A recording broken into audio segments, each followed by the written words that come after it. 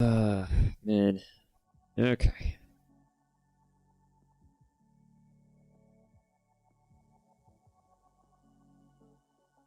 I am feeling a little tired. Oh. Okay. Hi there. Hi, hello everybody. It's me, Naven. How's everybody doing today? Uh, God, I am not a morning person. Not at all. Never was, probably never will be. I've kind of accepted this. Hey.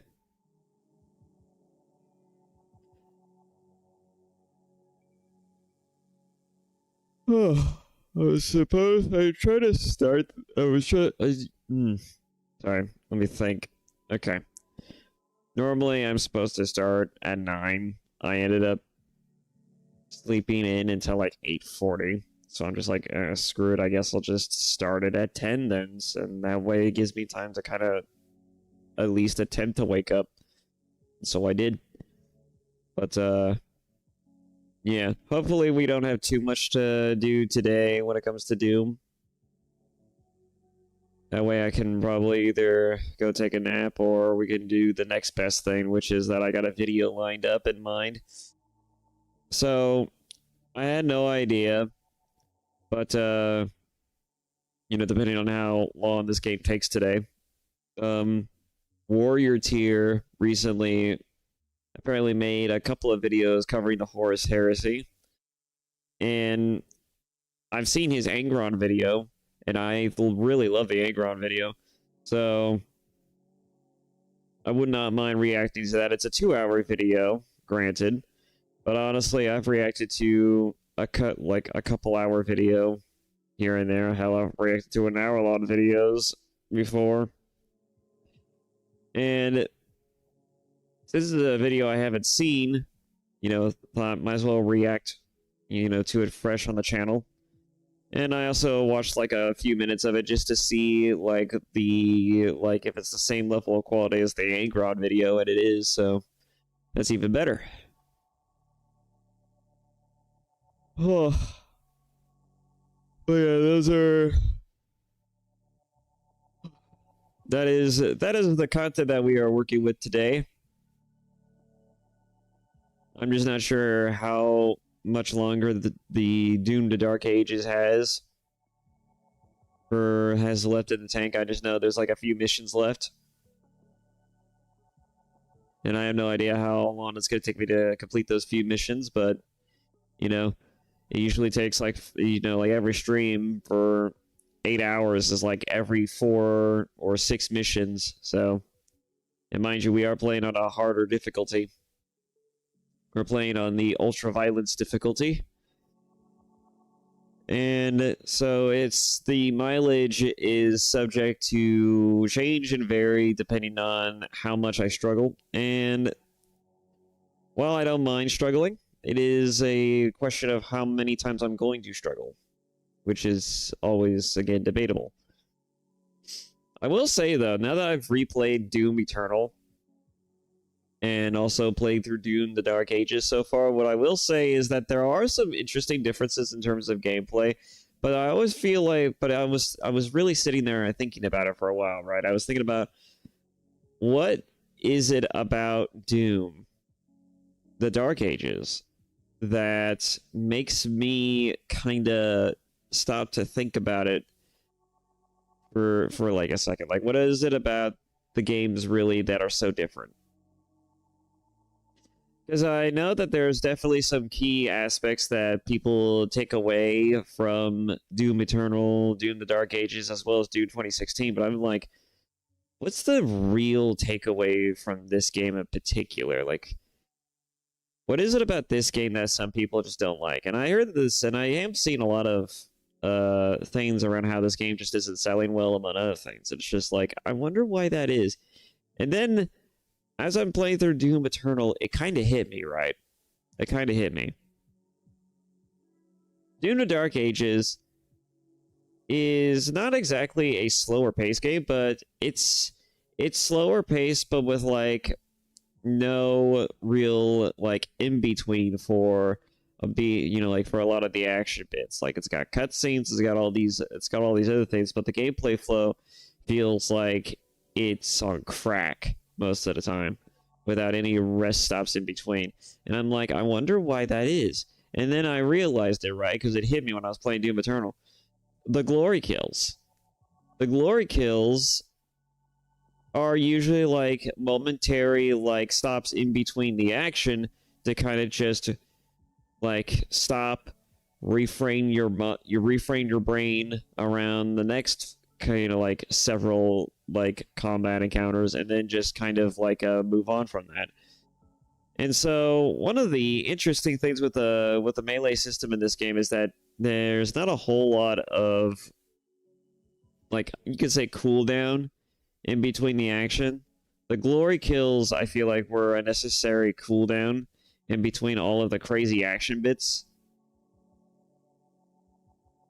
But for some reason, like with the glory kills being gone, like there's a whole lot of just action and not a whole lot of resting between the action. I think that might be one way to potentially look at why people don't exactly like Doom: The Dark Ages. I know some people don't like the fact that the glory kills were gone. I know Fleekazoid's made a video where he just entirely, like focuses on the glory kill aspect being taken away.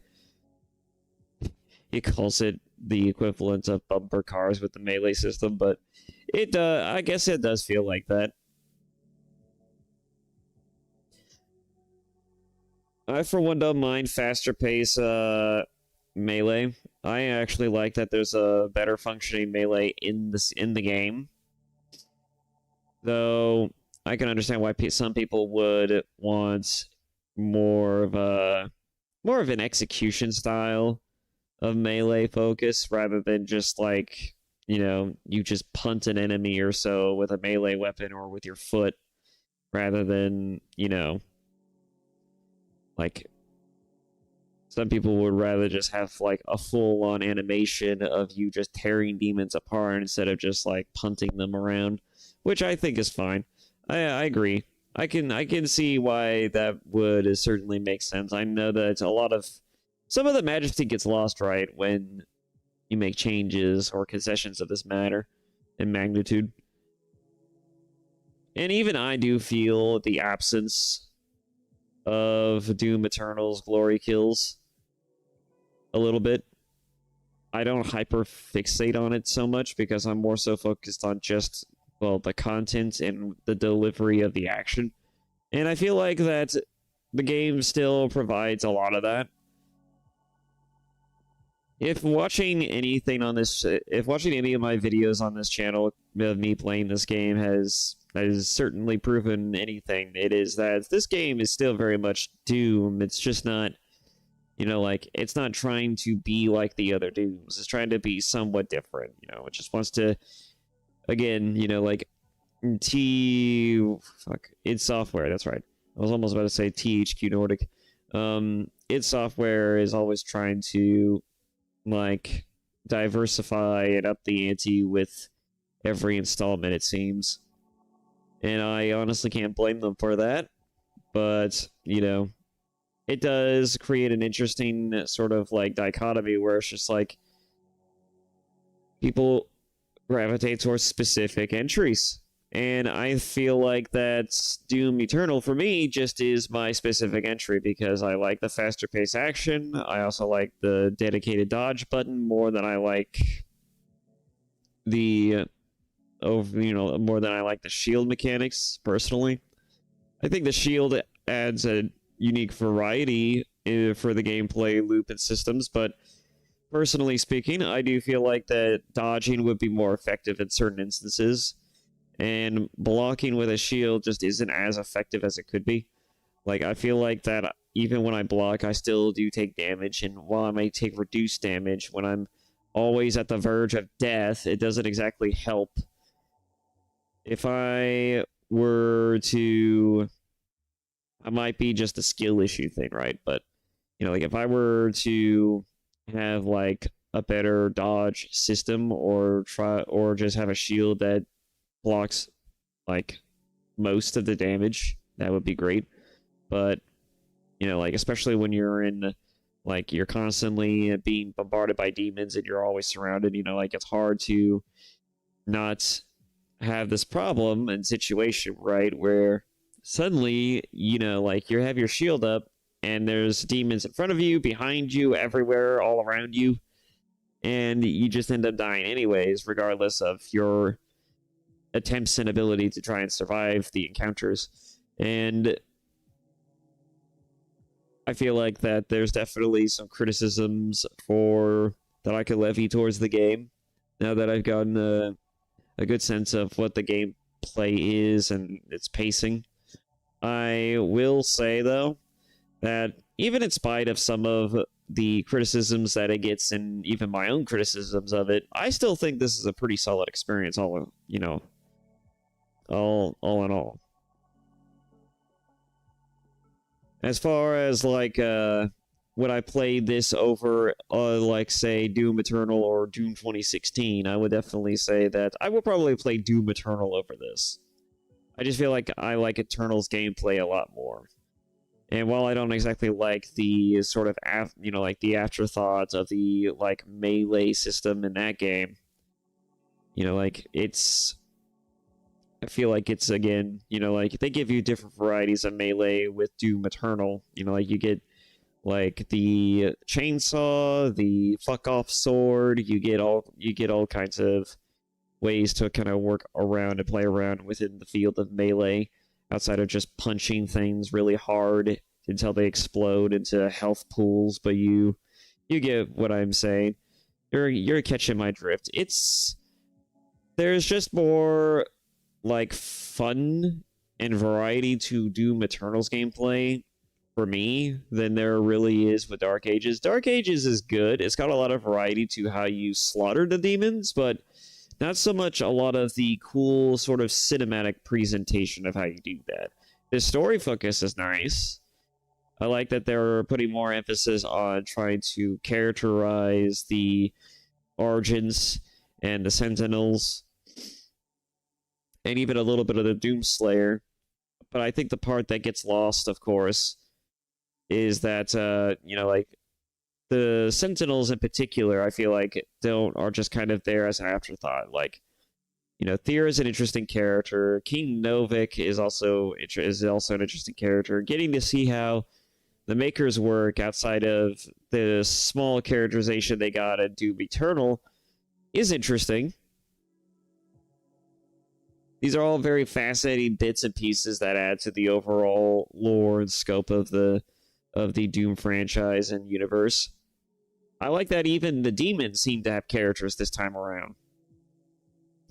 The part that I don't like, in particular, is Soma is pretty much like how little they translate into gameplay. Demons are still fodder, granted, but Sentinels get it even worse because, you know, it's like, well, demons are demons, you know, like, so it's excusable that they're, you know, like, that the monsters you're slaying probably aren't going to get a whole lot of development. But the Sentinels in particular strike me as being particularly useless. Like, they will just show up after every combat encounter or right before a combat encounter, and they will just exist there. They will just be there. They're not there to serve any real particular purpose. They're just there to essentially just exist and just to be like, just to show the player, hey, yeah, we exist too. We are a fighting force that certainly does things. Like getting absolutely bodied in between cutscenes, but yeah, we exist. I feel like they're treated a little bit better in Doom Eternal and 2016. Because they're given a level of weight and interest, just like, ooh, these people are kind of cool. They're like humans from a different planets, but they're more knightly looking, and they apparently used to work with the Doomslayer. That sounds kind of cool. You know, like they work together on certain like sort of missions and even sorties, and I'm like, that sounds like an interesting backstory. That sounds like that could be like an interesting sort of like that seems like it'd be an interesting fighting force, like a fighting force that stands on par or even is slightly complementary to the Doomslayer himself. And then we play this game, and it's like, yeah, no, they're just there. It's a little disappointing. I will say, I have to admit, it's a little disappointing to go into combat encounters and then see that there's little to no use from these people. Granted, I get that'll probably complicate things if they also have to balance combat encounters with, like, random, like, NPCs that then have to contribute to the combat encounters as well. But even if they're just there kind of superfluously just to either get bodied or just to do just even a little bit of damage, you know, to the enemies, you know, like, as I would like to see them actually doing something rather than just, you know, constantly getting bodied just to make the next demon that shows up look kind of daunting, right? There's only so much that the Warfiend effect when it comes to that's a funny anime term, but it's like there's only so much that the Warfiend effect can really do, narratively speaking, until you just make the allies or the enemies who get put into this category seem like a bunch of pushovers. I feel like Angron gets that same sort of issue in 40K in some of the depictions that he's in. Like, he's often used as like the benchmark of like, oh yeah, we got this giant demon Primarch named Angron. What are we gonna do with him? How do we prove that our character is a really badass? Oh, we'll just have him go 1v1 with Angron, and then have him either survive the encounter or potentially own Angron as a result of it. It's like, that seems like a badass thing to do. It's just like, it kind of throws Angron into a position, right, especially when he loses, that he kind of just exists to lose. Just like how Abaddon exists at one point in time in the lore just to take L's. And I feel like, you know, like, with the fall of Cadia, you know, it kind of establishes Abaddon as being a bit more of a viable threat. But as far as, like, a lot of the other stuff prior to that, you know, he kind of was just like a villain of the week kind of character, just like Angron was, but only this time, you know, like, he actually shows up again, and, you know, he actually does something that's genuinely damning. That's genuinely, like, incredibly, you know, that makes him a credible threat that goes beyond just simply being a nuisance. One of the reasons why the fall of Cadia was so impactful. It also kind of elevates Abaddon's character a little bit. And that's not even mentioning the fact that, you know, like, his, what the hell is this? And it's not even mentioning the fact that at one point, you know, like, Horus came back into the setting just, like, for, like, a small bit, thanks to Fabius's cloning technology, and for, like, a brief moment, Abaddon got to see his Primarch again, and then only just to fucking kill him. But anyways, I kind of dragged on this long enough. Let's just dive right into it. Why is my nose so runny today?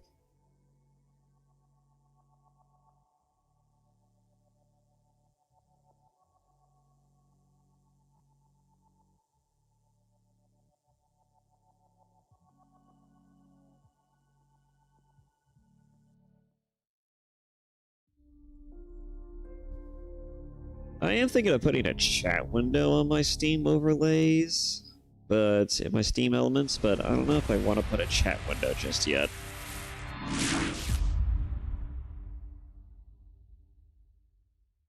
I don't want to get too many people in my chat who's consistently chatting. I don't know if Marcus is going to make a reappearance today either, but, you know, if I get consistent enough chatters, I will definitely put in a window or two. Well, certainly just a window. I don't need two.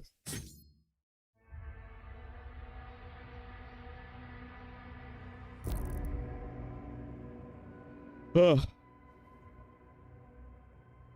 I also haven't eaten yet. Probably should have done that before I started, but, you know, kind of in a rush to get into it. Oh, wait. Do I only have 2 missions? Do I only have 2 missions? I thought I had a little bit more than that. Okay, I didn't want to go into another mission. I'm trying to go backwards.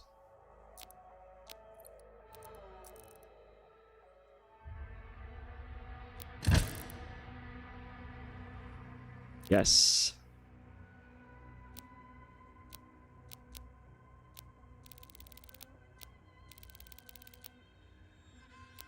How many missions do I have left? Chapter 19 out of 22, right? I was swore there was 22. It's a very oddly specific number to remember if it isn't true.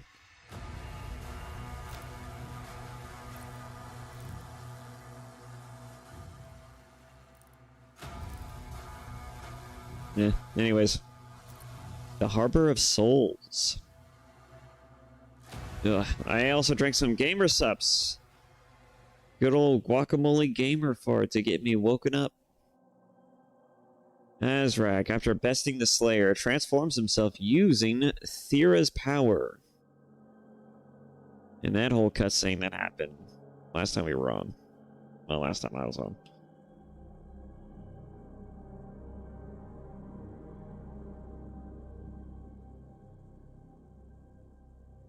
Okay.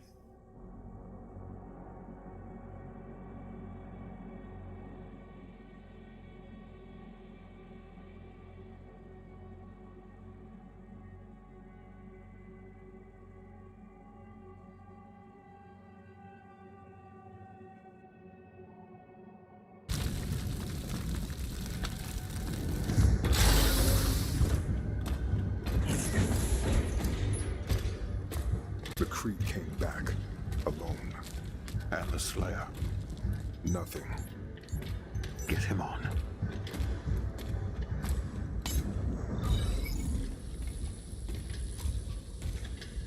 Bishop Creed. Where is Thera? The Slayer came and there was a struggle.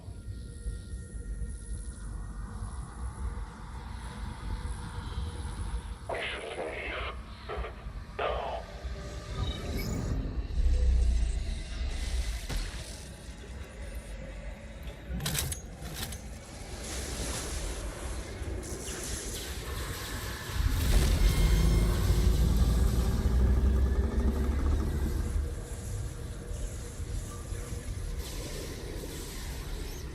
And now pops out the Doomslayer. Or his helmet. Okay.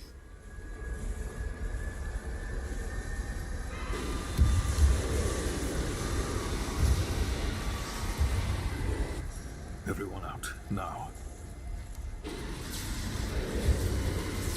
There he is, Prince Azrak. All supercharged up, ready for some more bullshit.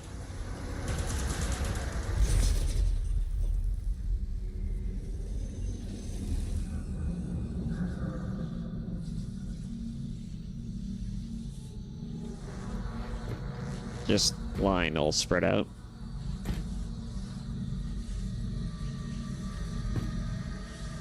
I think this is the most we ever really get to see his face outside of Eternal. Ah, interesting.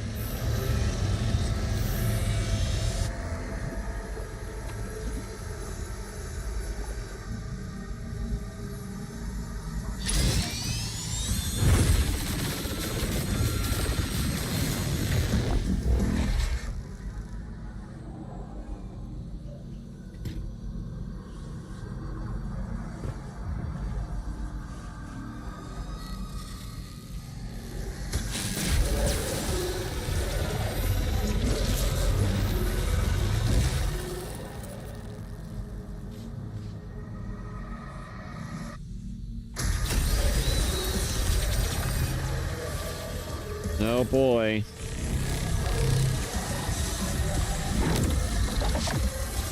Oh, is he gonna do it? He did it. Nice. It's weird that that affects these guys, but nice.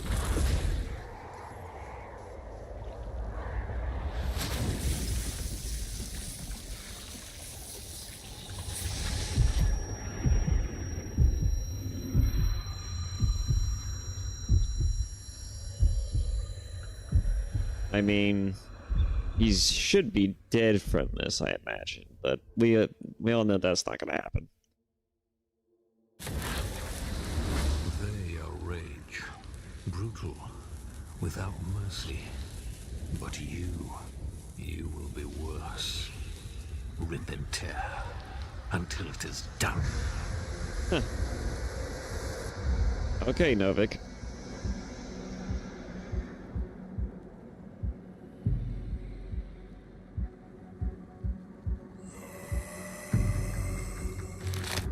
Ah, where is he? Oh.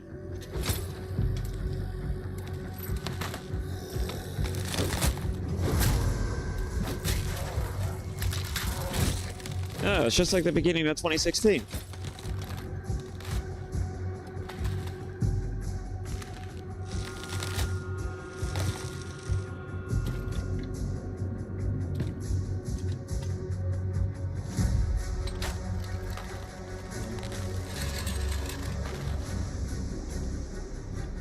Holy shit. Holy shit.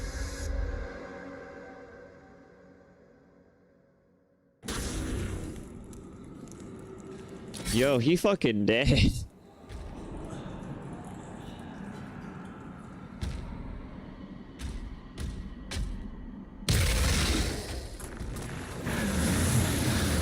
Berserk.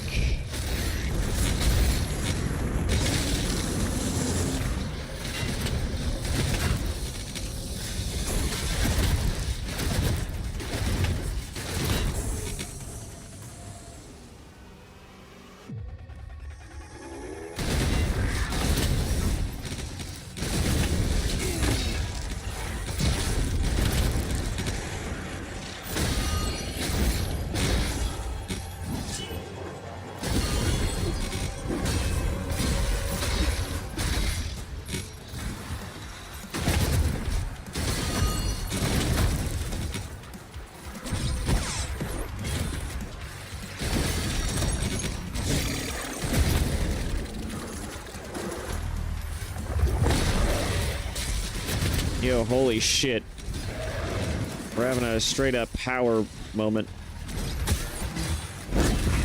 Like we're in awakened form all of a sudden.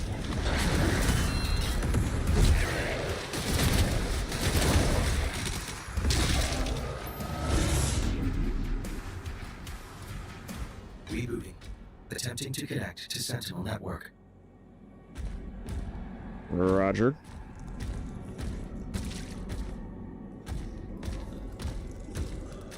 We're in full-on zombie mode now.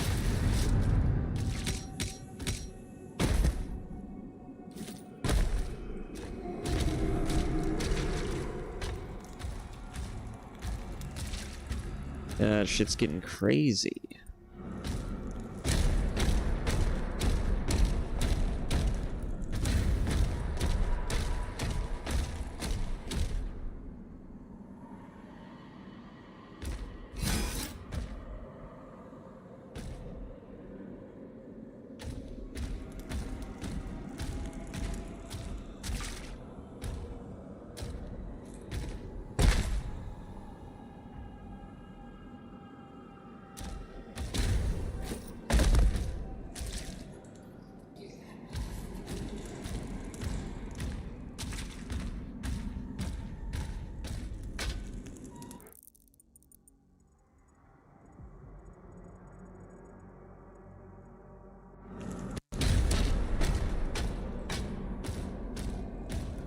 Oh, I think I see it now. Do I go over here to get it? Yes.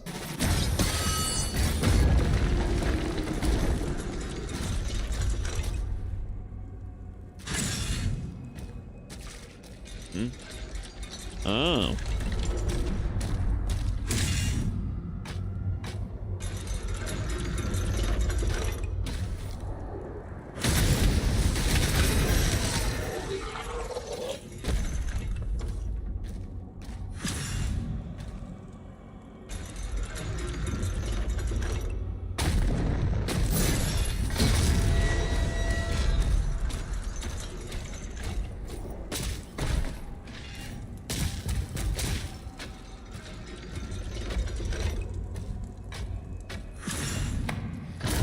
Pull the lever.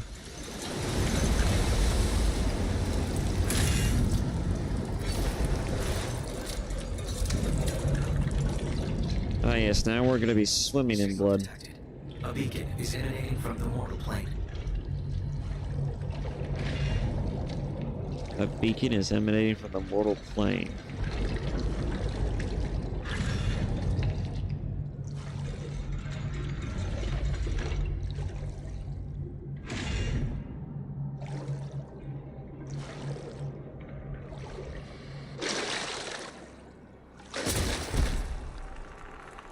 Scanning.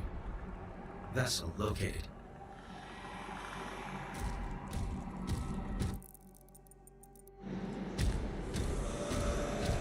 We are still in hell, right?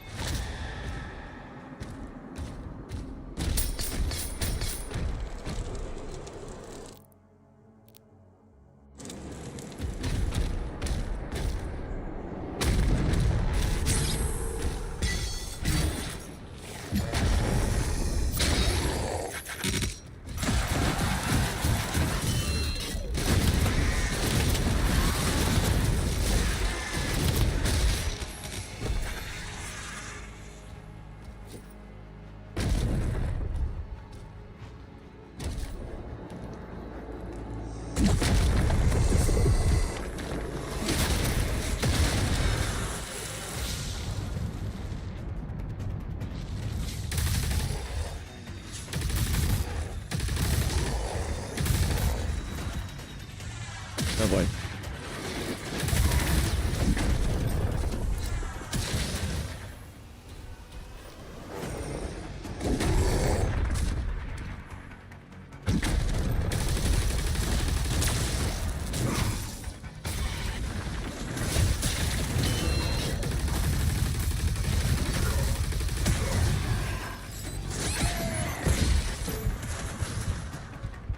Die way too damn easy.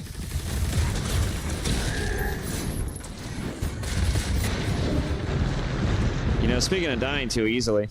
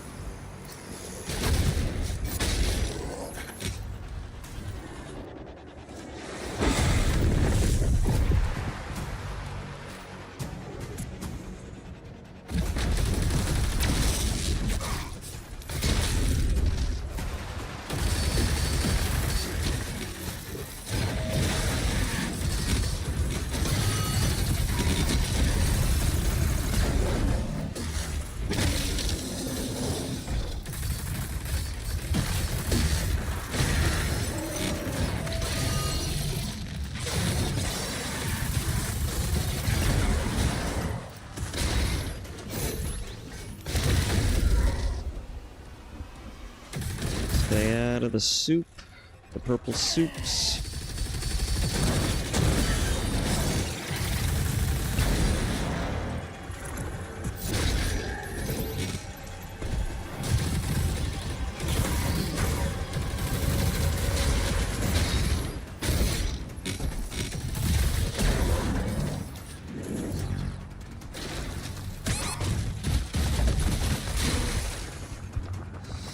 Let's see, combat shotgun. I need the armor.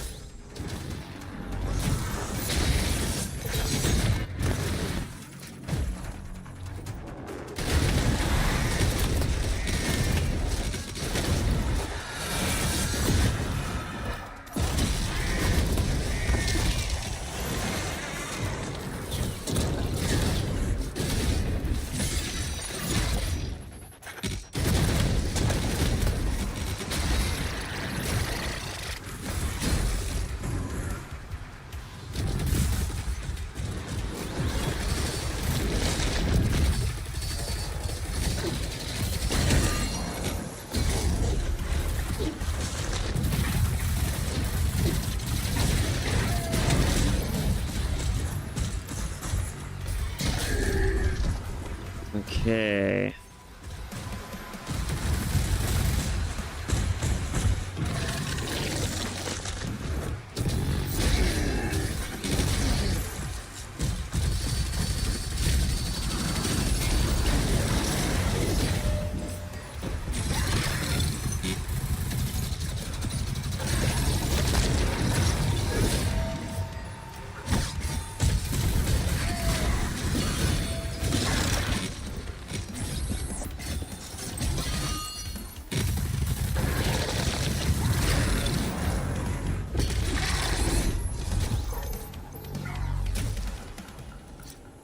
Okay.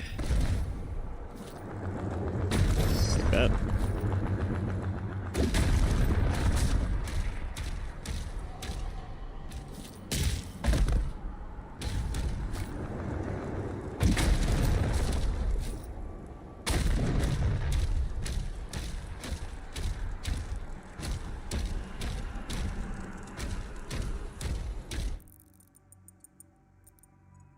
Yeah, there's still more to this.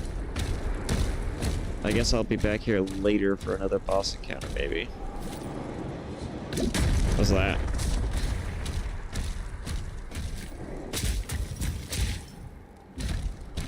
Oh. That's probably what it is. Can't go in there yet.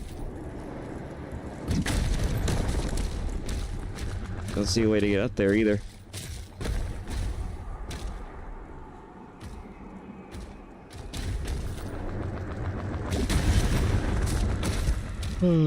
Probably a way around.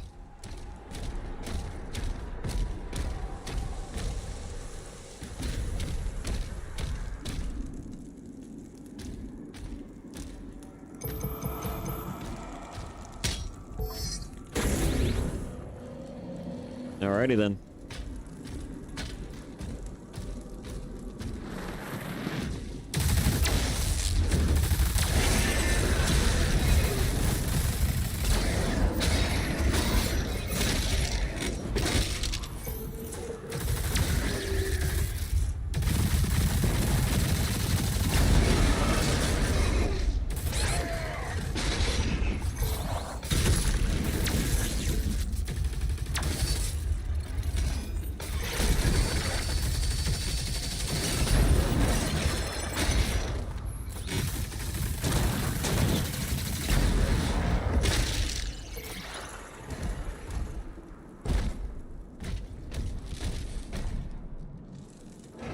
Okay.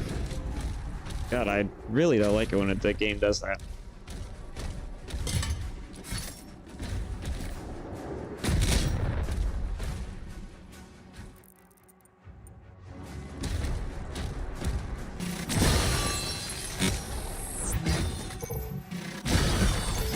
Nice, extra armor and health. Alrighty. Get out of the way of that.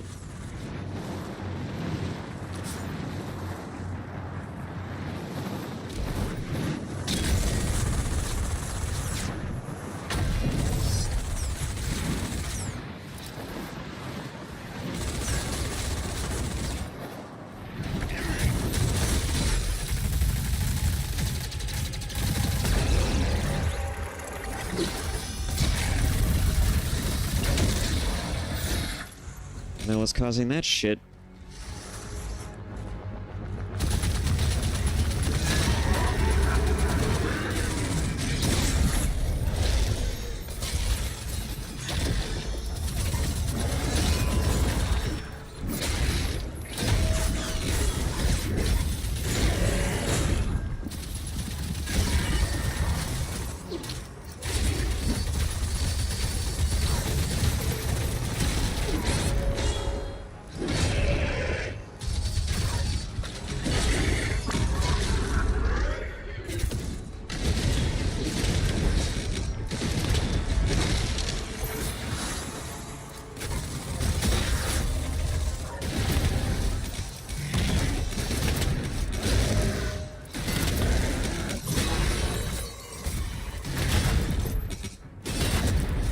Oh, he died. Okay. Alright.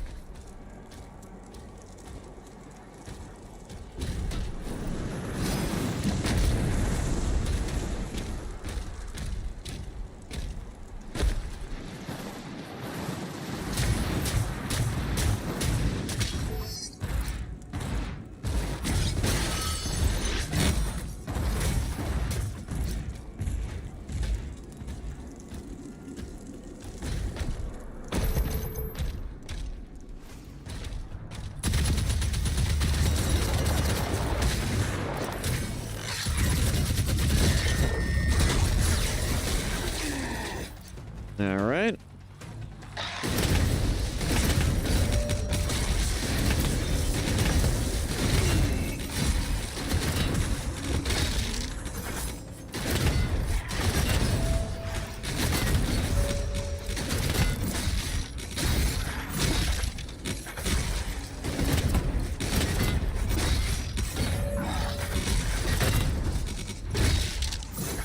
About to say, what's it gonna take?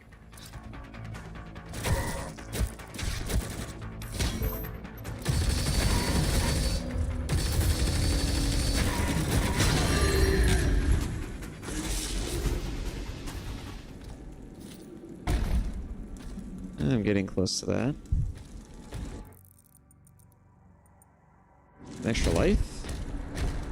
Wasn't there a door blocking it now I think about it? Oh, well, maybe.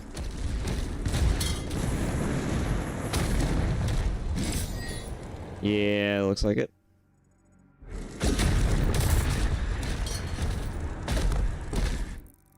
Damn door. How do I get over there? Oh, I missed something else too.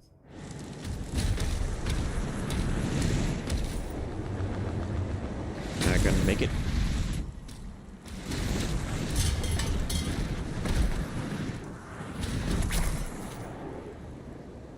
Not from there either. Oh wait, I think I see it now.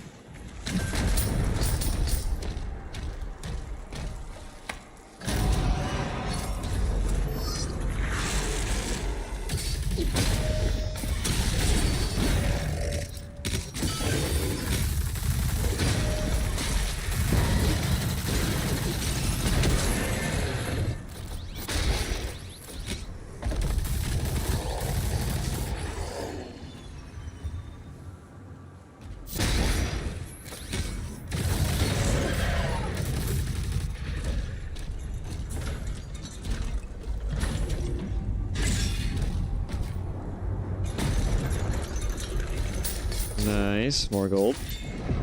Extra life. All right.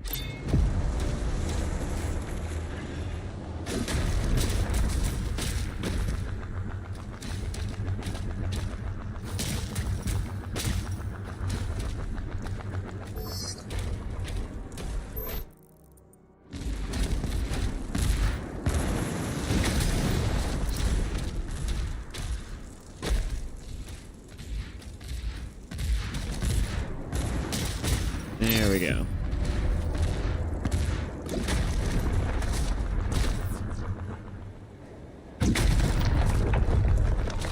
So just take the jump pad. But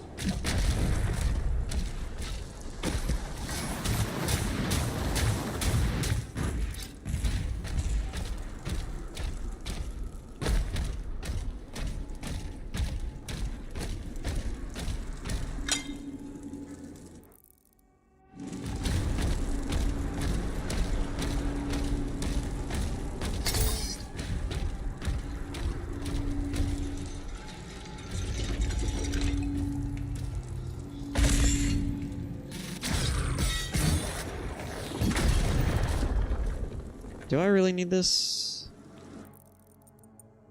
I'm about to reach another combat encounter, so... Eh.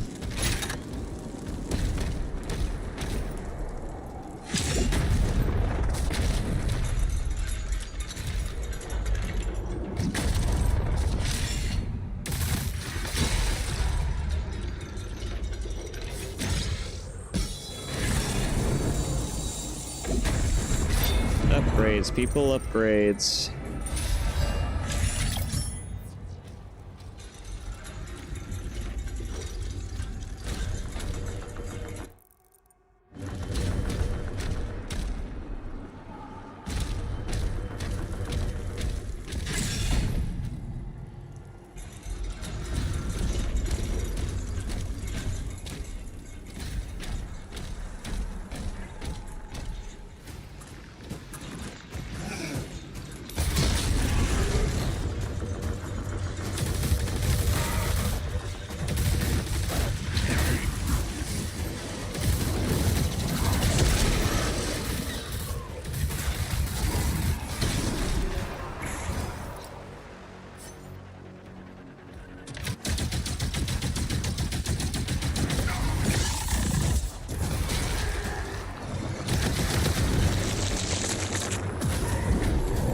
Or, you know, don't jump.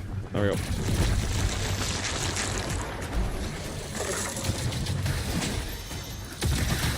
Oh, hi there.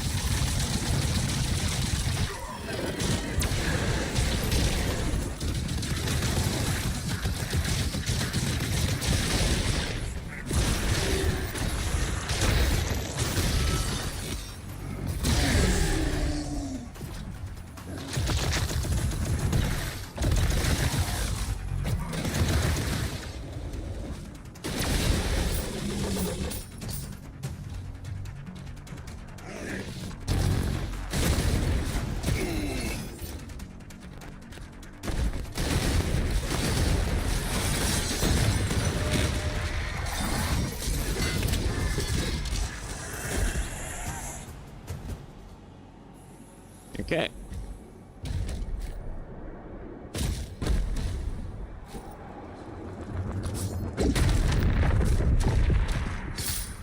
Gold. More armor. Always use more armor. There's more gold over there.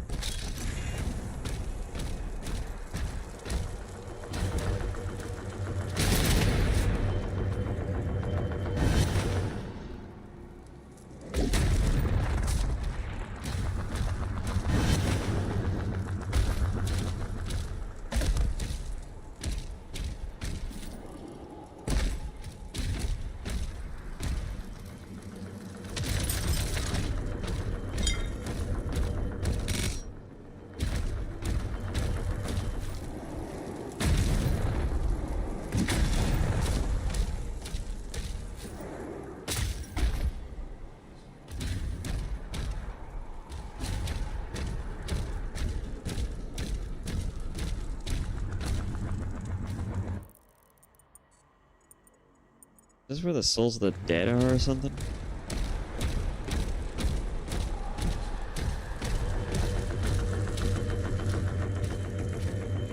Oh.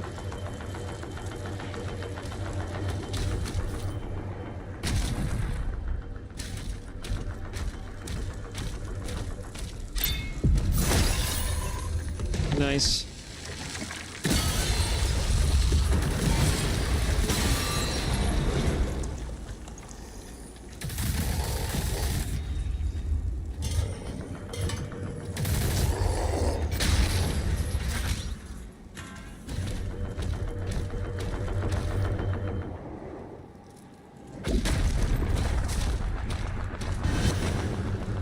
All right.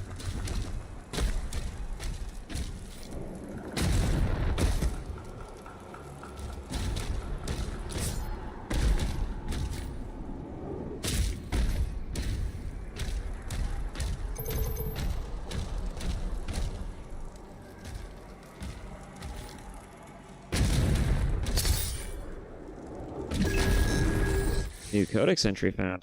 What's it to? Harbor of Souls.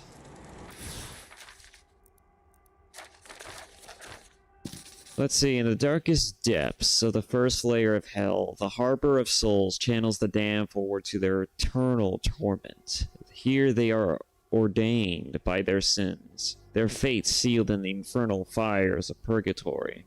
Rivers of tormented souls swirl through the jagged, calcified landscape, while others wander lost in the halls of despair. The damned are herded like cattle onto the river barge, where the ferryman delivers them to their destined lair of hell. Fascinating. Are we looking for the ferryman to take us to our destined lair of hell, or what's the idea here? Interesting callback to the river Styx, I guess.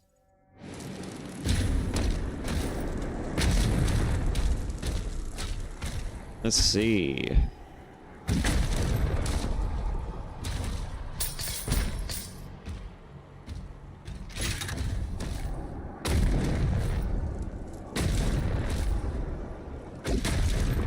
Arcane totem identified. Rerouting to next objective.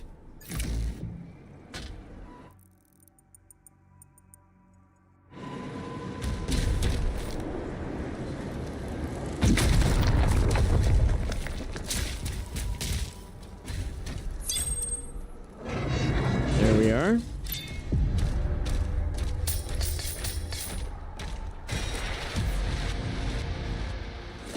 Acolyte.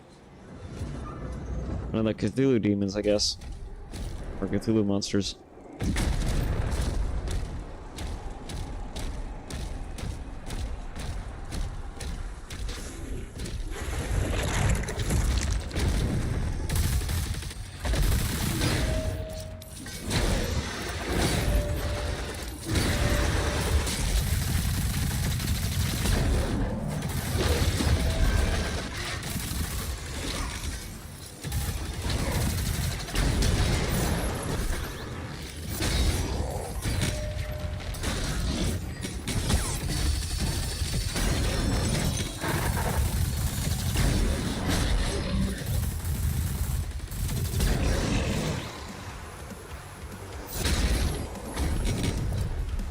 Upgrades, people, upgrades. And I see myself some upgrades.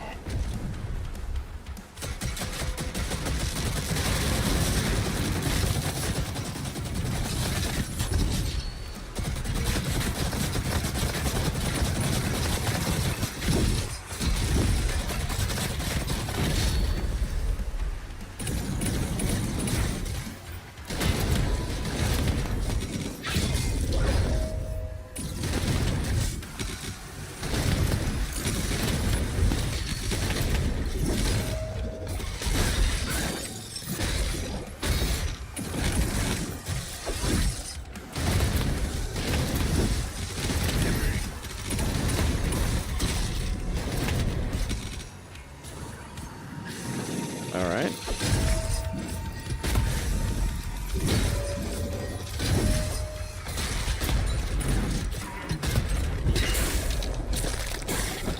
Give me my upgrade. Nice.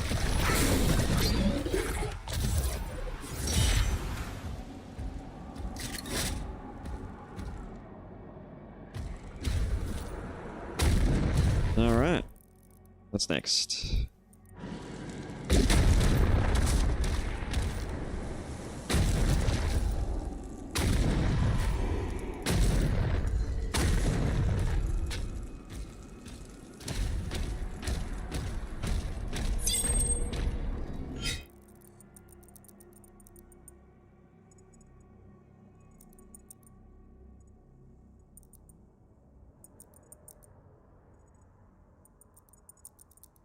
This will just go up there. We get back around.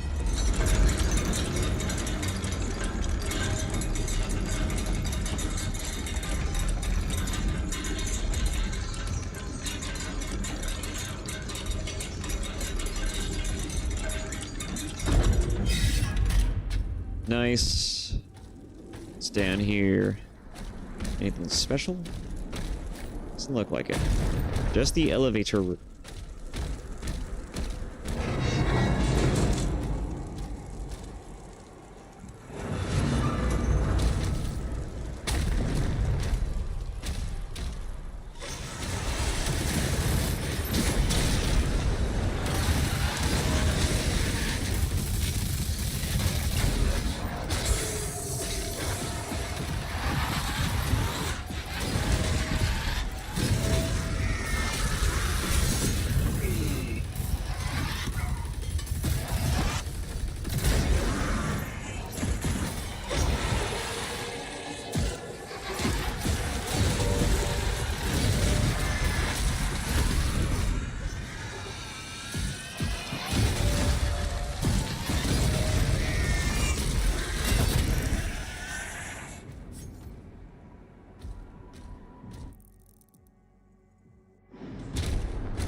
I could use an extra life. I could always use an extra life.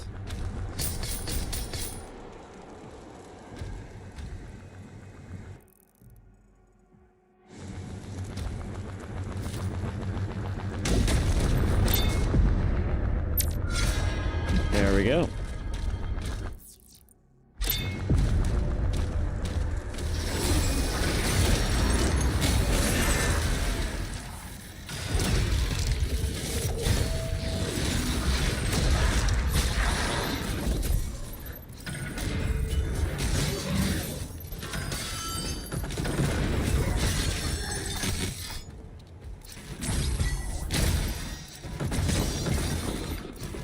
I had it.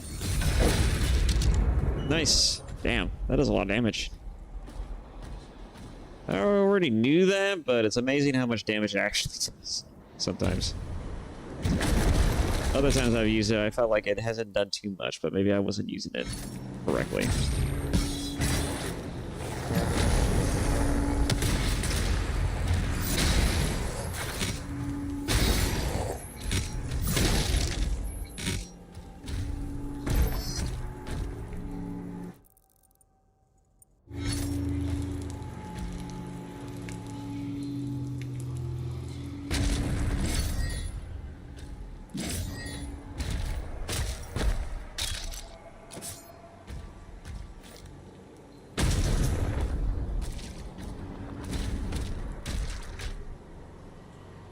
Uh-huh.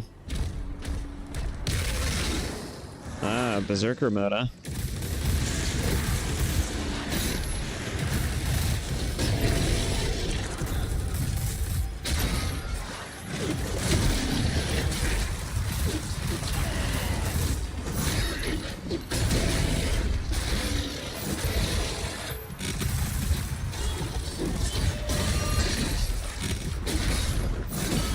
What is this? The mission where the Doomslayer becomes in touch with his inner demon-killing, glory-filled self?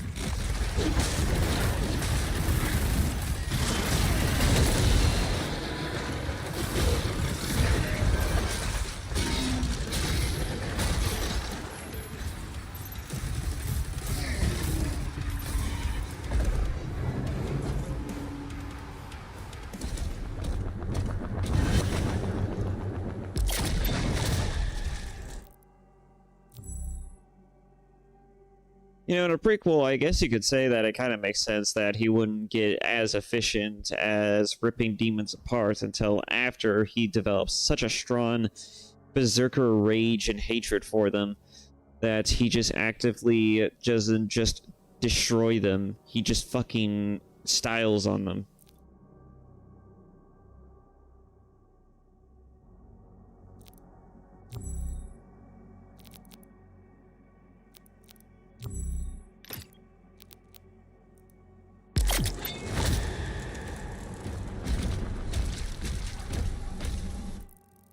He just turns murder and rage into an art form.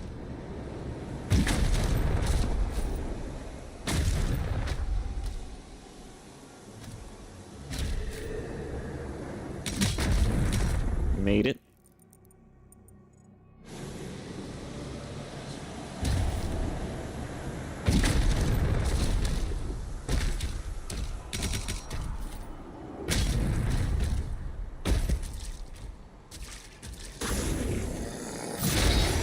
Nice, more demons.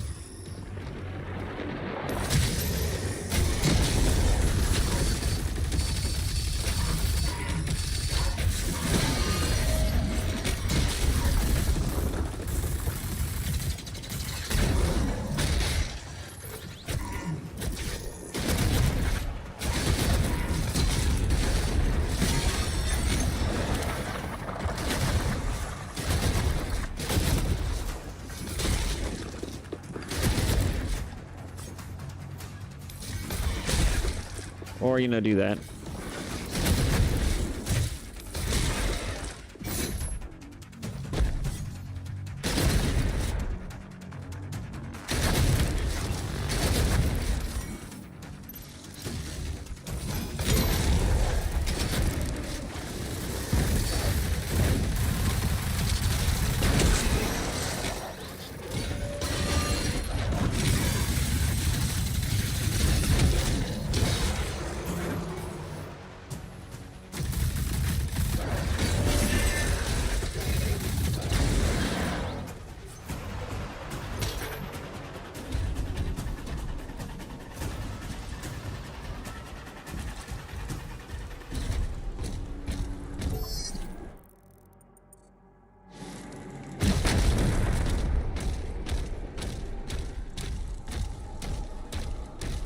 No, I need a red skull.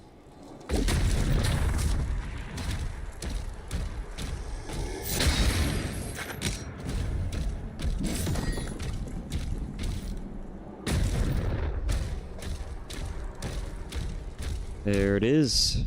Just gotta get to it.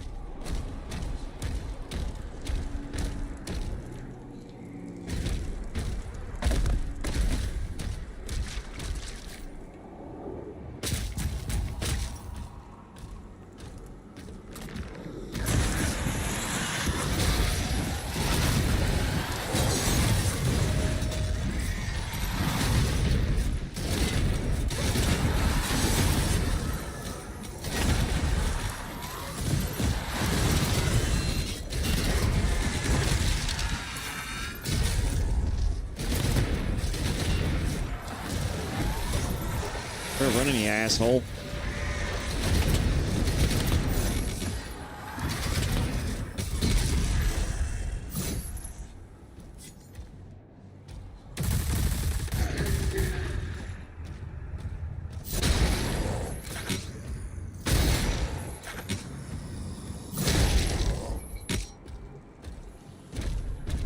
Is that it? Alright.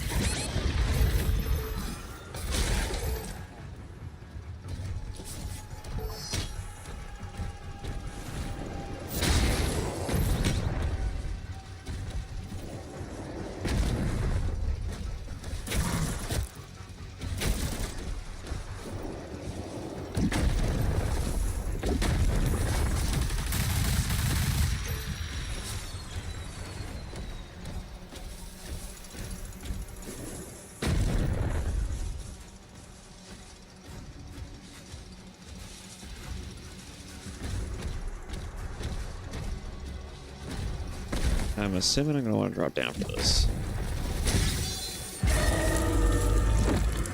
Oh, it glitched out.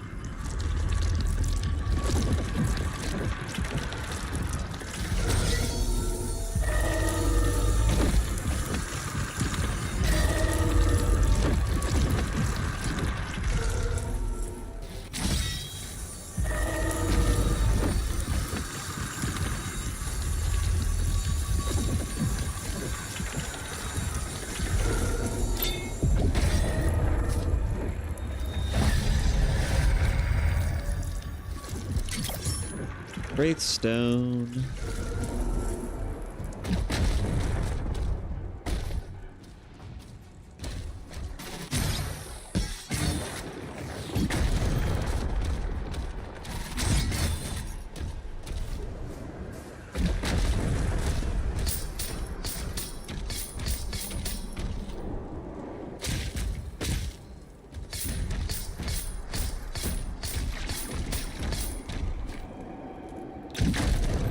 Nice.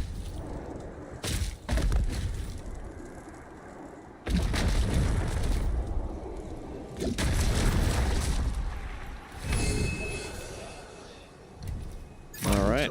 Obtained.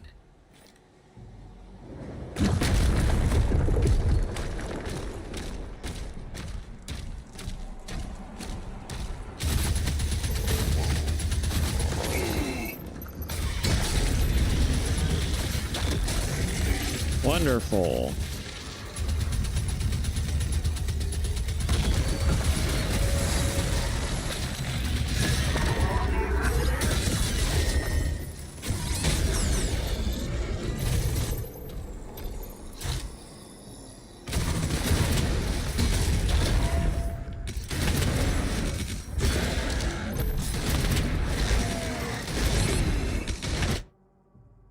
Okay.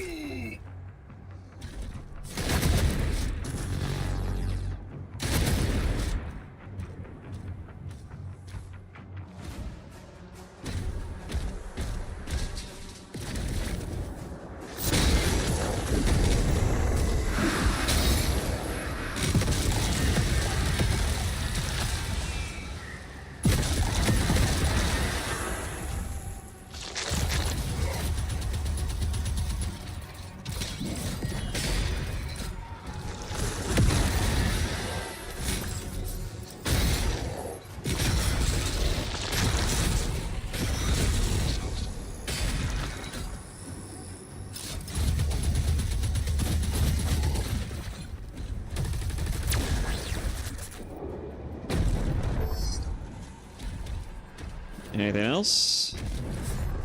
More demons.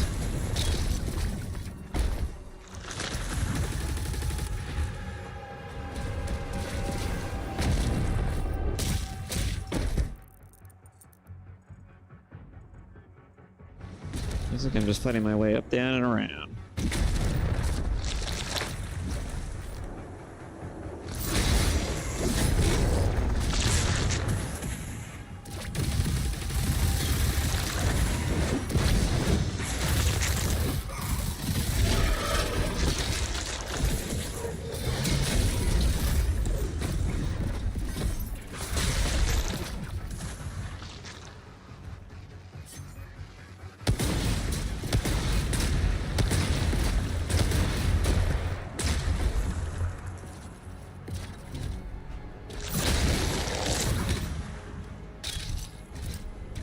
Who else is firing those?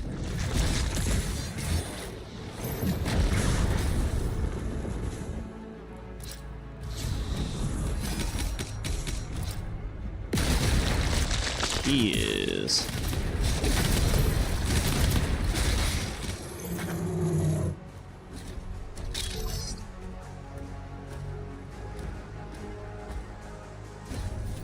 And what's down here?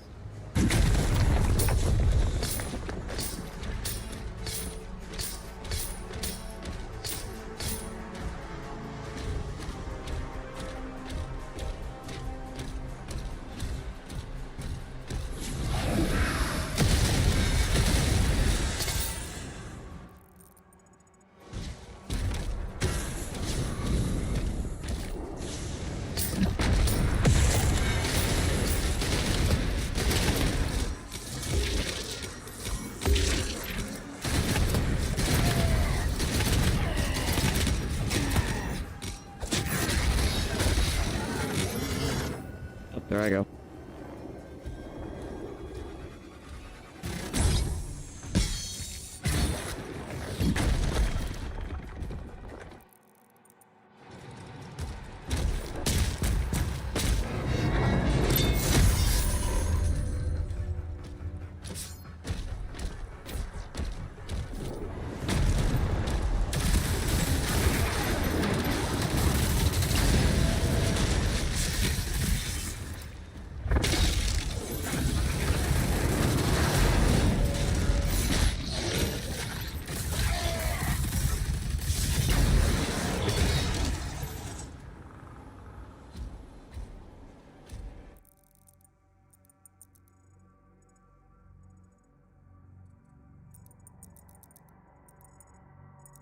I did miss something. I missed some gold. Might be alright.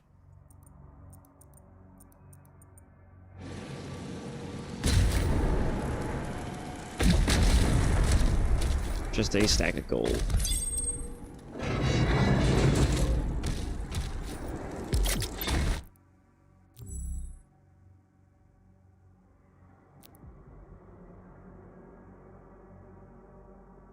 Ooh, I think it's even better. I like Plague, because it looks like it does a lot.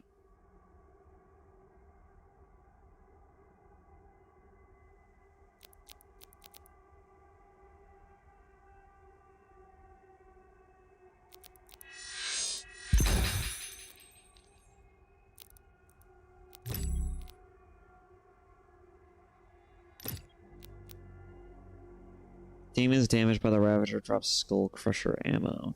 Oh, nice.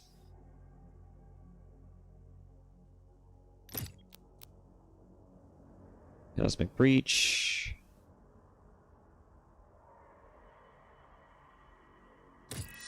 I like that. Might make it more useful.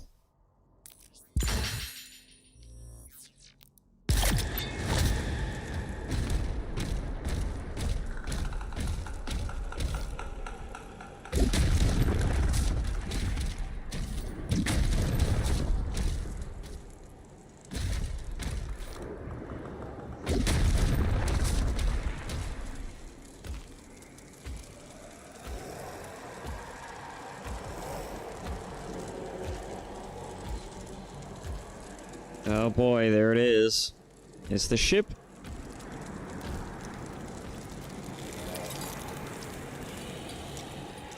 Payment required. I mean, I wasn't expecting anything less.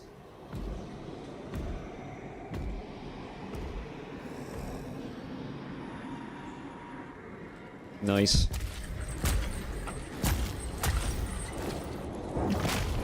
Oh. We are here. Vessel scanned. Routing to bridge.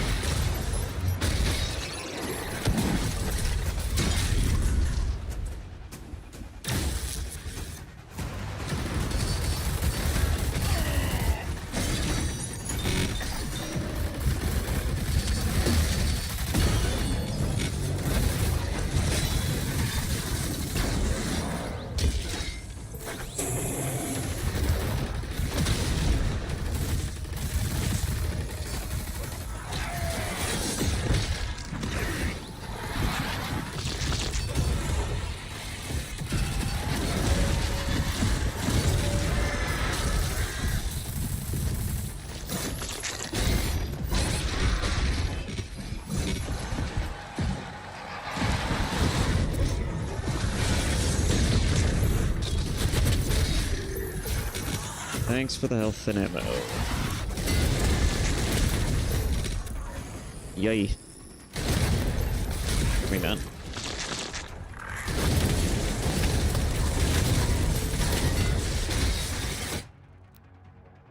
Really? Okay. This fucking thing.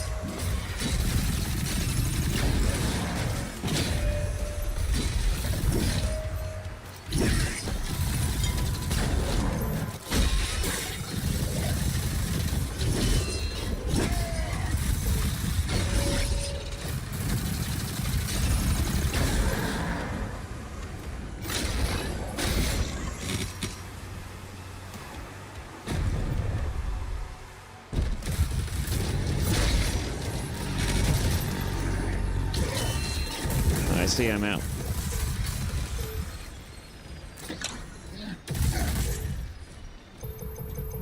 All right.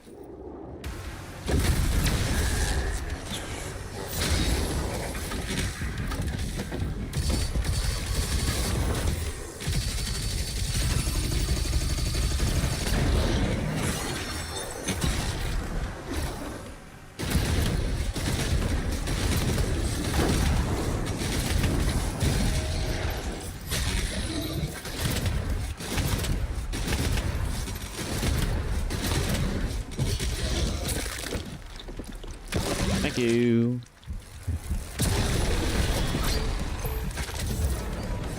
Skull ammo increased. Nice. Oh, there's a power up here too.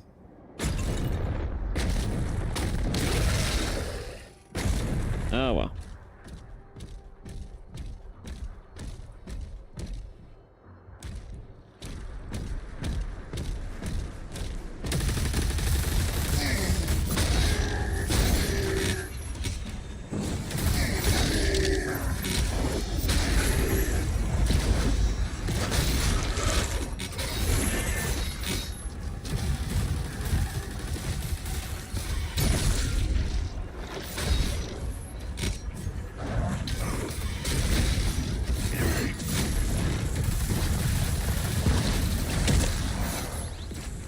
Oh, where am I going? I'm falling to my death. I'm dead.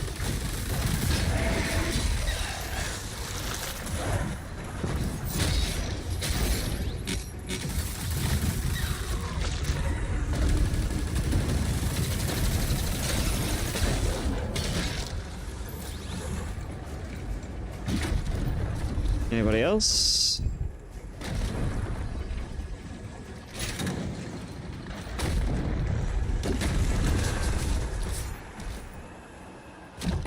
Yes, no, maybe? Alright.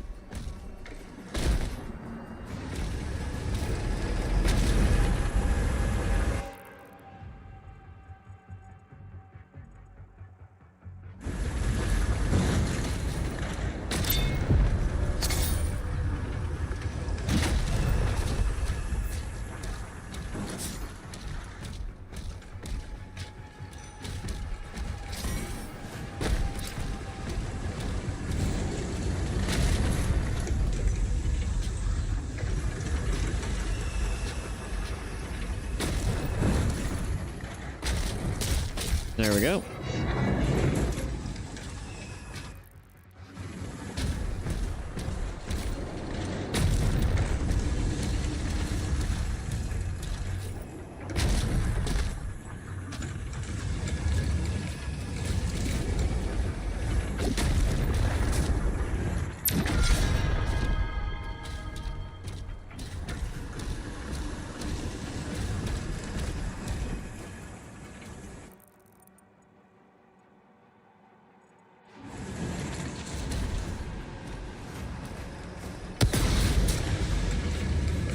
Okay, I'll just phase through it. That makes sense.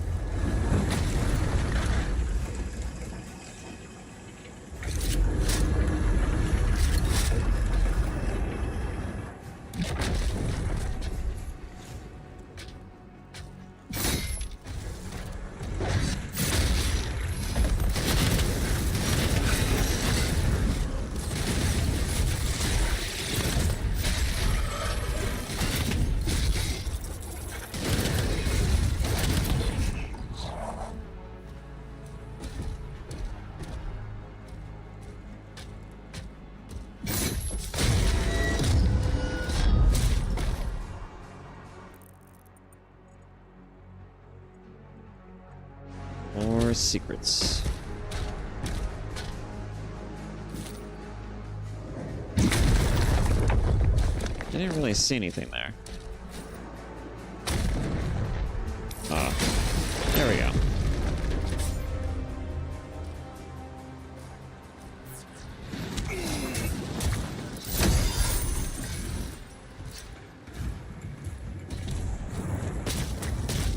Sweet. Completing challenges left and right.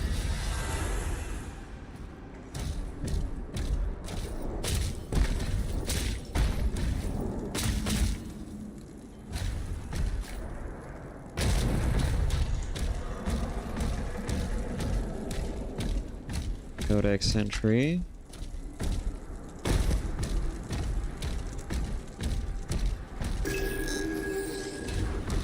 The Hell Priests. Like from the first game? I mean, not the first game, but Eternal. Neither flesh nor spirit holy, these wised hierophants serve as the High Council's living conduits. Denied archdemonhood, they wield forbidden knowledge as a weapon and shield. Ancient Bellius, eldest among their venerable ranks, has witnessed Hell's empires rise and crumble. Now this sagacious keeper observes Azrek's campaign, his gnarled hands recording every triumph and folly for the Council's merciless judgment.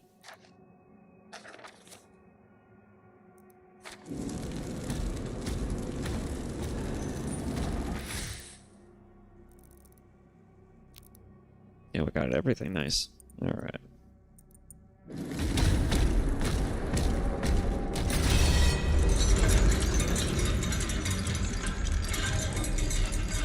Where are we going?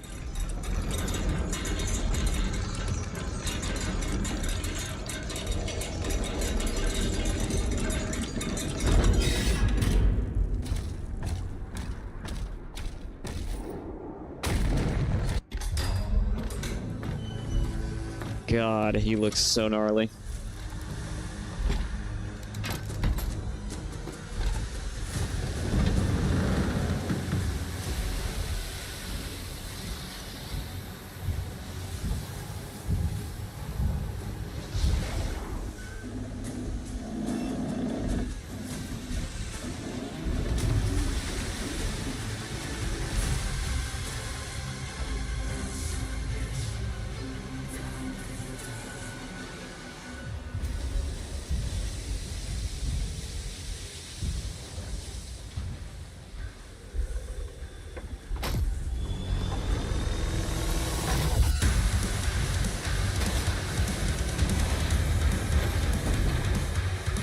He's gonna ram it.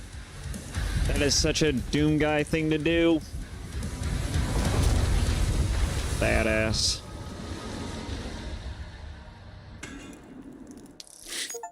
Chapter complete. I got most of everything except that one piece of gold, I'm sure. Yes, I did. Except for that one piece of gold that I decided not to get.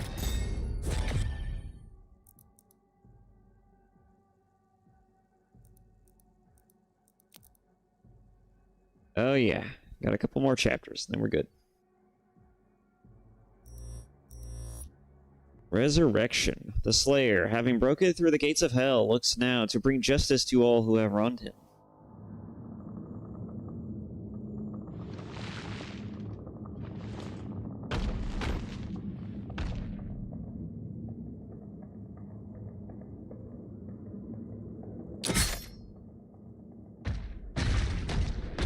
The hell am I? Return to the mortal plane.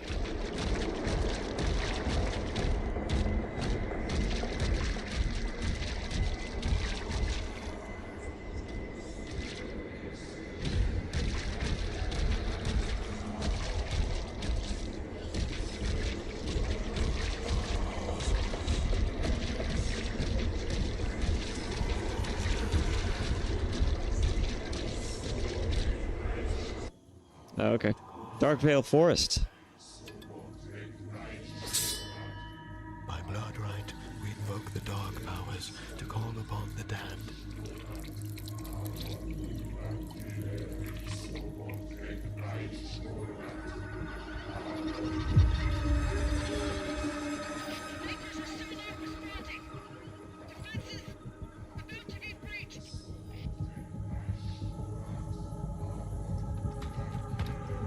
I'm going back.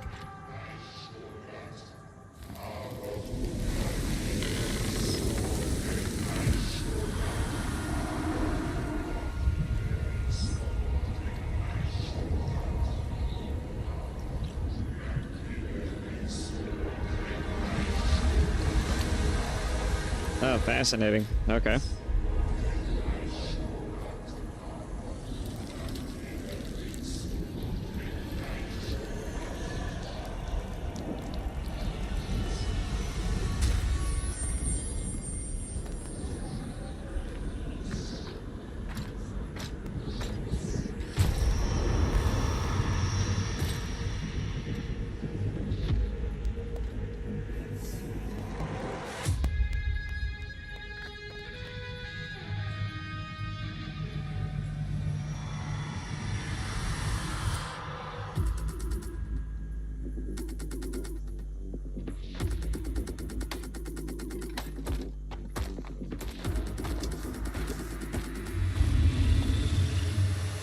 Isn't this the guy who's also an Eternal? Is that his son who's going to turn into a giant demon titan? that you're gonna have to fight at the end of the game.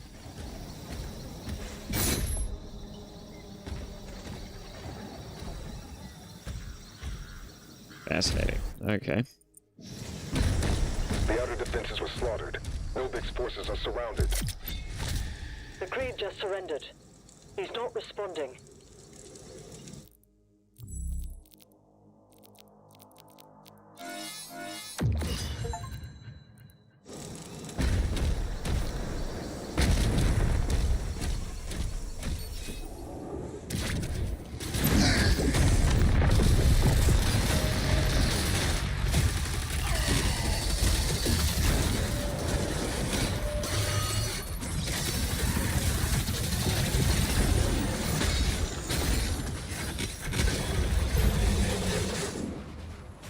Who else? You?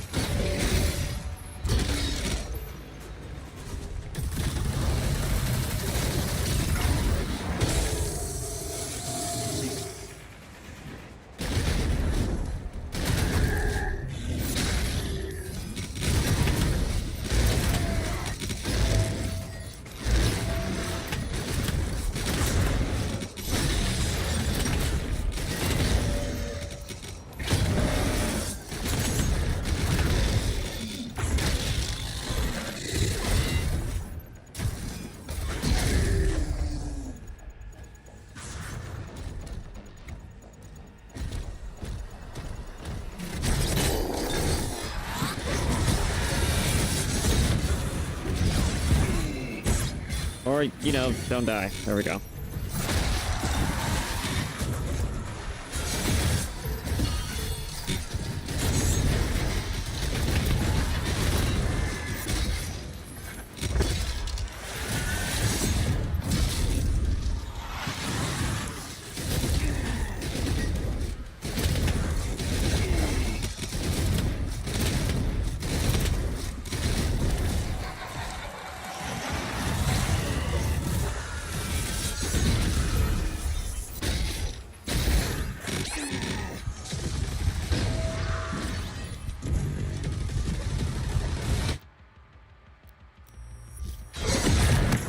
Okay.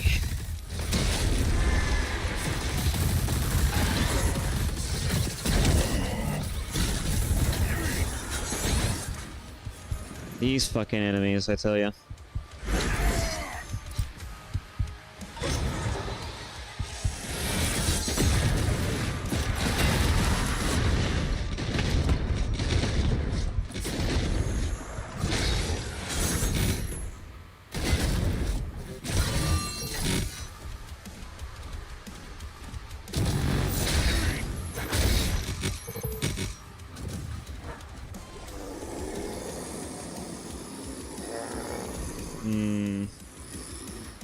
I'm gonna use a chain shot.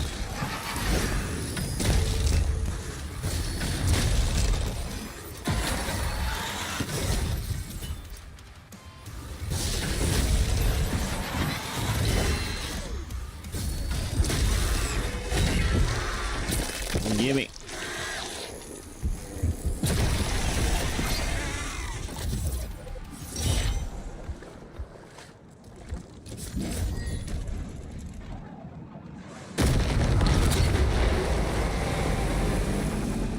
There that goes.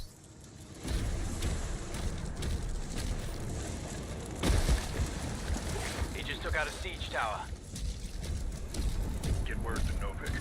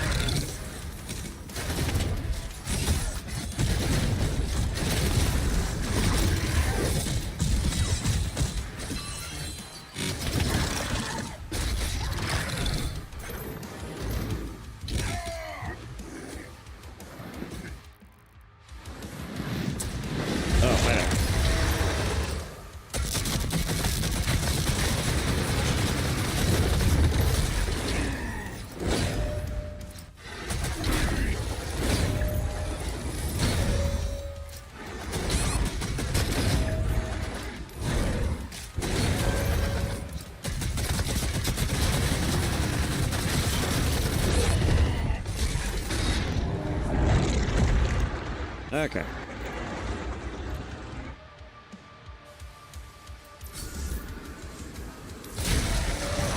Try this again.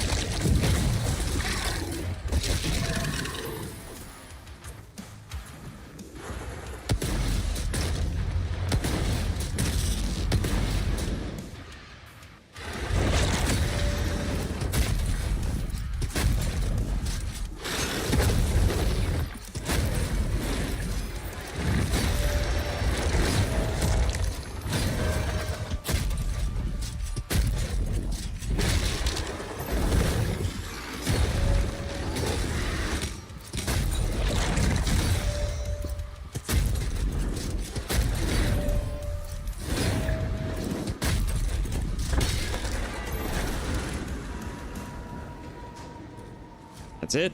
Good. Demons are being routed.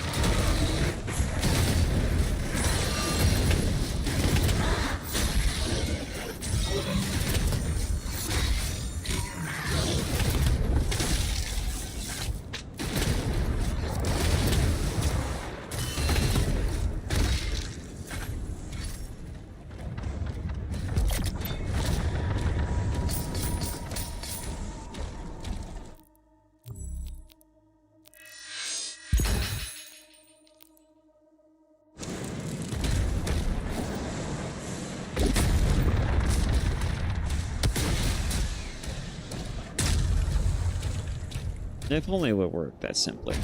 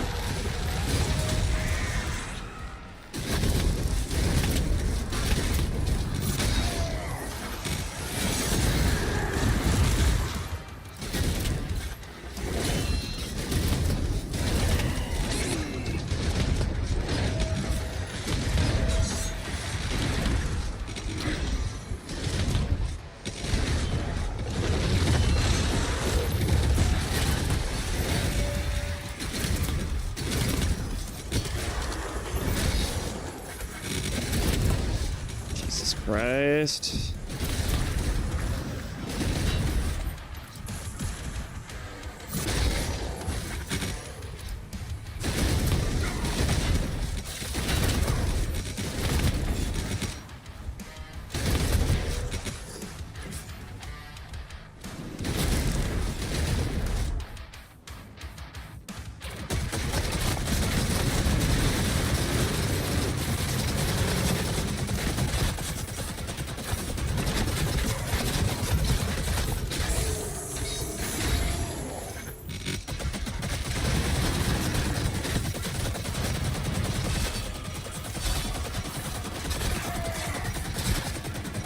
Okay, where is it now?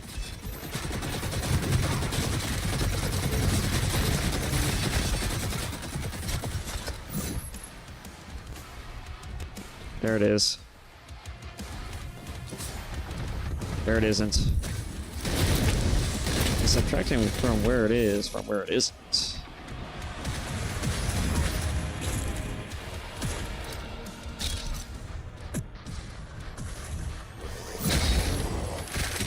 There he is.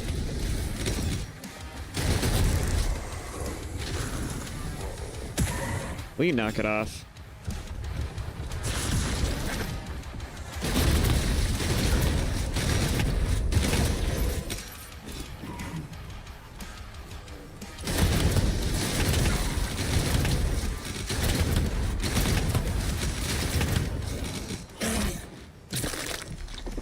God. How annoying. Just die. Thanks for the memories.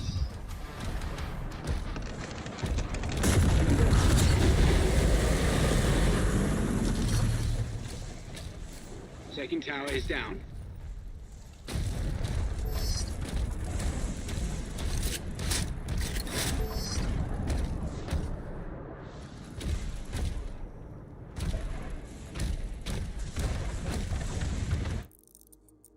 Let's see. Alrighty.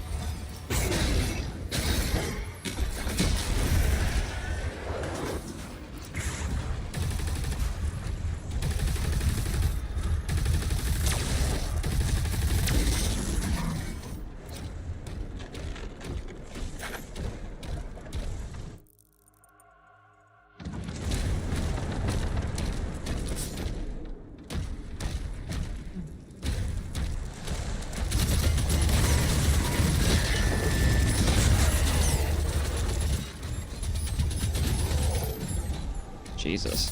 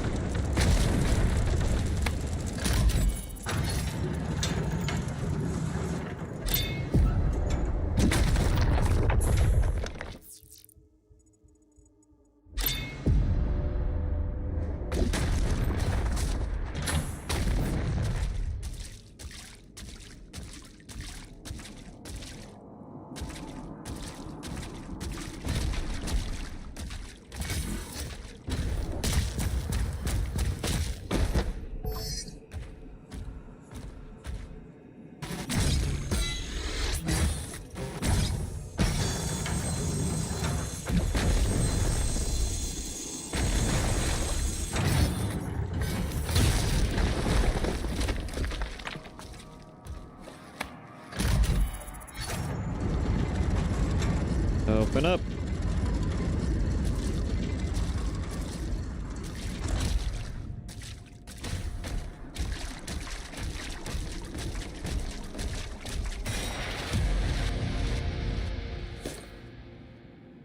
Baker drone.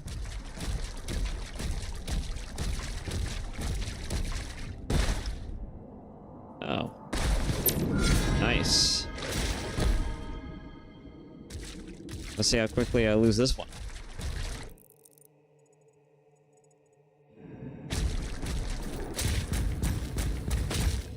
Huh.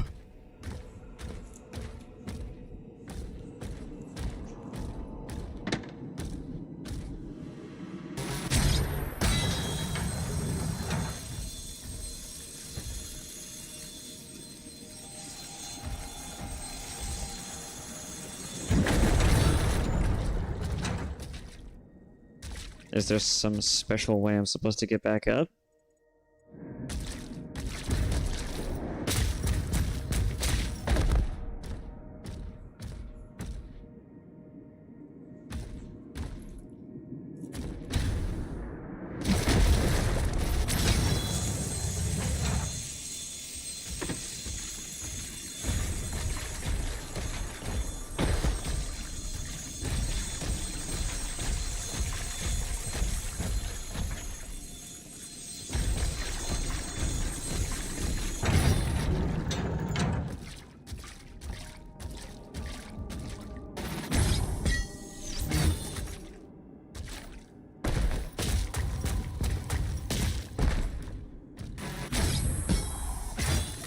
Can you just go through?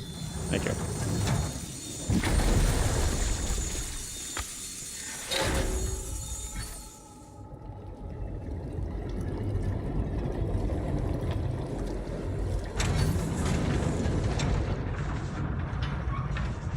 Alright, and now some gold.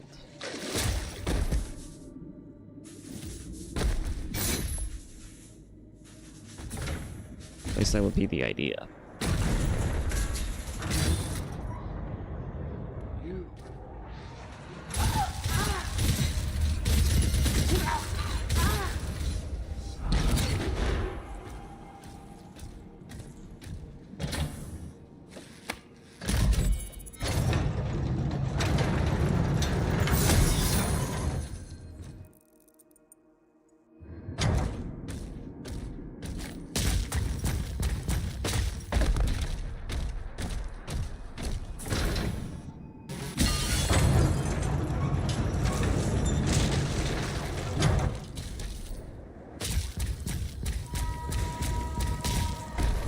Oh. Alright.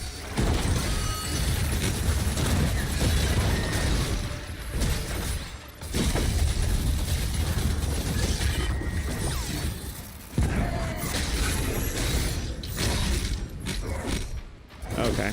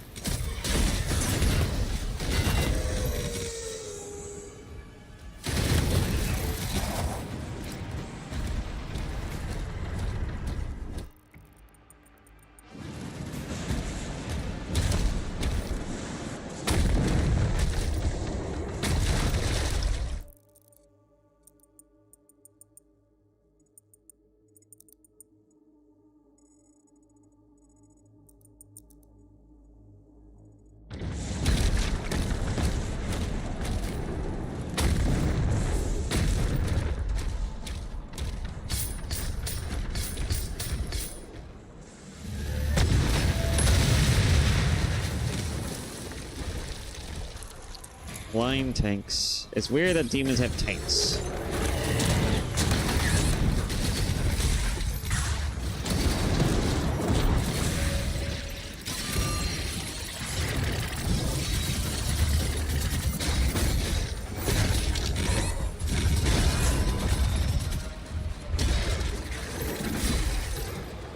Suppose that can't be the strangest thing I've ever seen, but from demons, but demon tanks is still a bit weird.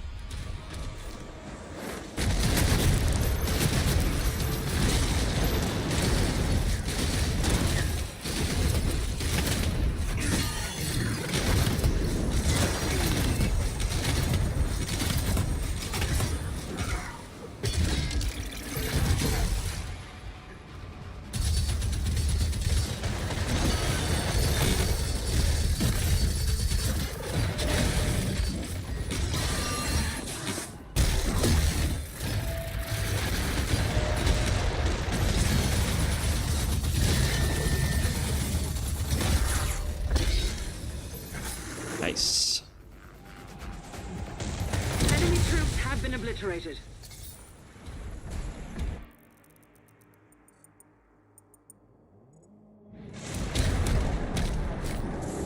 And I got more of those wolf things to find too. Oh, here we go. 3 of them in total. Technically 4 in total, but...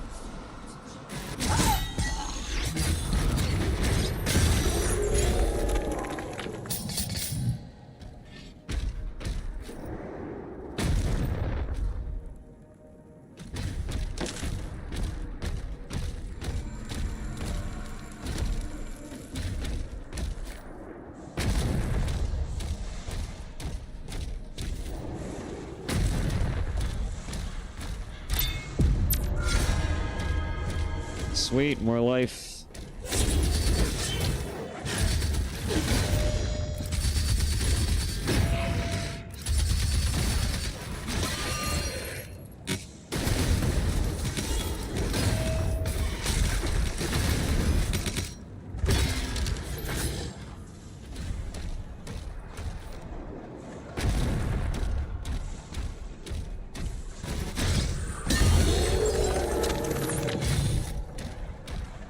We're almost done. Let's see.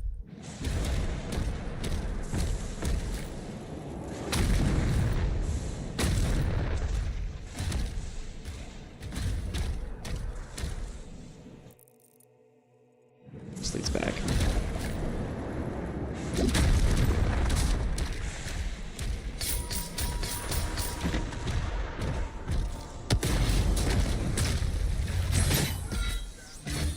Got all the ritual places. Nice.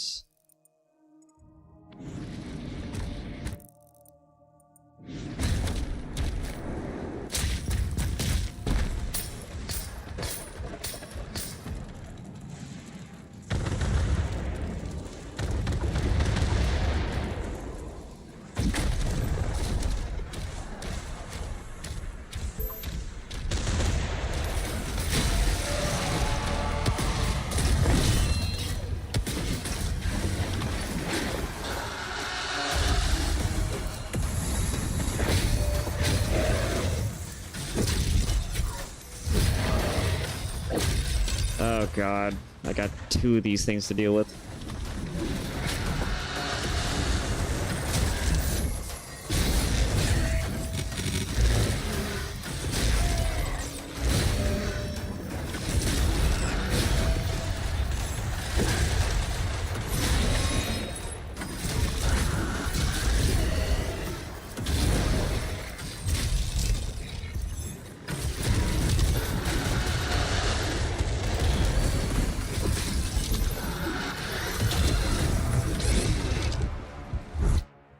Damn it. Oh, okay.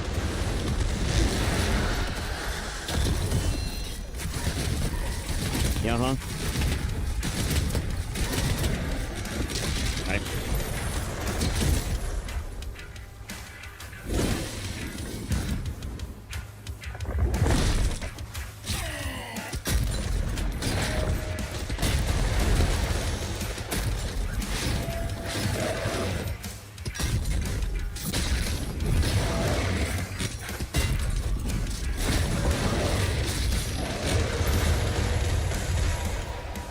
Anybody else?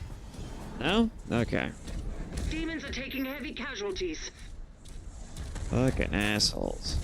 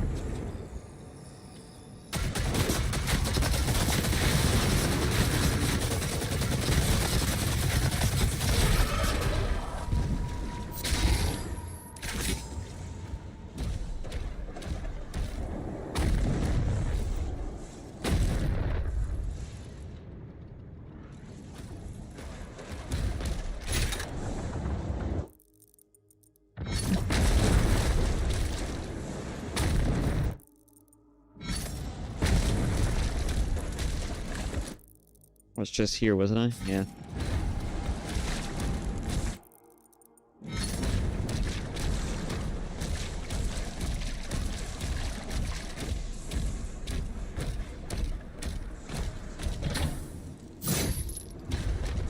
Where's the key? Where's the key?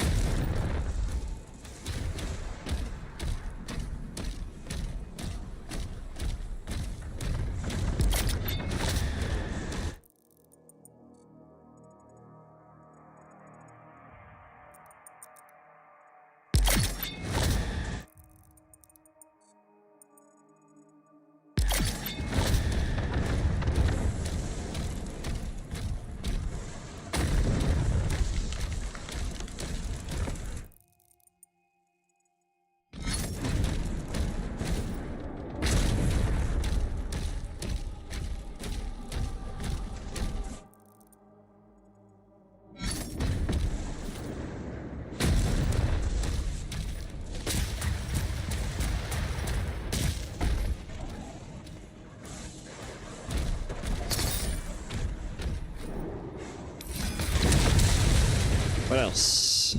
A hole? There's a yellow key too? Oh boy. So many keys.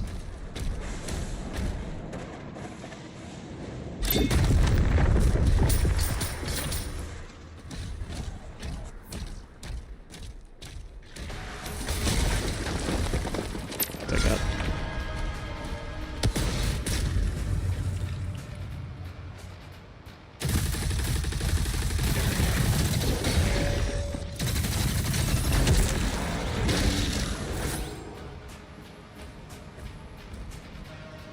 That it?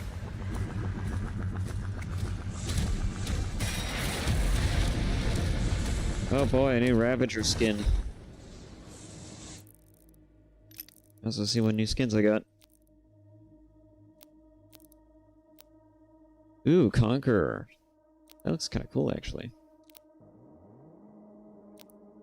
You know, I like the gold. I'll take the gold.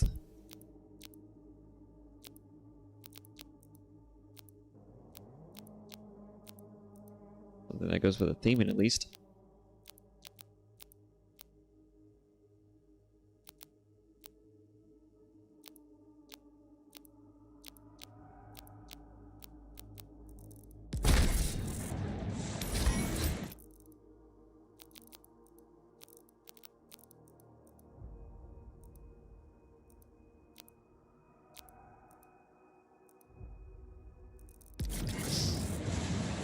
Okay, but was there anything else on the map? No, nothing else in this area at least.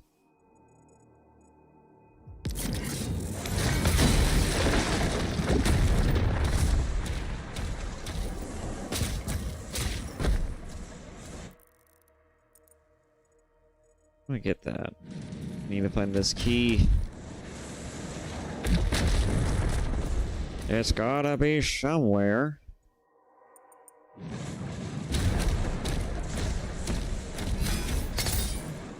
Well, I can't go that way.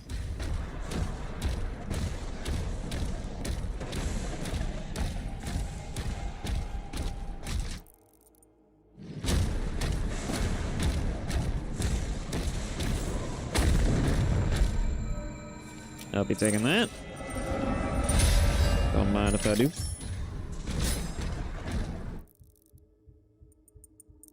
Let's see, nothing else around here, right?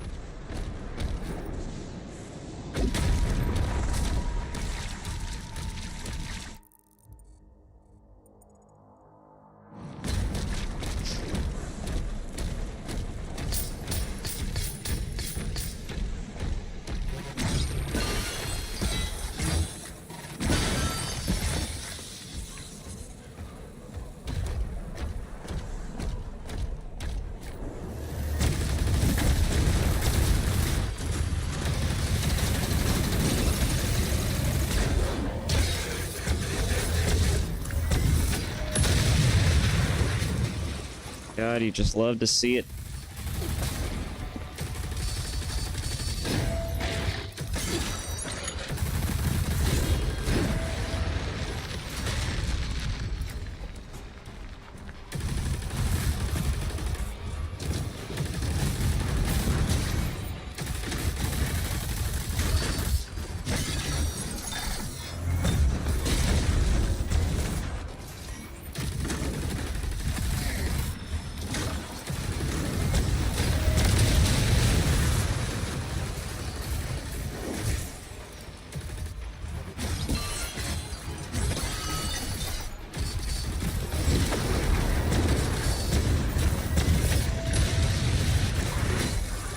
go.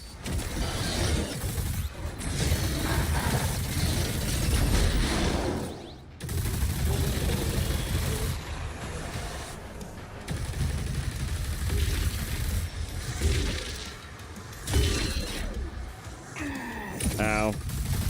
Oh, you're dead. Oh, great. I got multiple problems.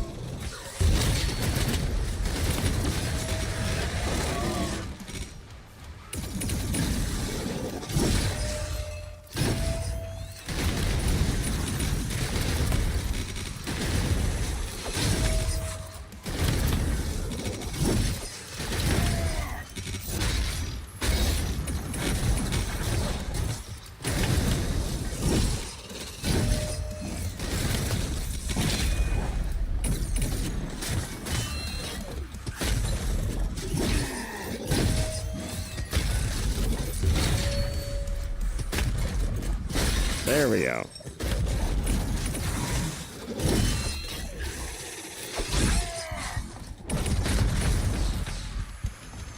Okay, gotta back up a little bit.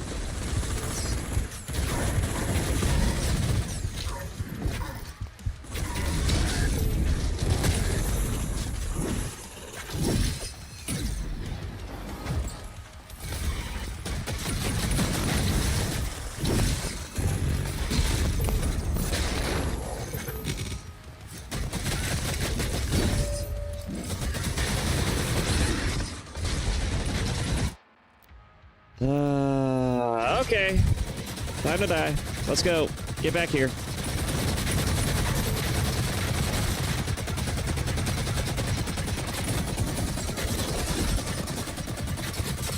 I love it when demons just keep running from me.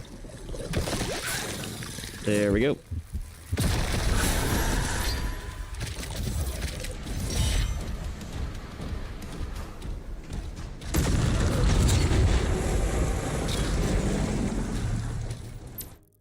What else? Got some stuff up there. Oh. Well, hey there, buddy. How are you doing? Targets destroyed. There's one left.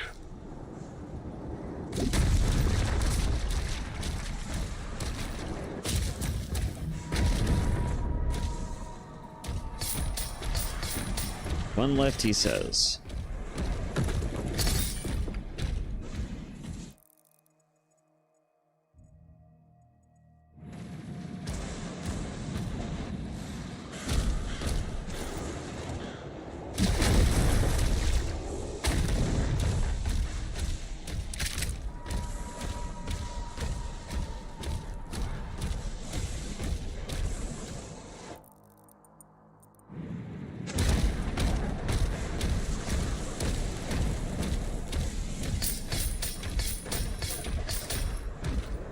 Since it tells me right that there's just another dog statue around here somewhere, but I'm not sure where it is.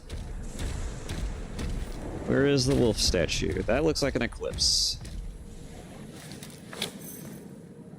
Hey there. Why'd you have to die up here, my guy?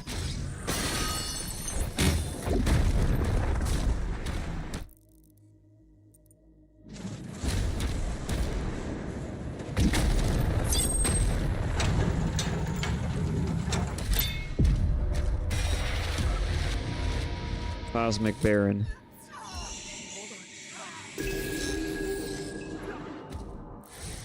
Resurrection. The castle of Elderax stands resilient within... Sorry. Anyways, the castle of Elderax stands resilient with ancient walls forged from Aetherstone. Or Aetherstone.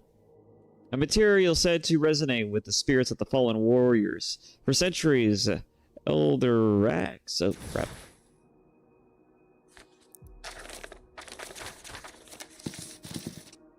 There we go. Fallen warriors. For centuries, Elderax has weathered countless sieges from feral onslaughts of the ironclad tribes to the aerial bombardments of the Zyvoran conclave. Yet its defenses have never faltered.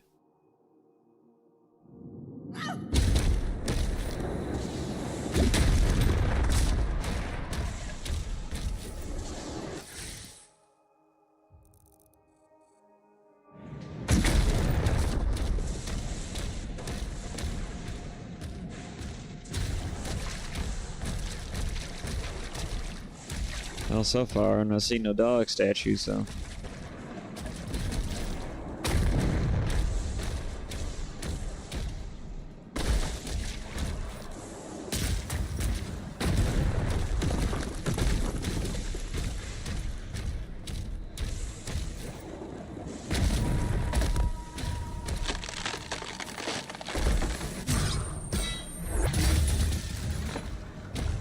Can't resist.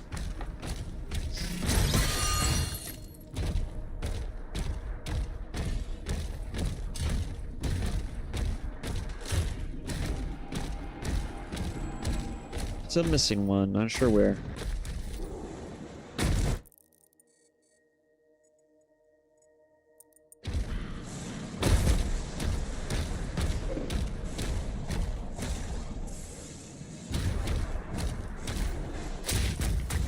I'm missing the blue key as well.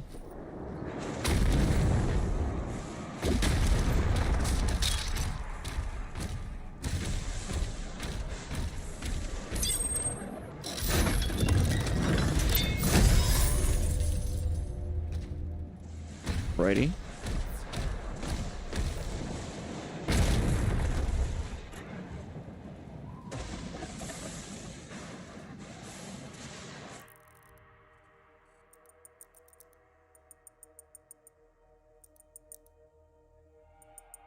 Question mark over there.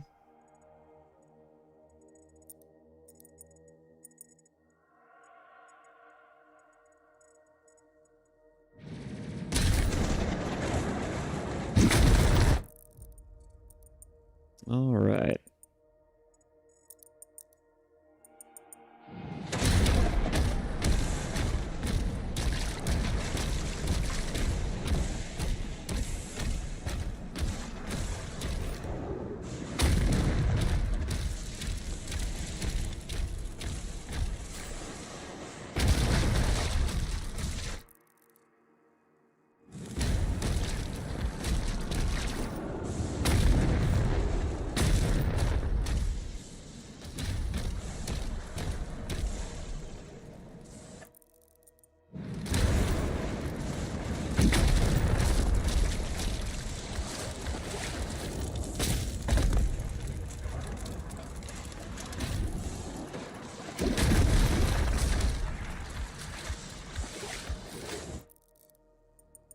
Okay.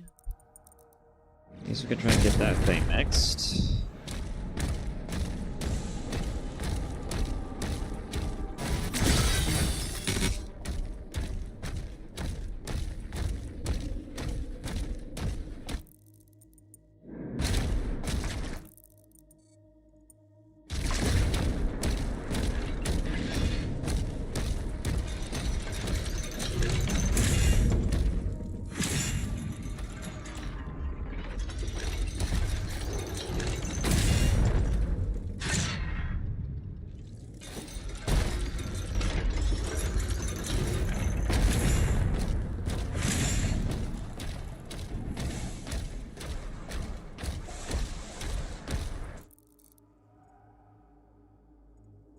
Guess I just gotta go that way.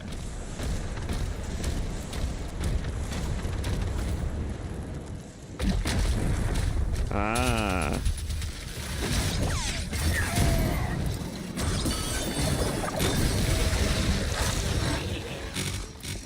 What time to die?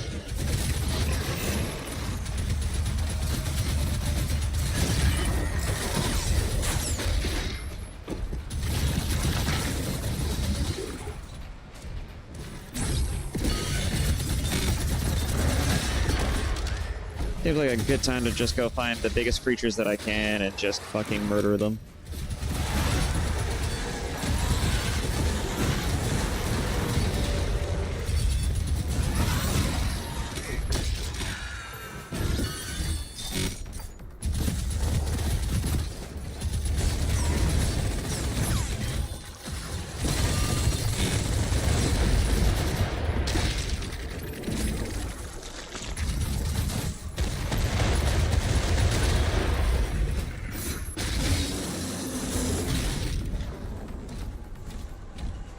Enemy threat has been eliminated. He's regained control of the battlefield. Have I now? But for how long? There we go.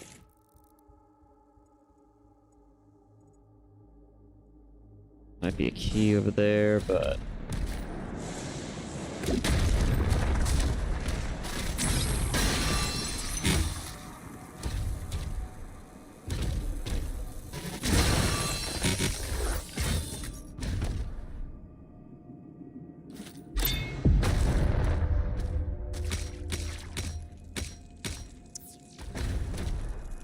Okay.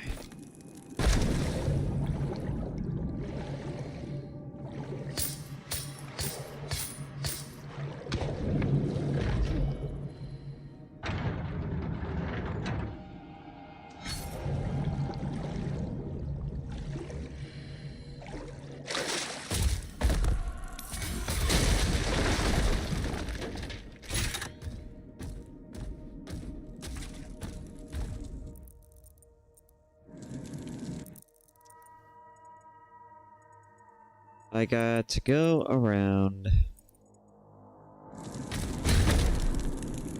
I see.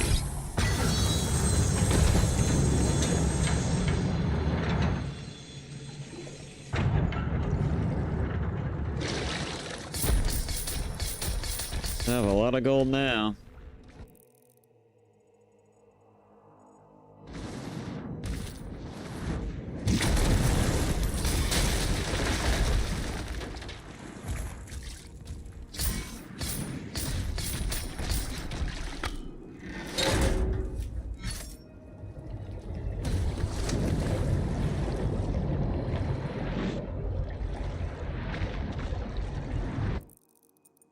That would explain why these nets go vertical, too.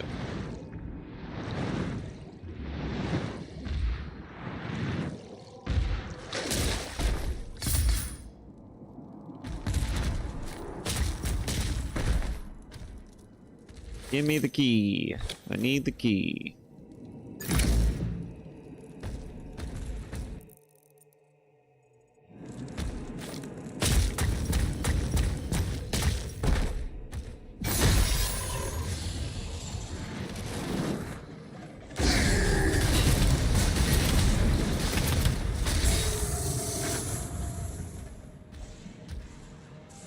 You know, some people have actually said that's the reason why somebody might have toned down the glory kills in this game, would be because that maybe it's a little too much for Microsoft to be as gory and as violent as it was in Eternal in 2016, which I think is a kind of a dumb thing. I mean, say it is true, right? Why in God's name would you tone down the one thing that sells the game?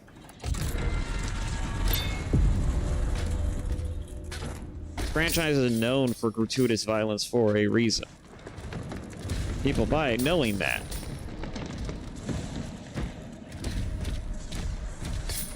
It just seems very counterproductive. To mention dumb. Which is why I can't believe that it would be something like that. It has to be something a little bit more specific than that, right? It has to be a gameplay choice. It has to be a very much an intentional gameplay choice, an actual mechanical reason for it. And it's just to keep the action flowing and going without pauses, which that makes sense, but I feel like that a theory like that, I mean, I know a lot of companies are dumb, and Microsoft has had its fair share of fuck-ups, but, I don't think Microsoft is that dumb, right? Right? Microsoft can't be that dumb.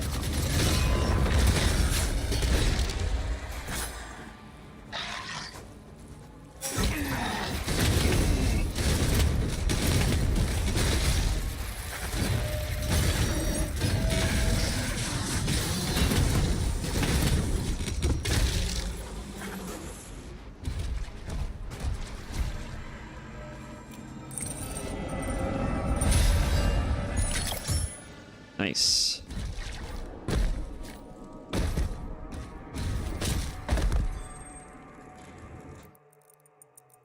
Okay, after everything that's been done, I just gotta figure out where this last wolf statue is, and then we'll be golden.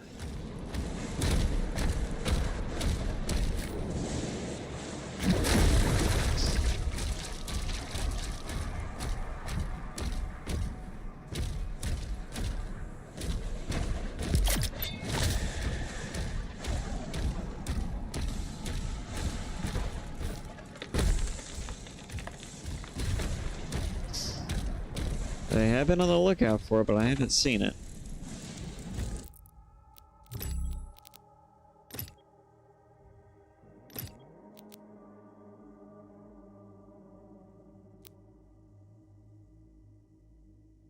Projectiles deal increased splash damage.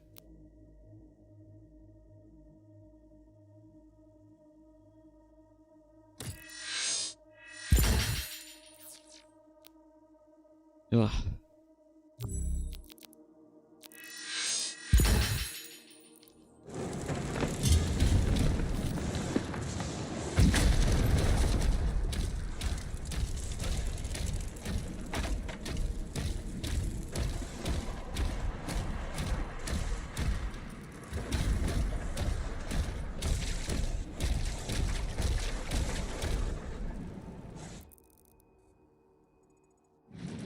I don't think I've been down this way yet.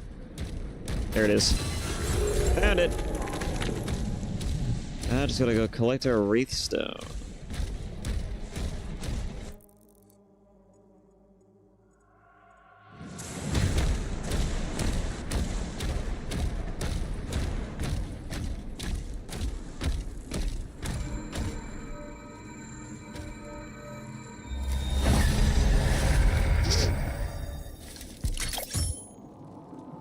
Ito. Now we just gotta get the hell out of here. 'Cause I do not think there's anything left to grab. Certainly not.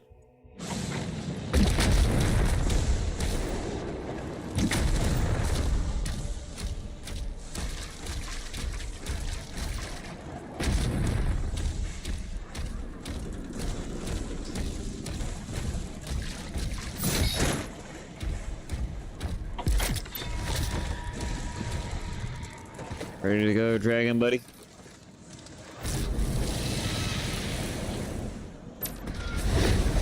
Creed's ship is powering up. The Makers won't allow this. The Slayer will decide his fate.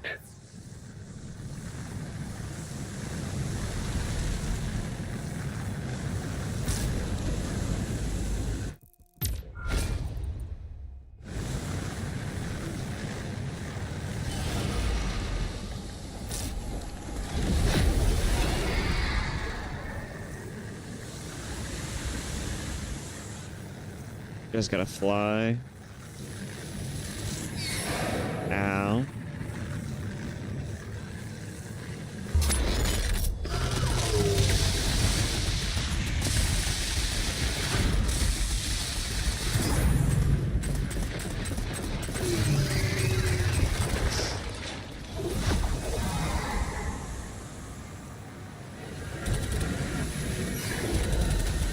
Bastard. Okay.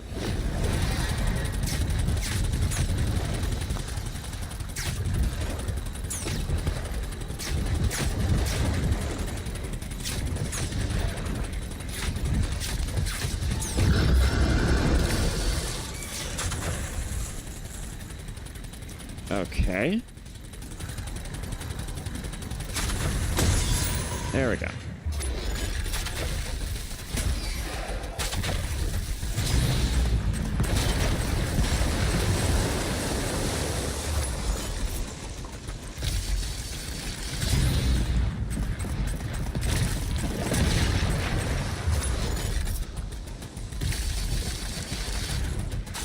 We're attacking the Maker ship now? Oh boy.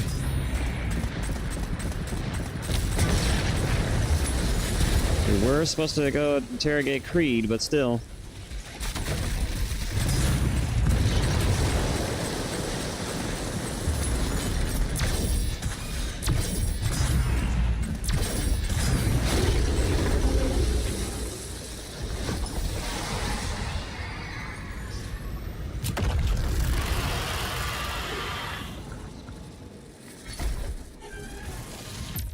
Okay, Creed.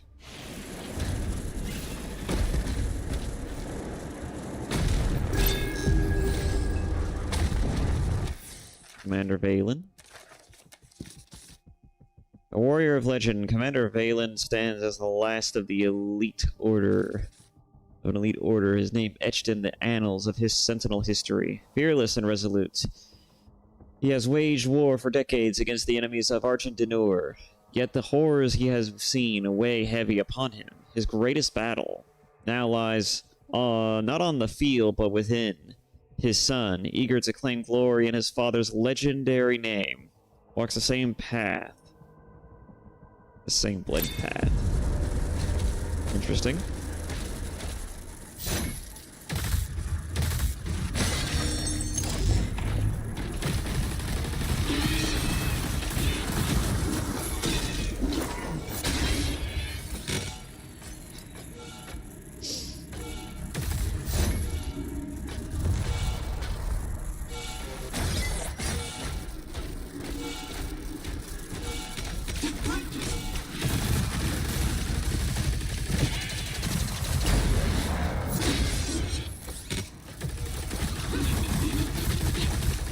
It is your duty to protect your creed.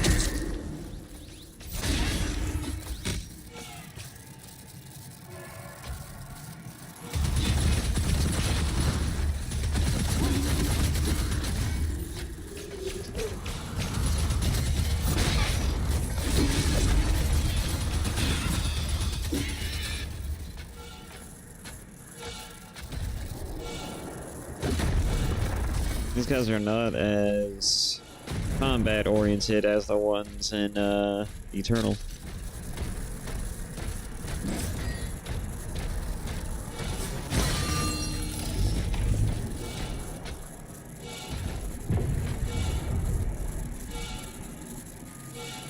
Princess Nick, please, help me. I could still be of service.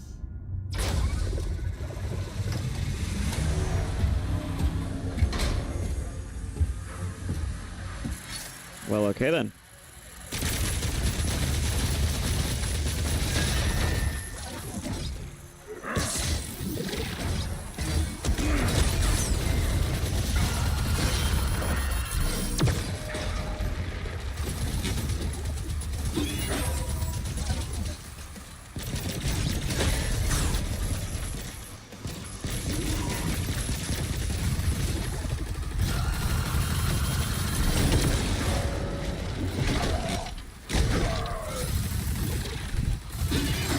I only did what was asked of me.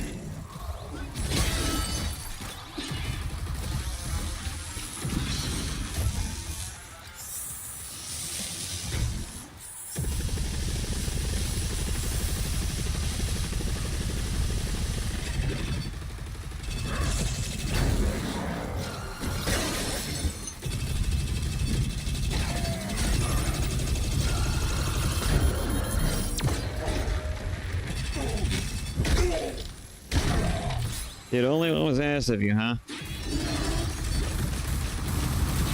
You're certainly doing the most, aren't you?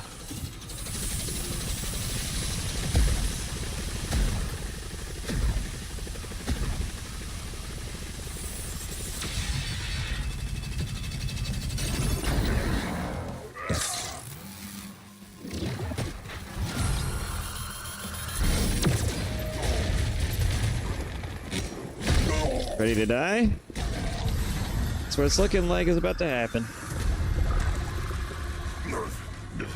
I'm worth more to you alive than dead. Are you sure about that? I can bring you Prince Asric.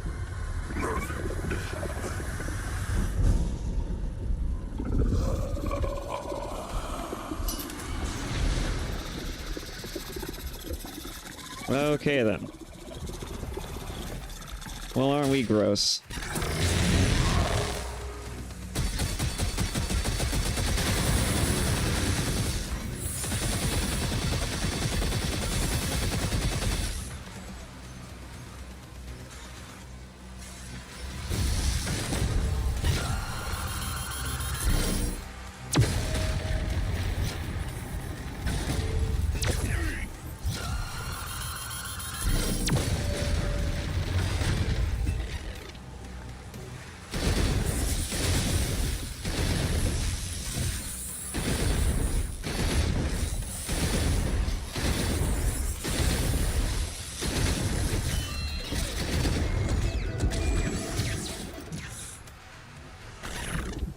take that.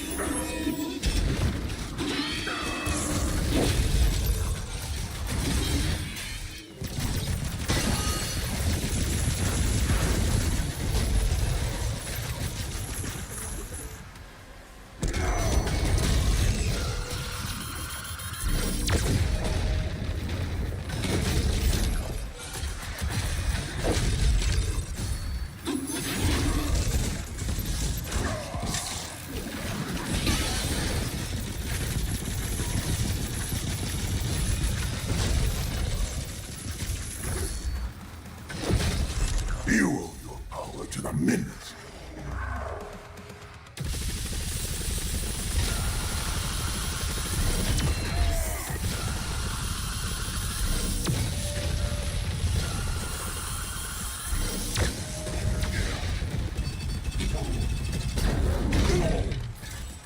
Enough of your shit.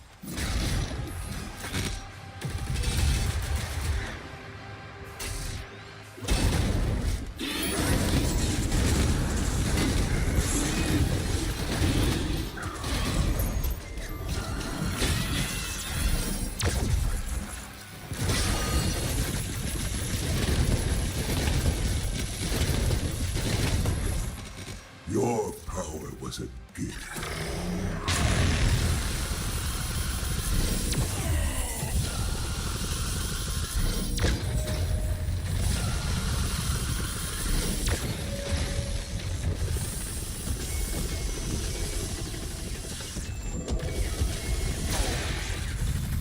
Fucking die, will ya?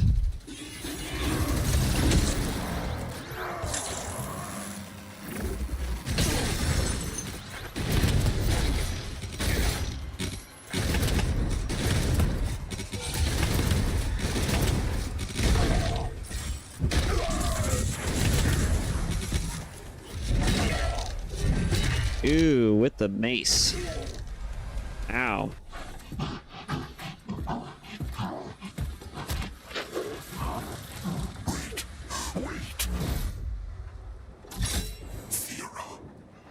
Azaric is keeping her alive on his ship. If she dies, his power would die with her. I can take you to her.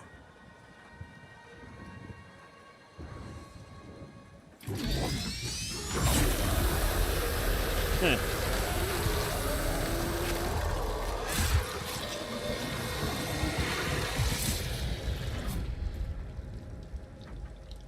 Nah, we'll just find her on her own.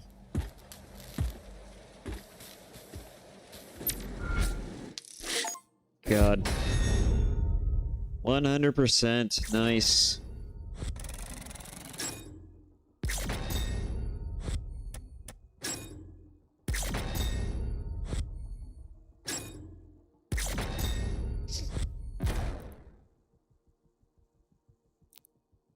All right. The final battle. Back in the mech again, and then we gotta do the last mission.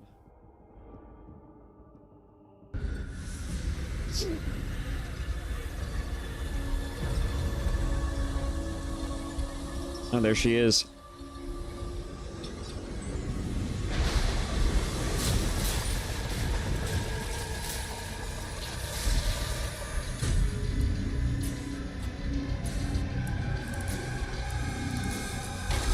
It's the demon twink, only he's not pretty.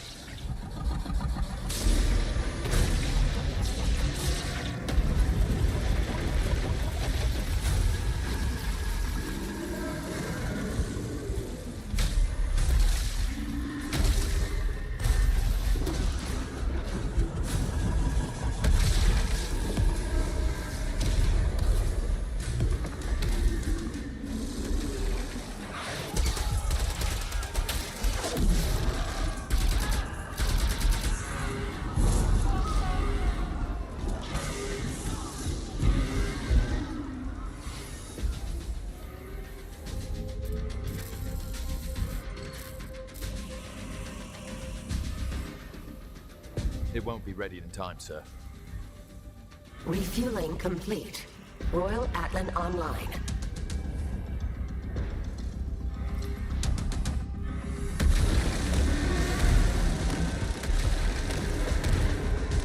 They're gonna have the Slayer take the Royal Atlan.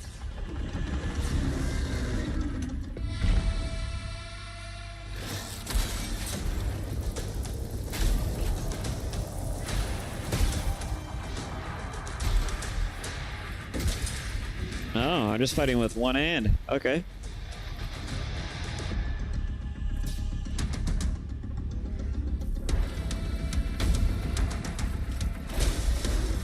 Wait. Oh, he's got the fucking Atlan. Okay.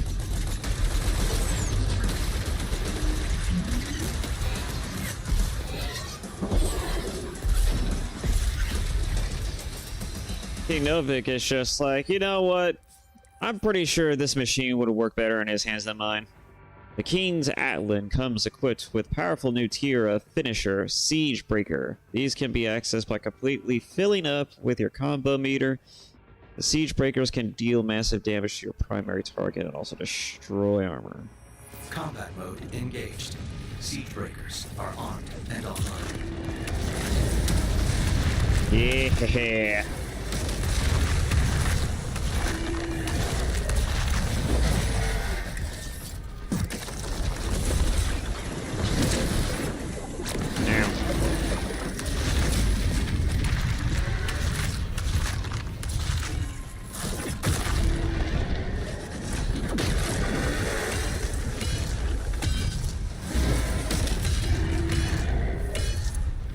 Get fisted. Nice. Oh, hi there.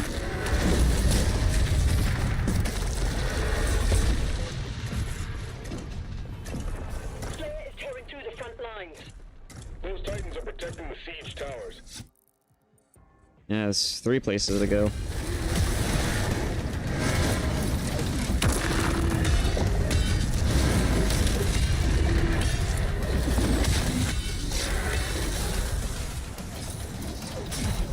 Ow. What the hell? Fine. I'll go for you first.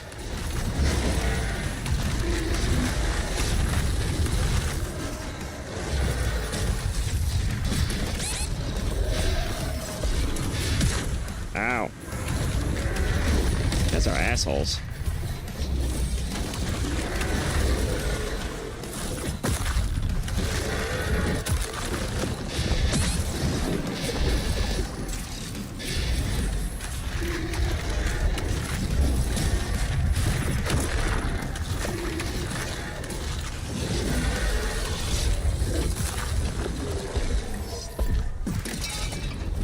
Fuck off.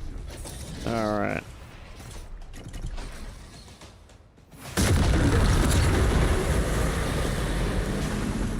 Nice. Moving on.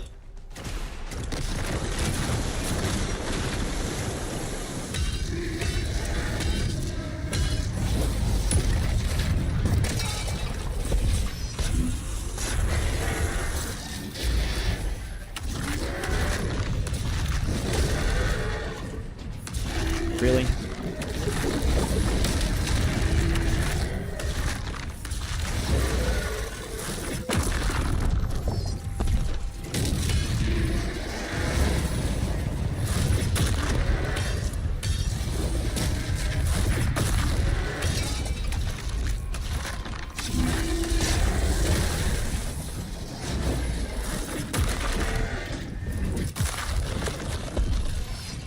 All right.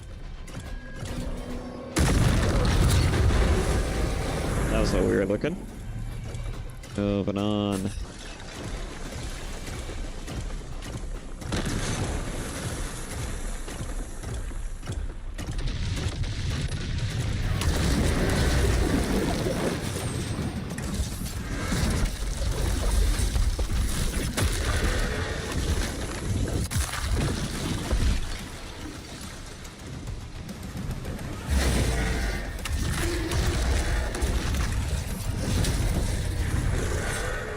Okay.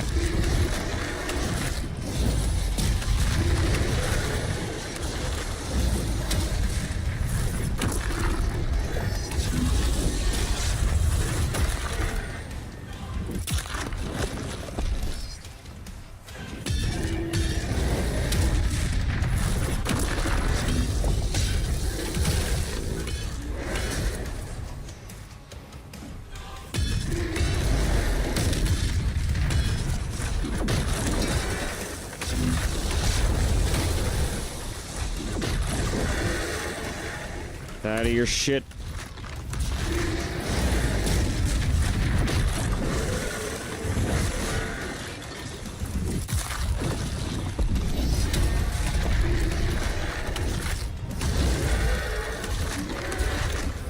Charge up my meter.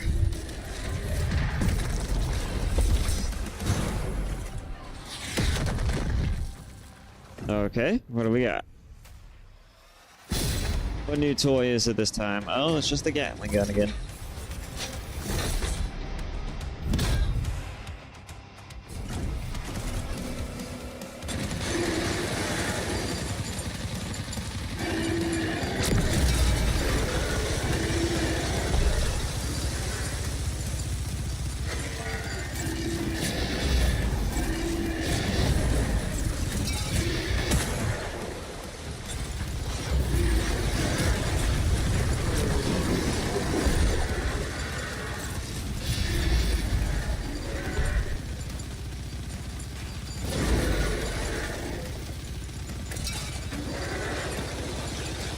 God, the amount of shells coming out of this thing is fucking gnarly. Alright.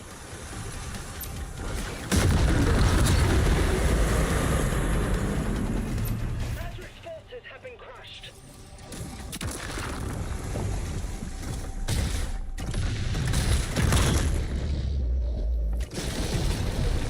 What's next?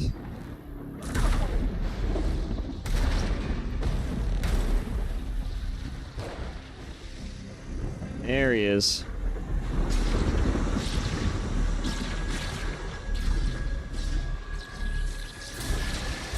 I'm coming for you, bitch.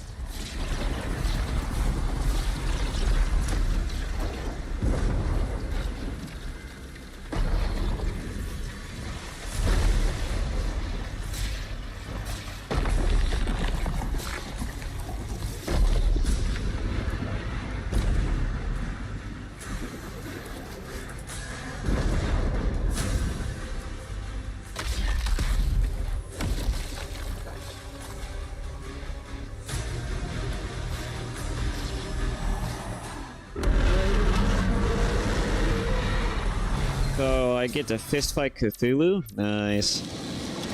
The old one. He is just literally nondescript Cthulhu.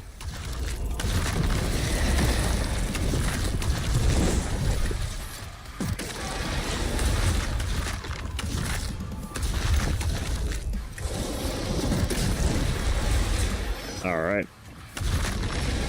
Oh. Nice.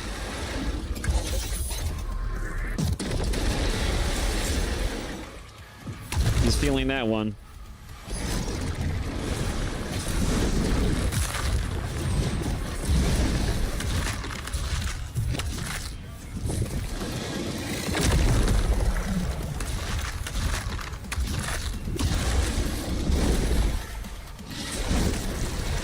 Bitch.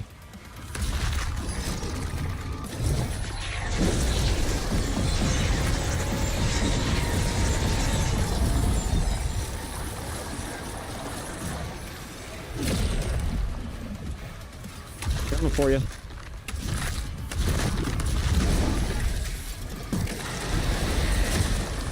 Ow.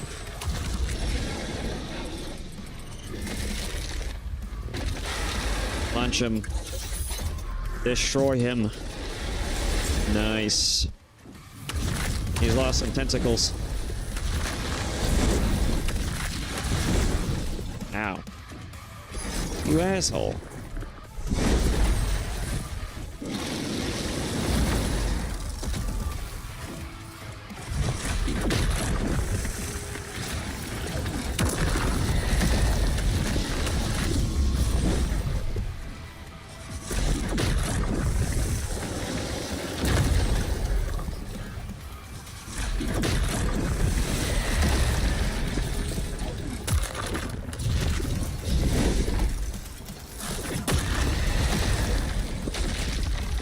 There goes your foot.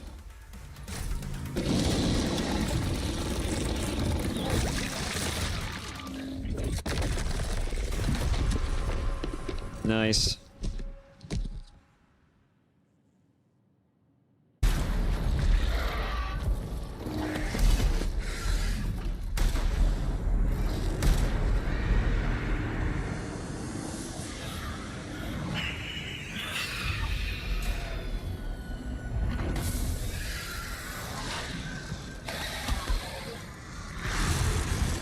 Interesting choice to leave your mech.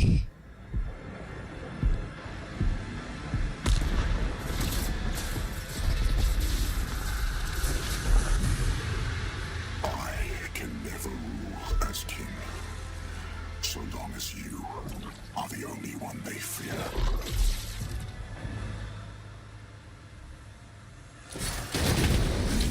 Whoa. Whoa. I'm still fucking dealing with Allen controls. Whoa.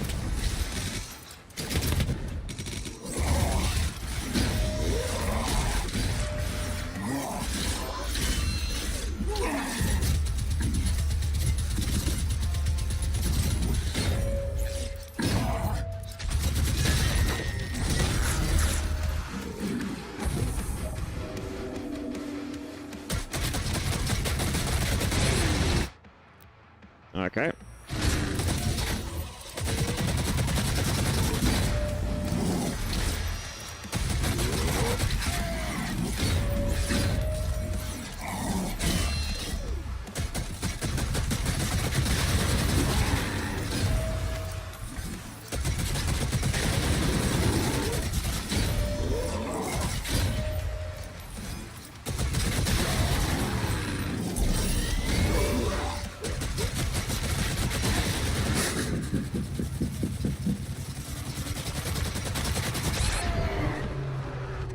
Alright. God, that thing just sucks at giving you health despite the fact it's supposed to. And you have to keep it up too.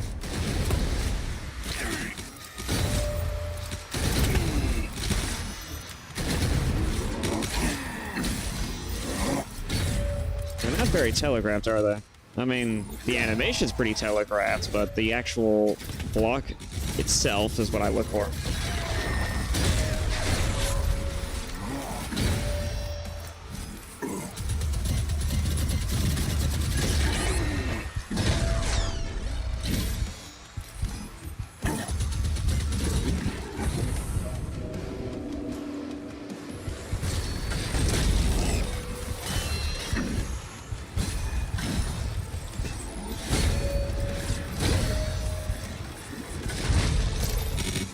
Oh, I didn't know I could do that.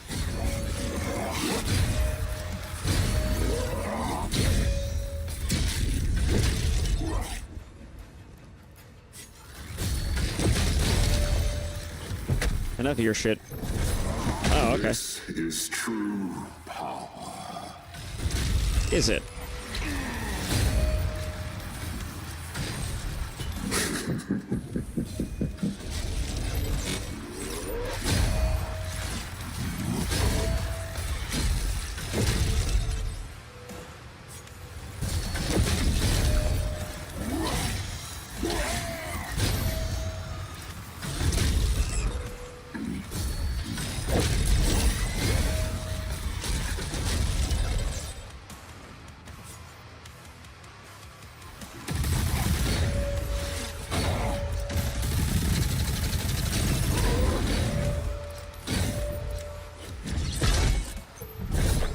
How does it feel, Slayer?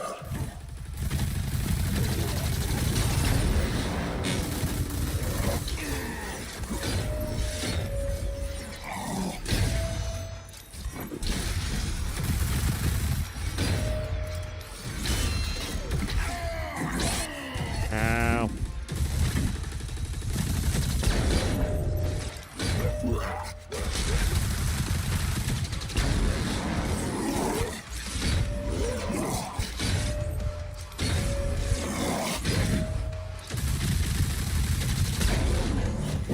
Give me back my health.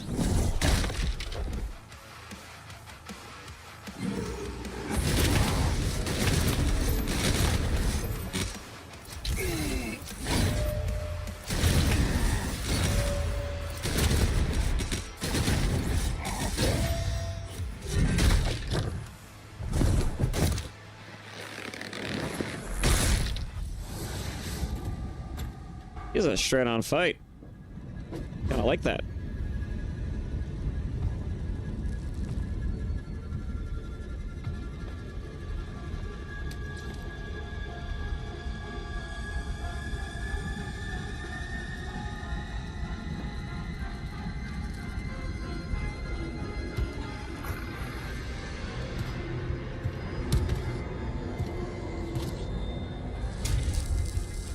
He doesn't seem too happy about it, though.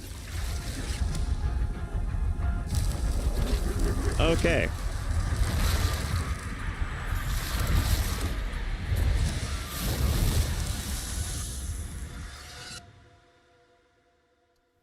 Okay.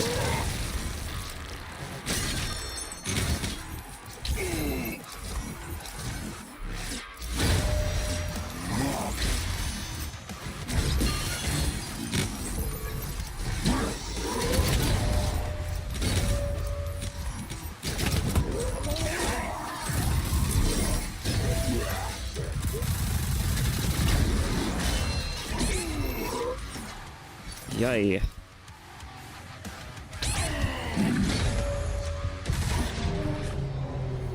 Damn it.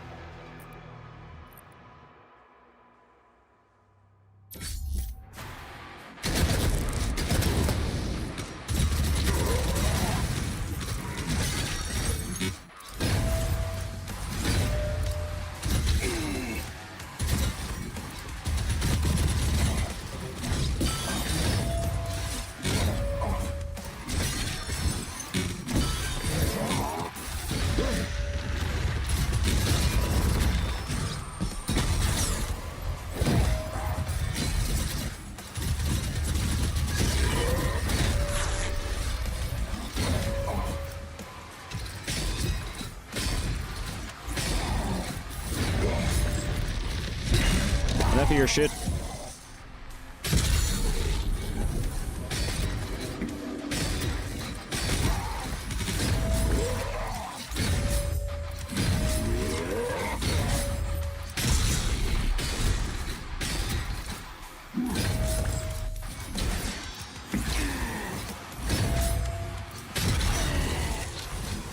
Enough of this!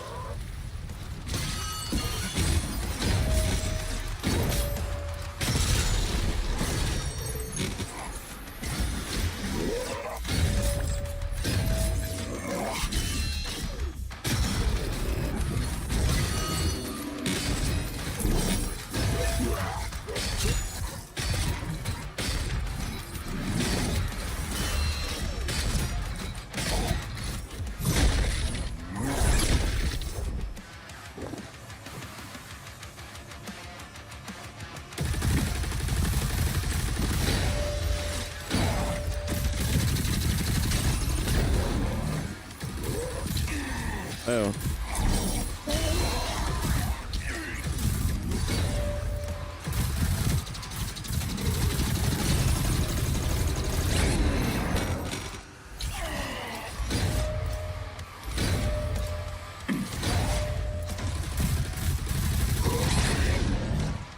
I am done with your shit.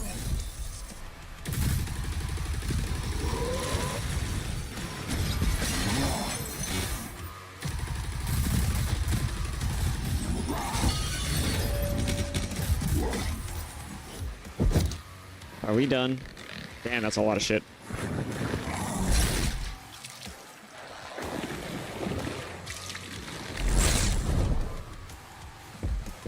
Damn. Prince Azrak is kicking our shit in. This kill already killed me like once or twice now.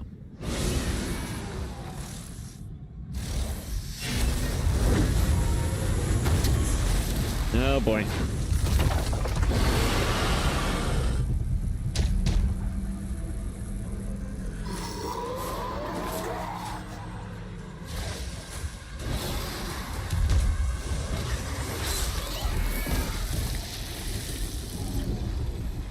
Yeah, I kind of figured this might happen. I wonder why he doesn't show up in the later games.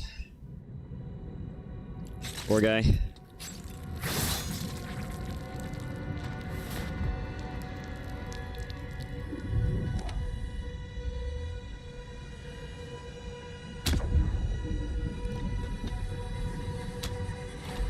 You know, now that I think about it, killing his pet dragon probably wasn't the greatest thing to do, considering he's already lost a pet rabbit.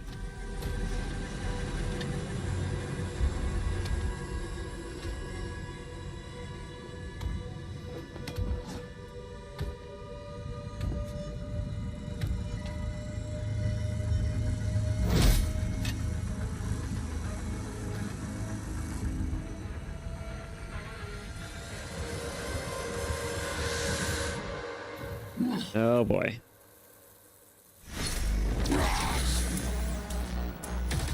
What the hell?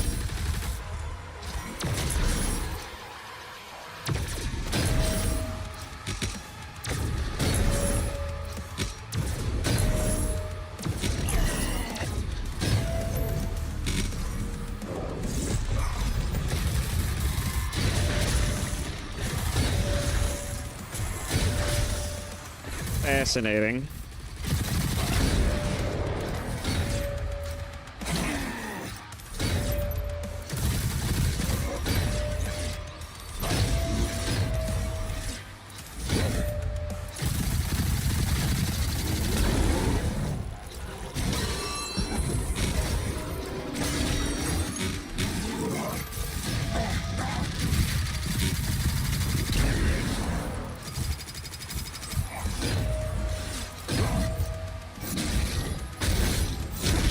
Give me back my ammo.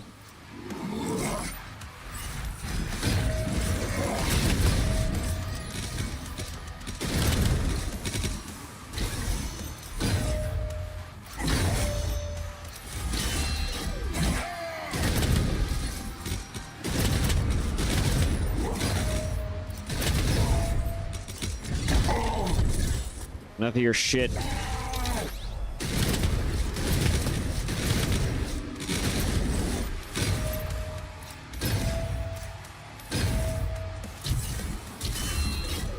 He's doing the pokey pokey style. Bastard. For peace.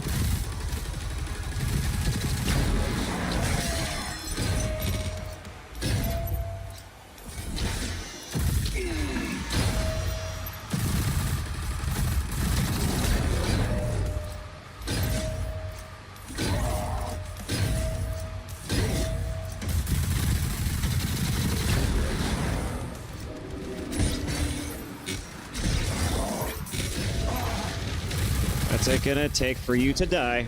Come on.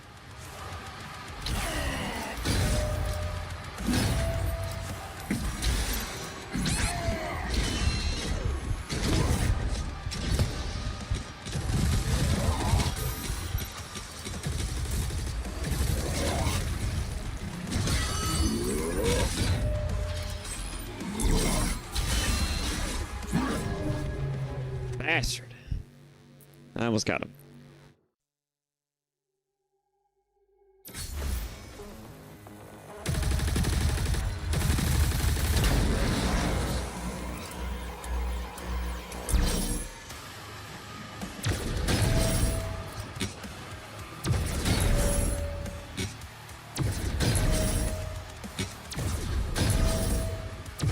I just throw a shield at those, right?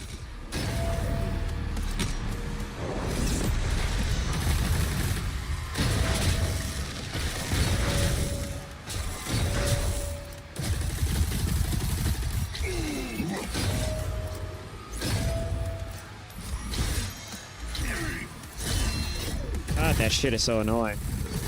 'Cause there's always that slight fucking pause, and it's the most annoying shit.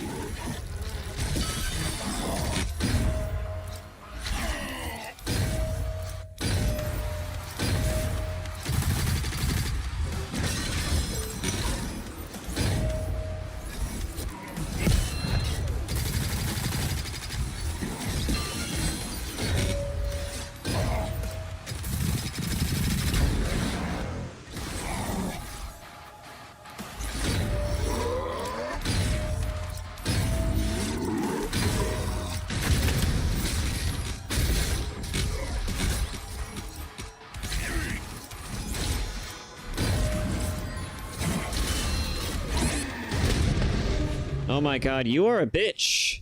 I swear, the slight pauses are the most annoying part. Because it fucks up the entire sequence.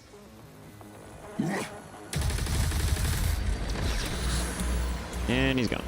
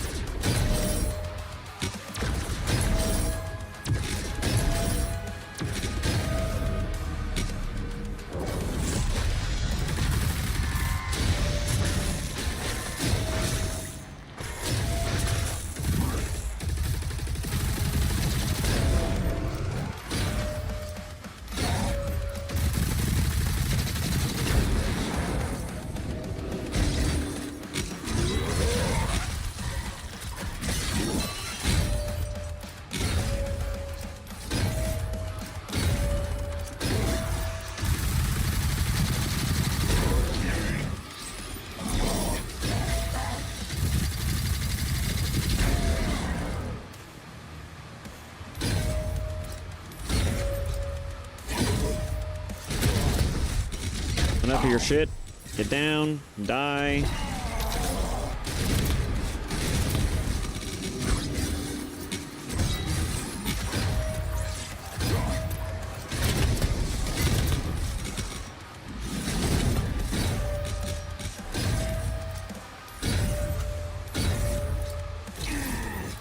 Ah, you bitch.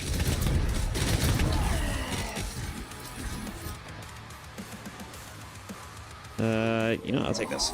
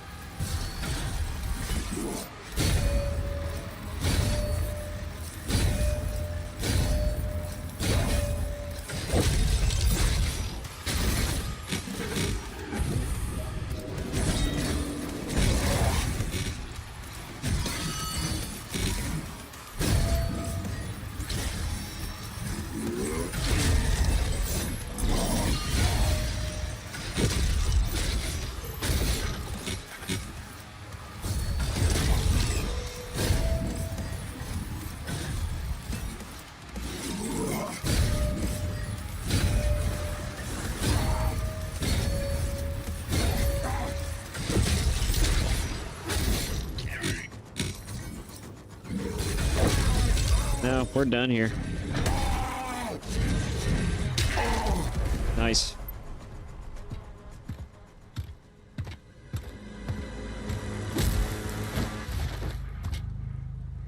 Even all juiced up, he still couldn't cut it.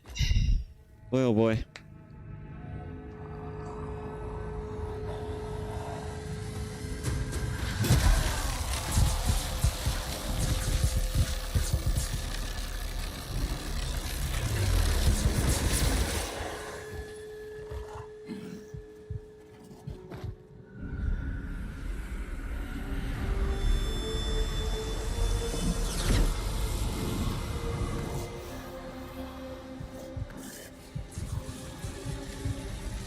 He's back to just being a demon now.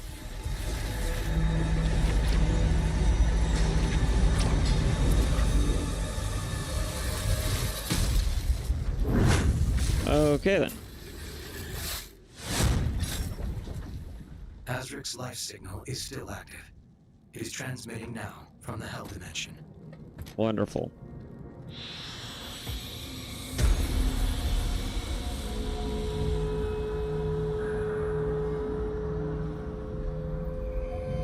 Oh Oh my god.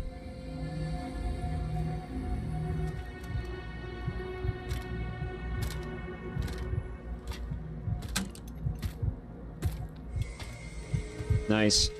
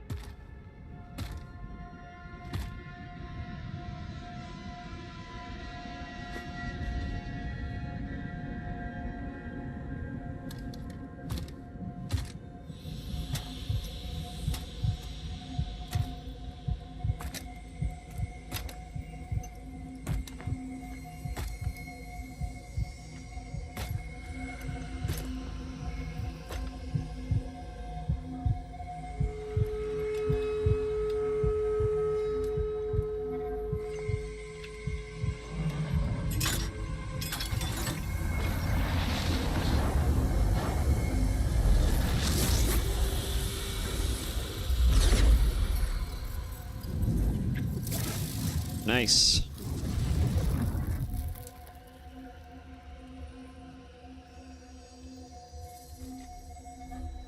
Fira.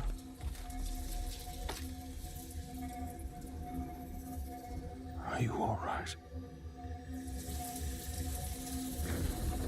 I am.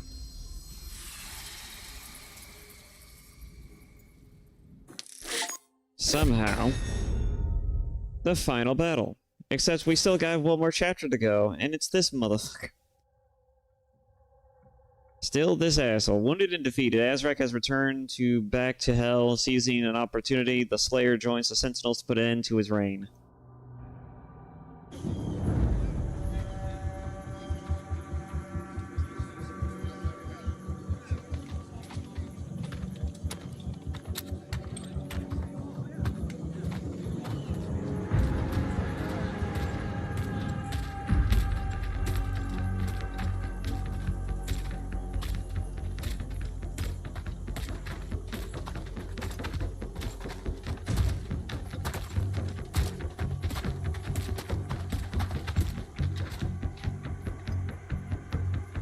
Time to take the fight to the Lord of Hell.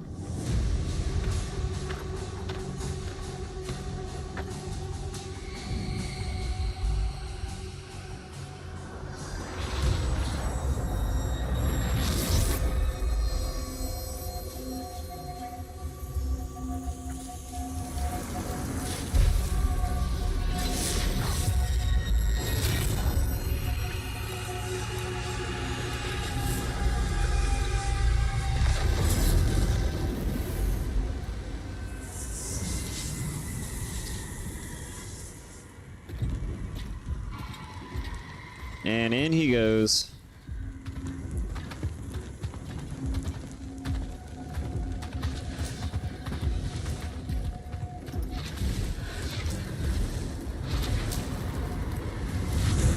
Is this one where he basically goes in with a bunch of sentinels, and then after going in with all the sentinels, he essentially gets stuck in here for several years, and then they had to contain him by dropping a fucking church on top of him?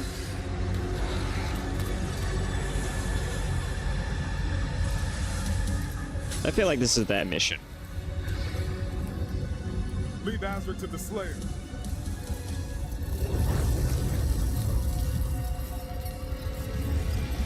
Draw the horde to us.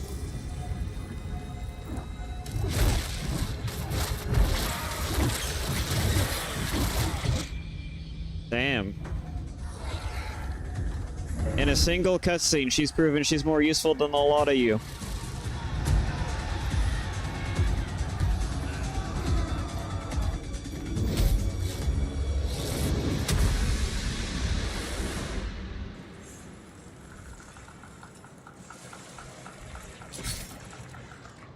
And so it begins.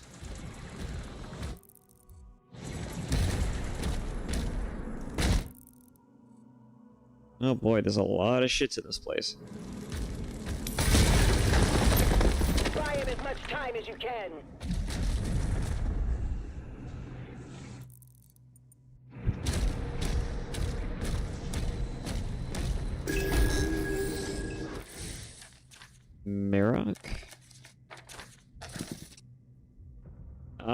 this is the son of Valen, isn't it? His fighting ability surpasses that of even his father, Commander Valen. Gifted with speed and fearlessness, Merrick's legend grows with each battle. Unlike his father, Merrick distrusts the now enhanced Slayer, believing that a power such as his should be under the Sentinel control. Was that before or after?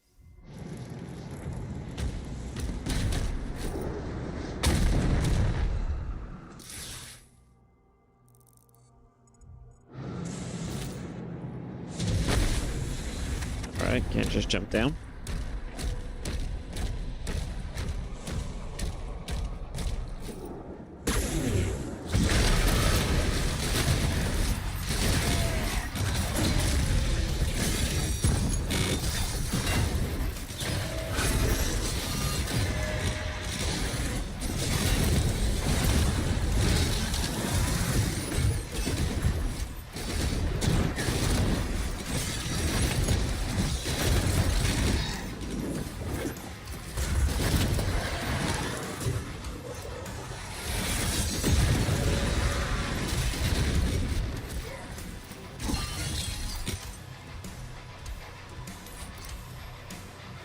Oh, I see the asshole now.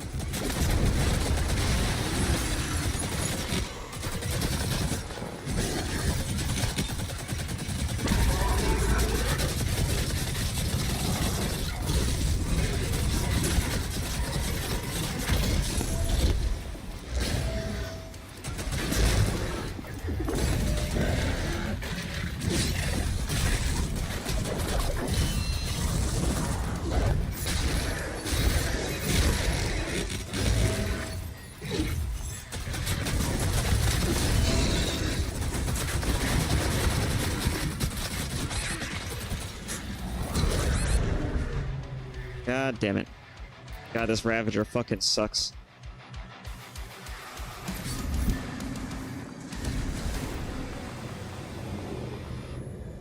What I'm really learning here is that I shouldn't switch to it.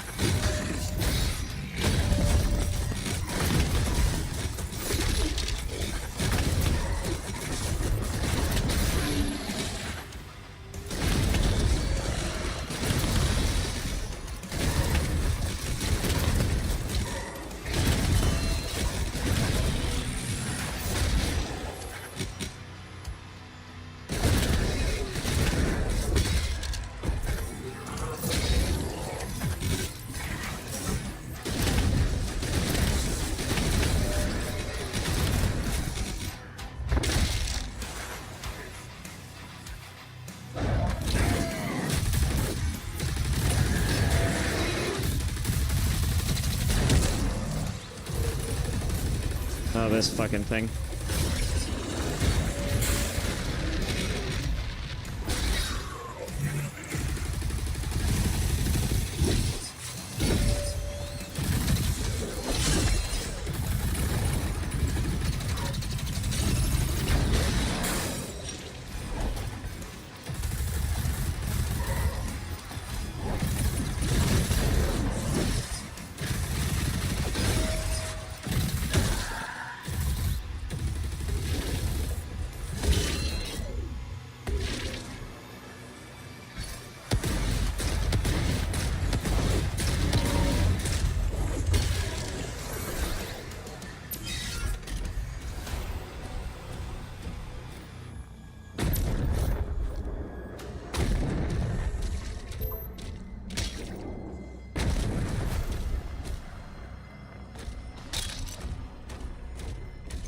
Alright, we got some locked doors.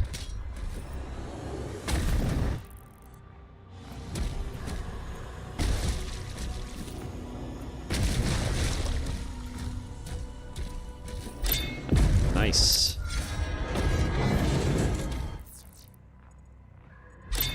I'm always needing more life.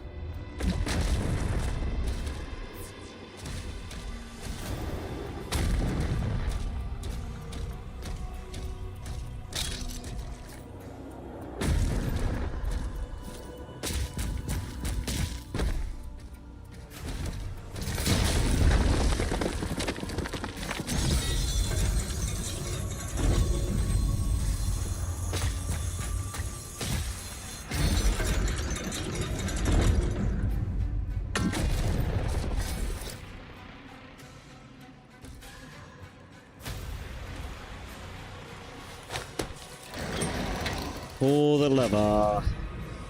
Alright.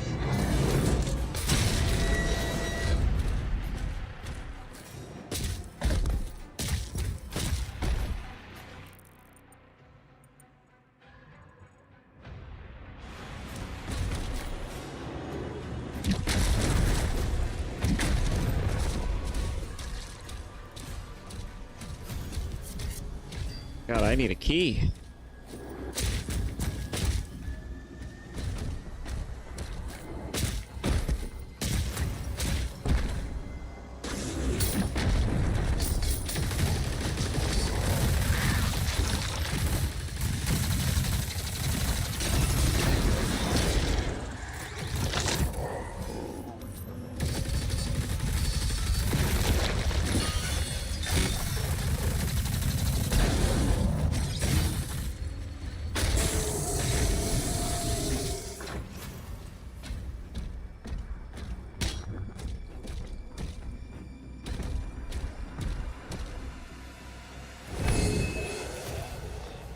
Got the blue skull key.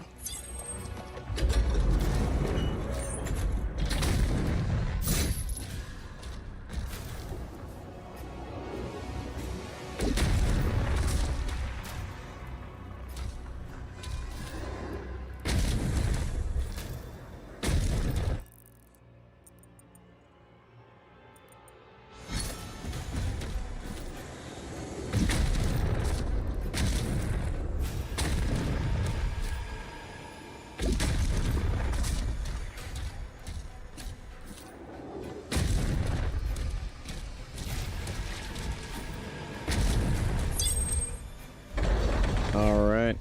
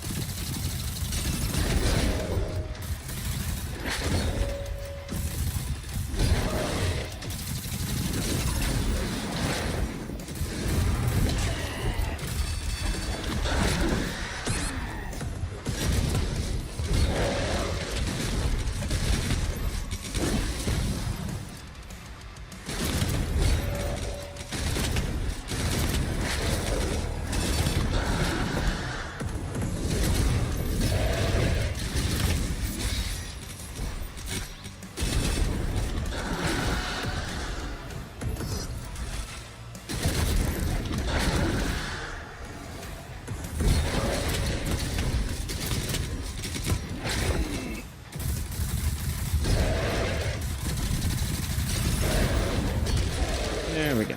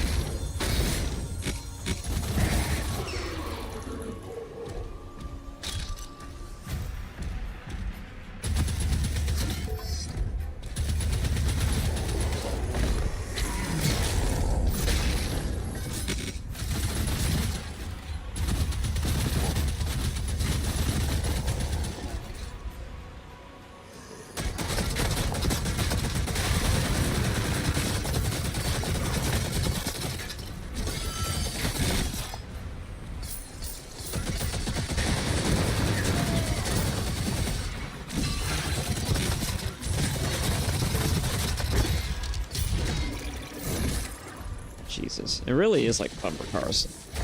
Oh god. Hi there.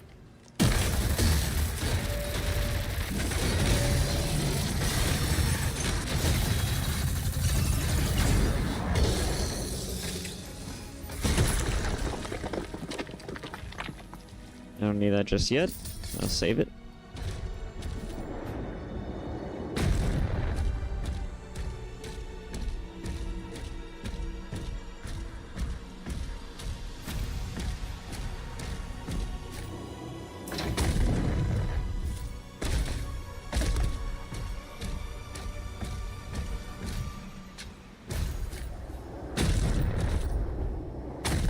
Okay. Oh, there we go.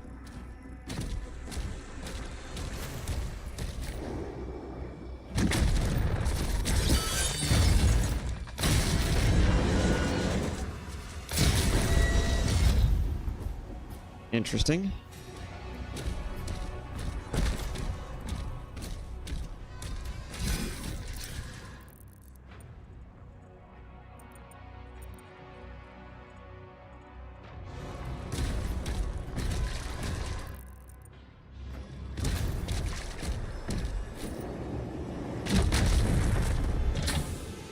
Can't go that way though, game.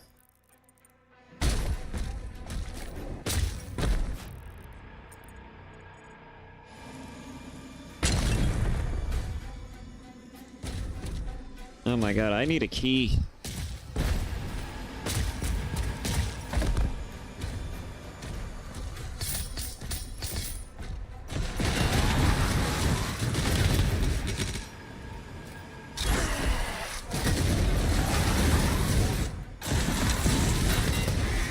Knock it off.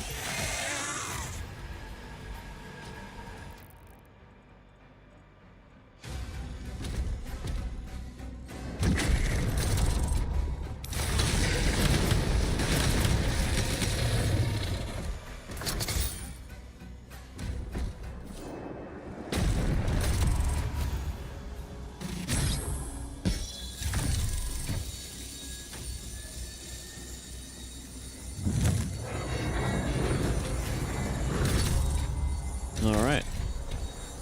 As soon as I take it away, though, it's probably gonna go away. Yes.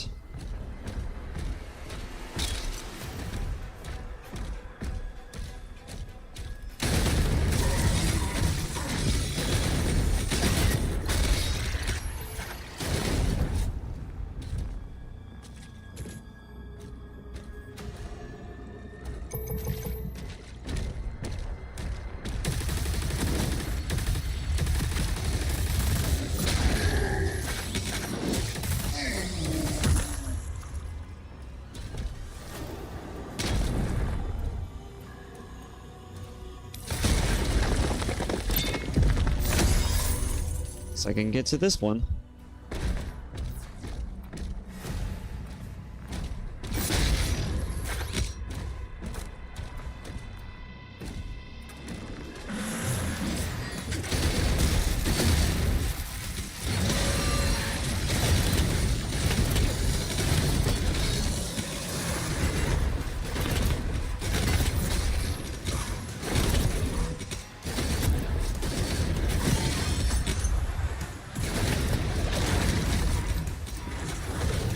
Shit, there's so much of this crap going on now.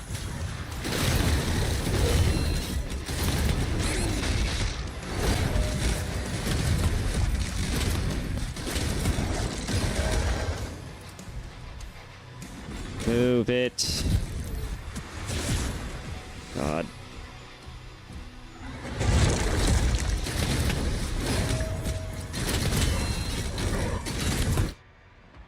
No. No. The one time I'm gonna say no.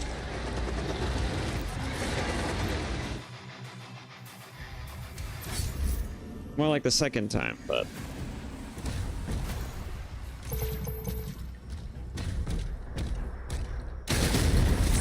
Fucking asshole. Alright.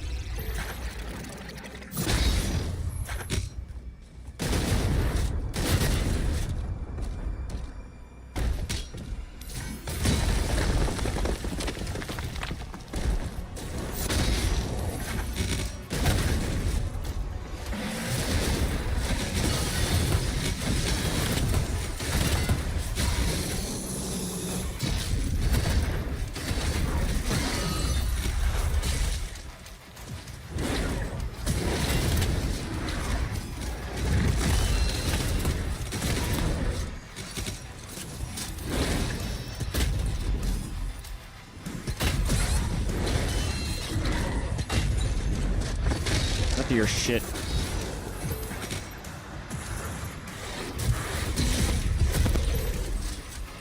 Where is he?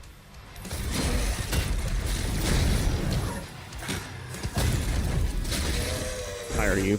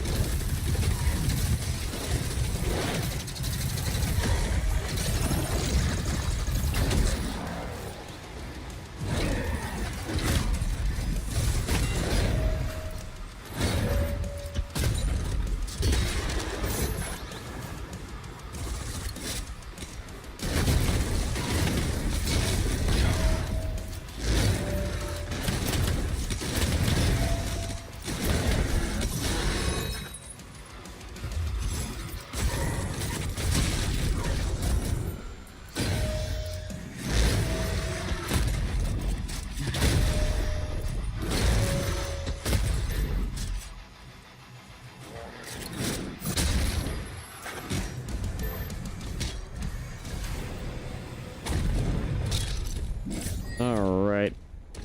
Look at that shit.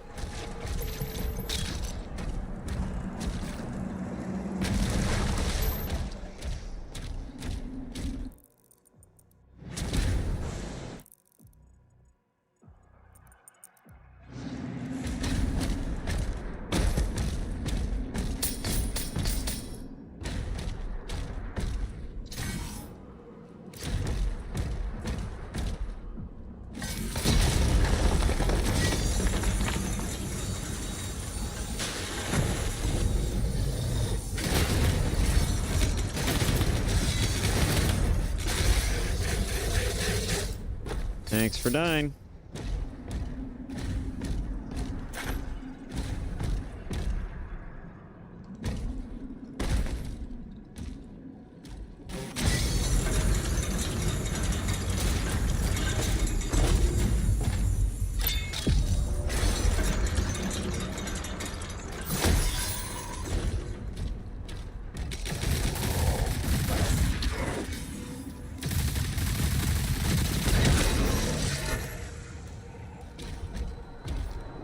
And up we go.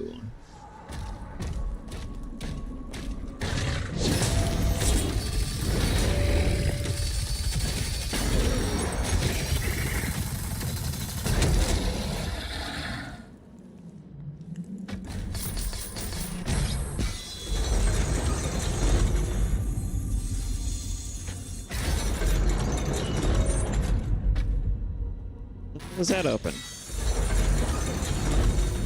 Oh. Yay! Another life sigil.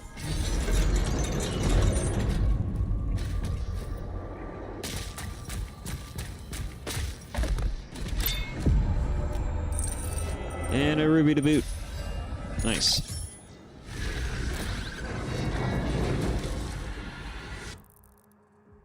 Will lead to a key? No. No, it will not.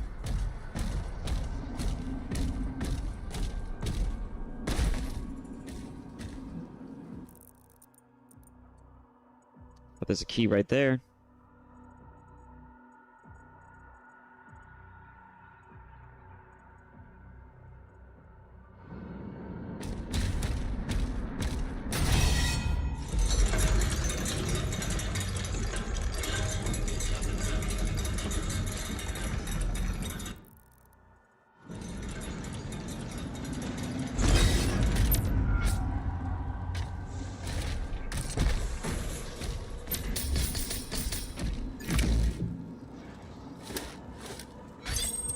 Open door. Open sesame. Now I gotta go back to every place there was a locked damn door.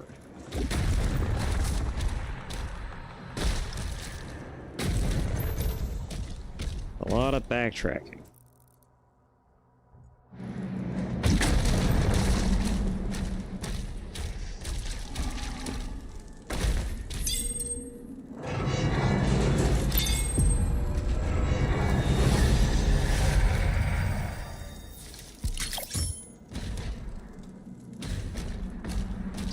Two wraith stones.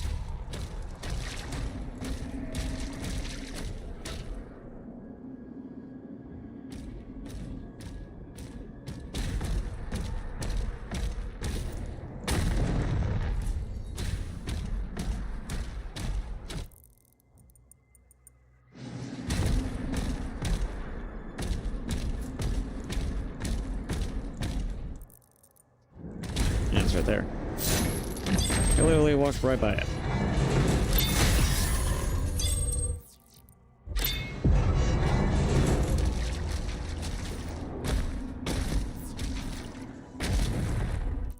A lot of money.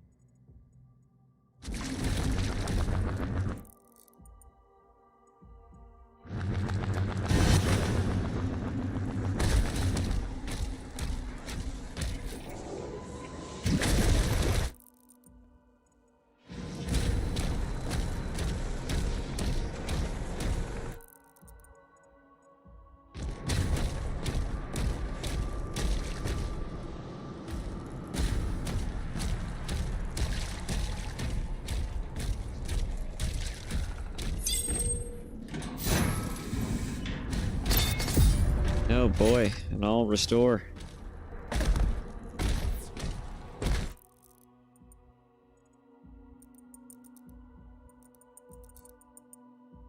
Yeah, I seem to have gotten everything except the demons over here.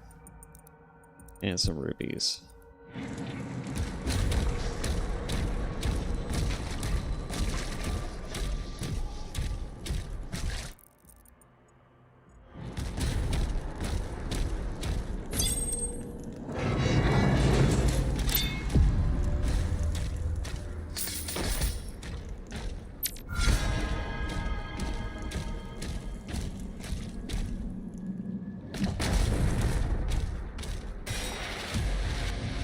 Huh.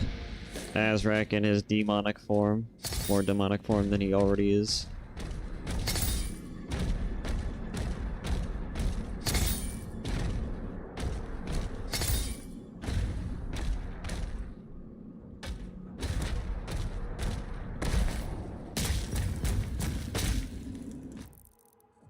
Let's see, so... that means I gotta go this way.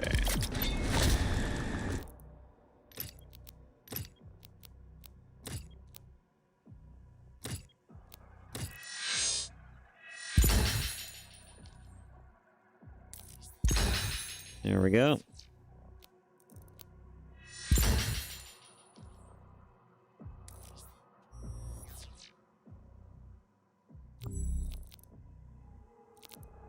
I'm curious to use the Holy Swarm to see how effective that is.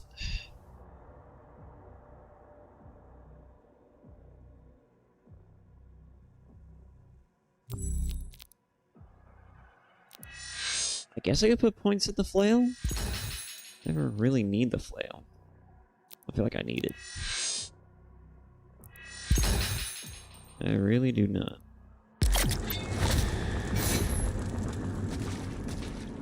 Anything that gives me more armor is great.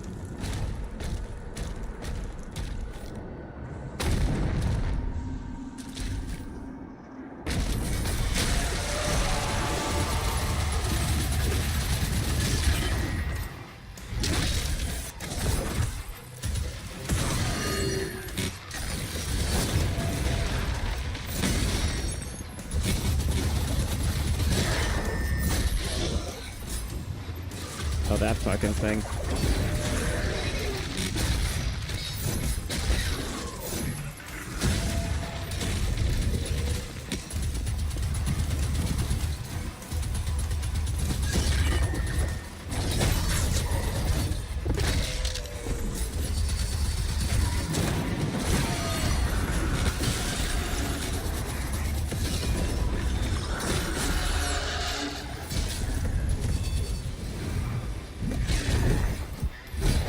I wasn't trying to switch weapons, but okay.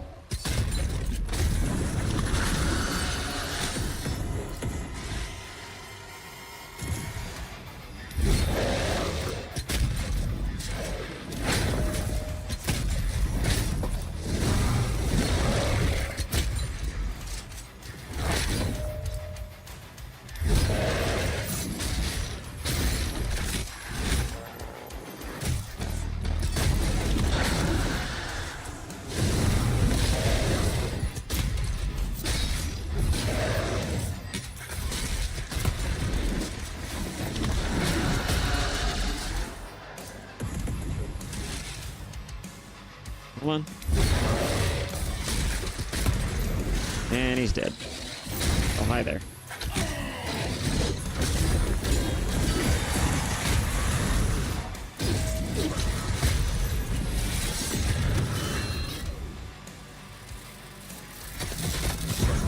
Why this gun?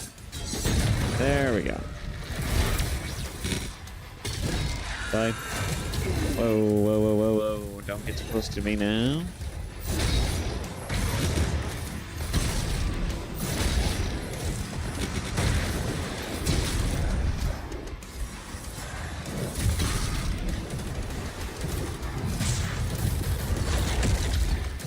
Oh, this guy.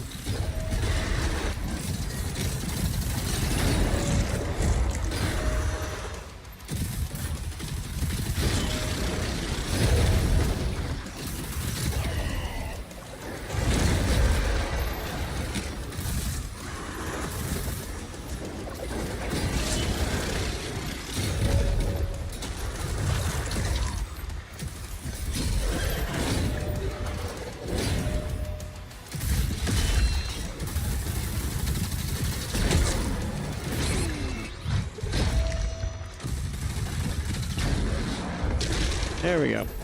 And he's dead.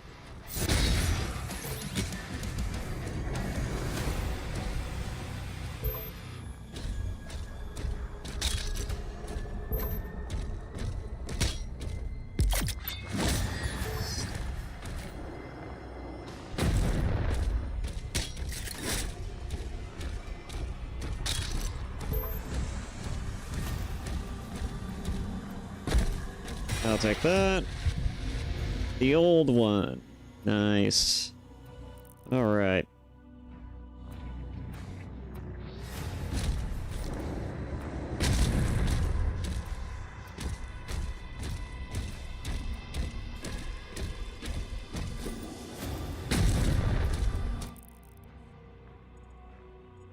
How do I get up there now? I see it.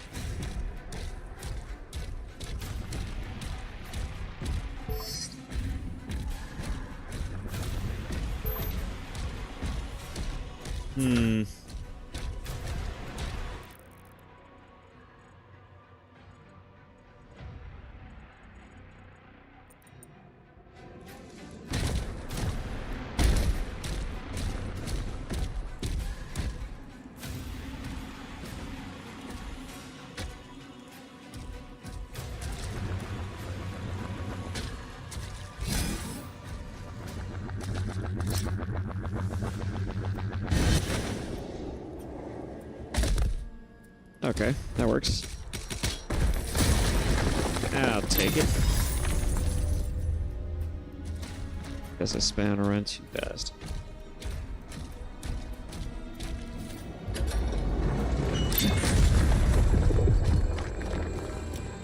Alright, and another ruby.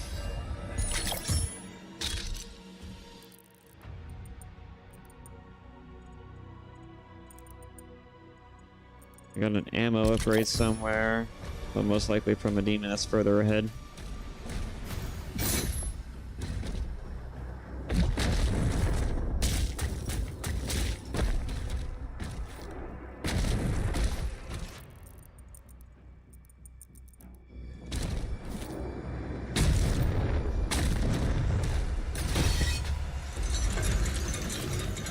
Ah, that's right.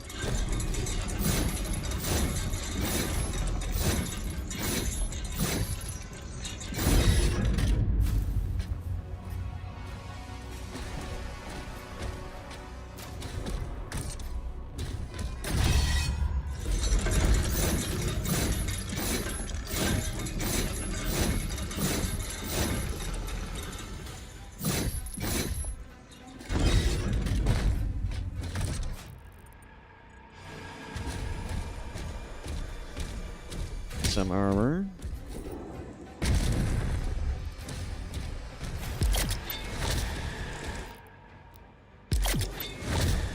Approaching Azric's hangar. Players getting close! I most certainly am. Go through hell and high water before I get to it, though.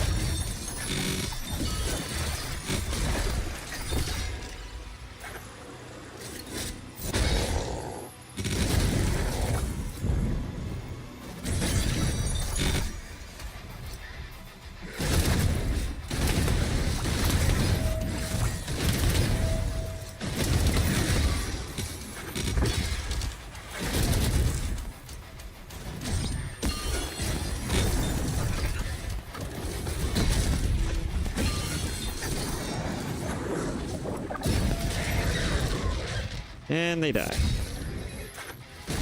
All except for him. But they die.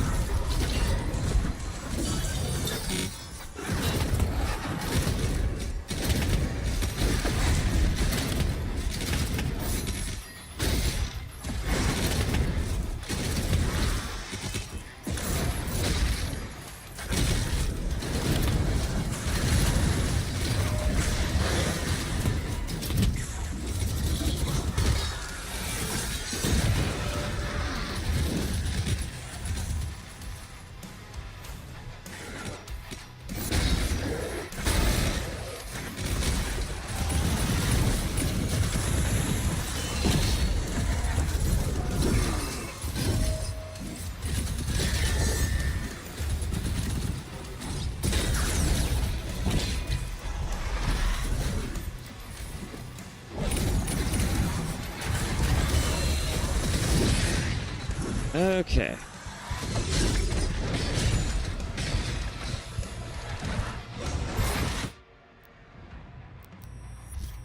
Alright, fine.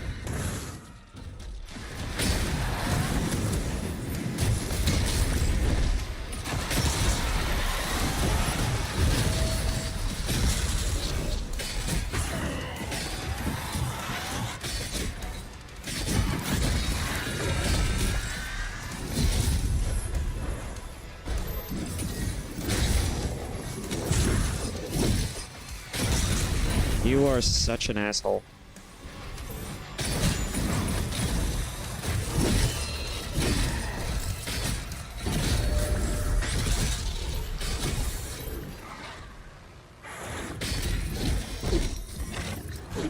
And now I'm gonna go kill that thing.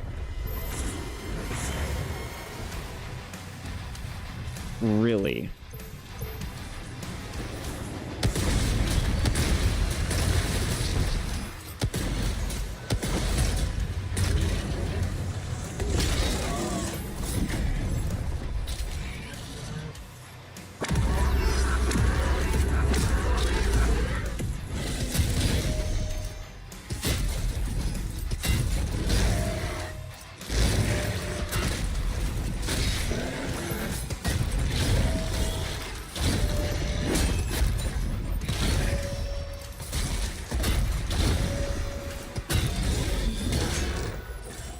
Alright, give me my upgrade. I'm tired of your crap.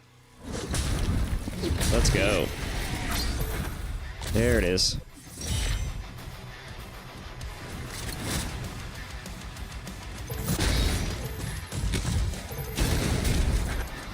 Okay.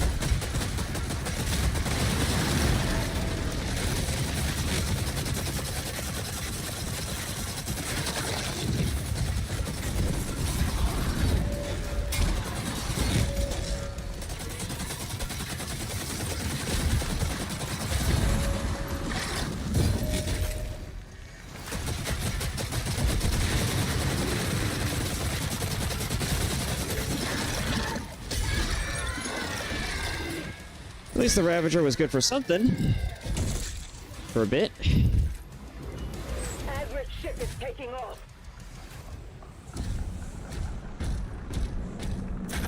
Where that a demon would have a ship, but he would be trying to escape, wouldn't he? He does have warships, but still. Although I was thinking spaceship when they said that. Did I think about it?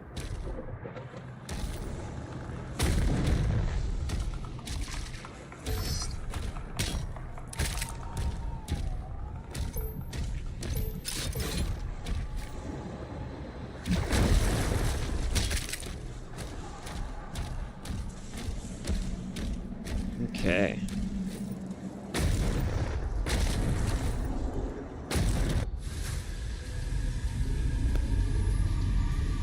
There it is.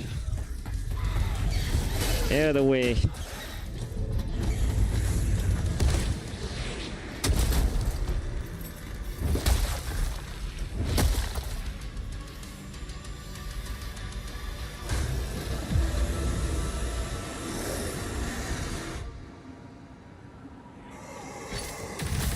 Locking on Asterix signal now. He's on board. We hold our ground until he finishes this.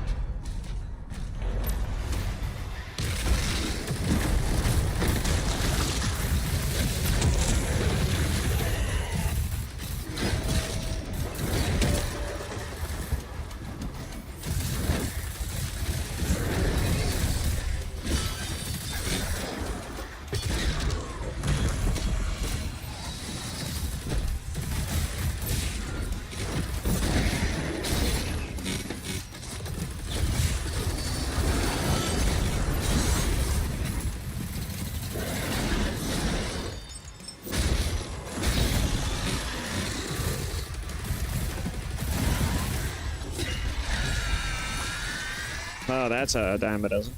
Not really. I wish it was.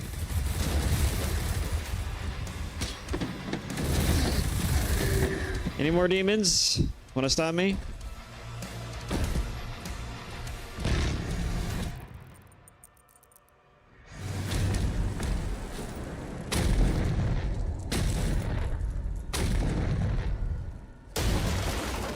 There you are.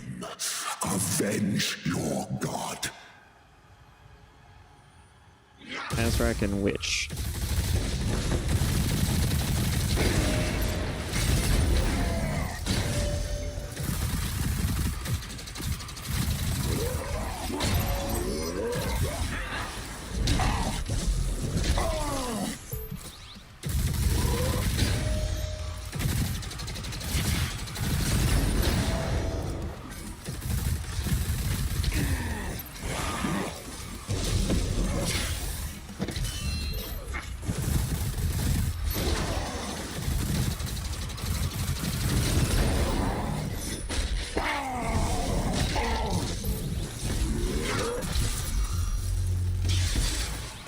Your turn, bitch.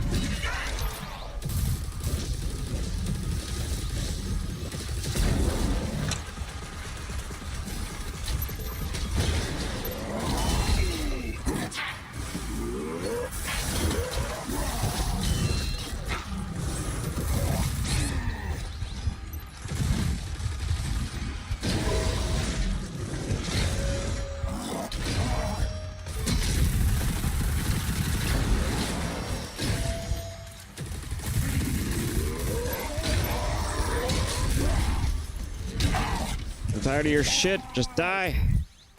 Let's go. You're not as super powered up as you were before. Just fucking die.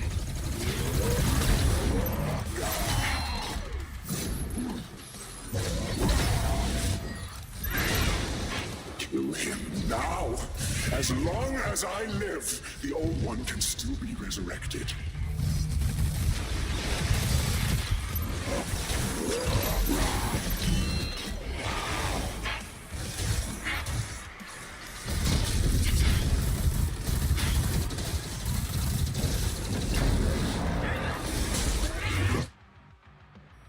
Nope. We are going to be doing the most. Let's do it.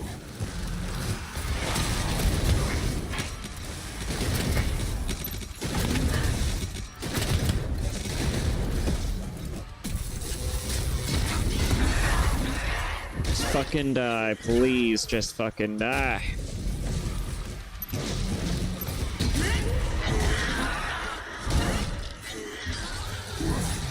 There we go.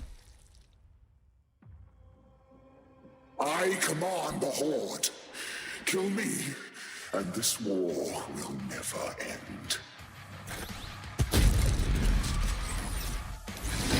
He is quite literally bargaining for his life now.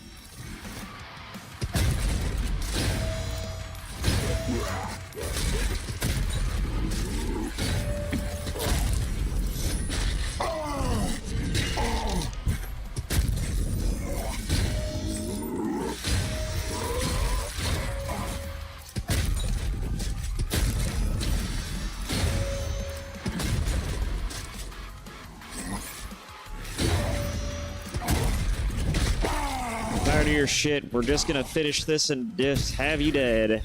Please.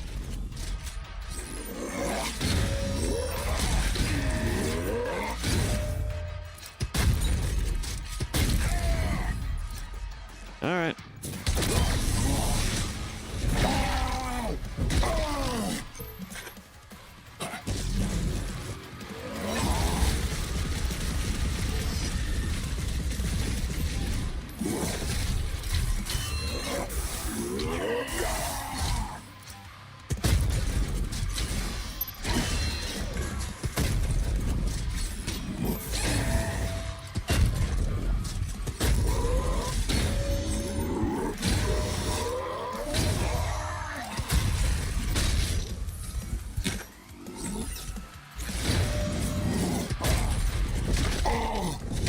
You dead yet?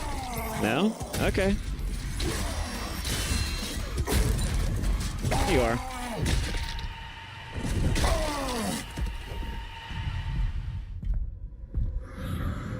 Nice.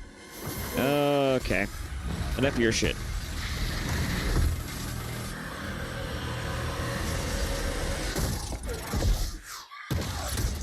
Damn.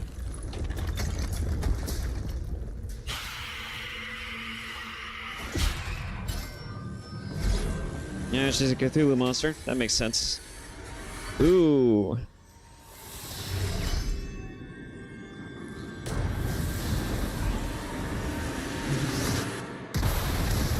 Okay.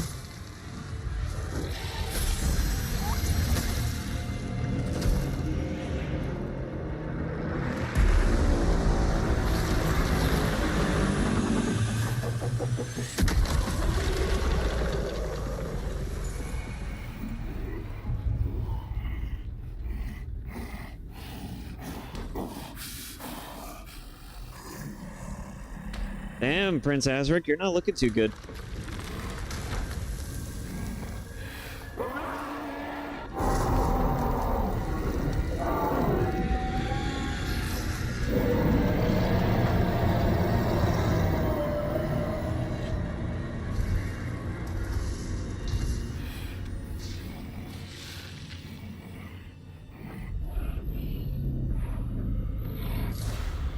Uh-oh.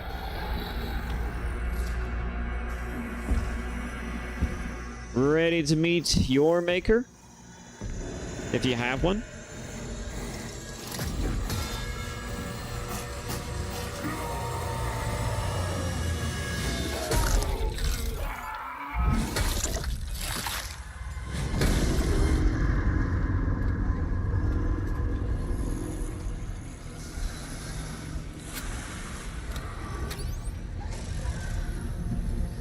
Is that like a light hammer? What is that? Thing's weird.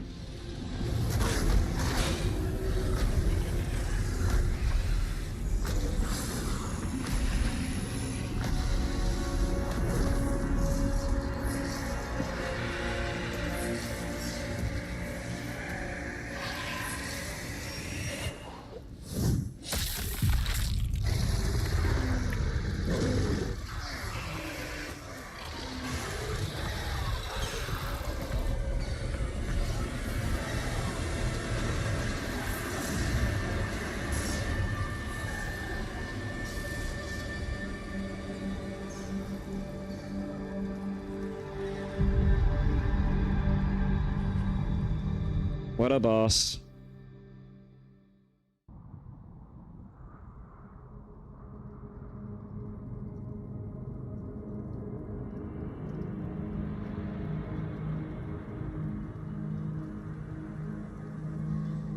I guess that was not the mission that sent us into hell, only to get incarcerated.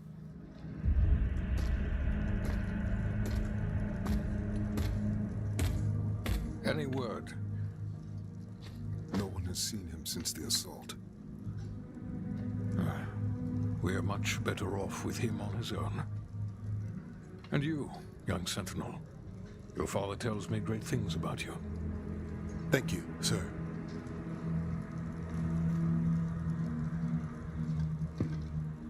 The Maker's Church has disavowed all actions taken by the Creed. They give their word he was acting alone, and they'll bring justice to anyone that collaborated with him. We'll move forward with our own Inquisition, quietly. Interesting. So that's how they're gonna justify that.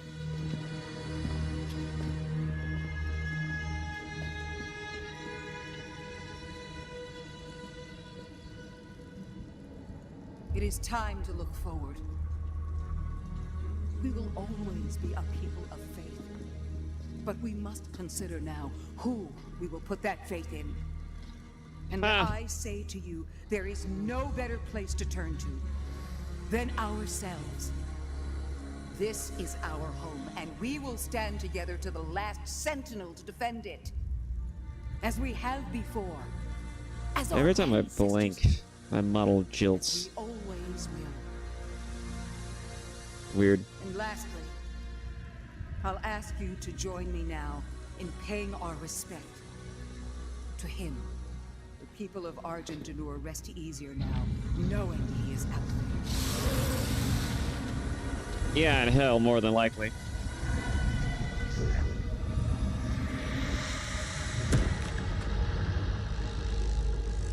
Oh, he literally commandeered the Creed ship just to fucking raise all kinds of havoc here. Targets identified.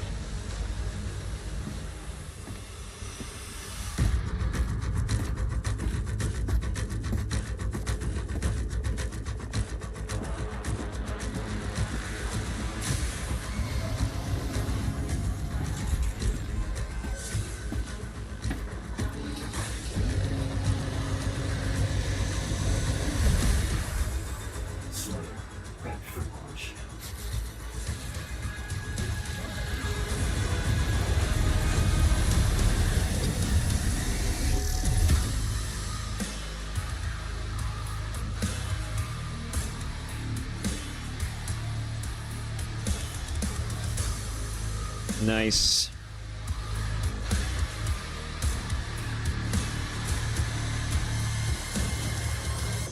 Oh.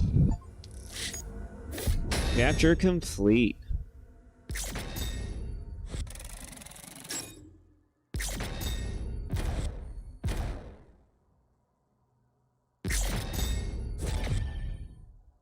All right, that was the end of the game. Astonishing. All right. Oh. Well, with that, I'm going to go ahead and go grab something to eat. Or maybe a snack. Oh. Because there's this one particular 2-hour 40K video, and it's a chapter 1 or part 1 to the Rising of Horus video series. And he's only got 2 parts as of the recording of this video out right now. And I would like to react to the part 1 of that. It is 2 hours, though, and knowing me, I'm probably going to have a lot to say about it. A lot to say about it. Not even, like, in a bad way. It's just, like, I can sometimes just talk in circles. But anyways, I'm going to go ahead and, got a new outfit. Alright.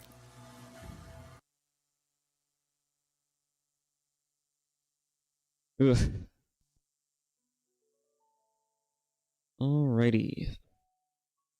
Actually, before I open this up,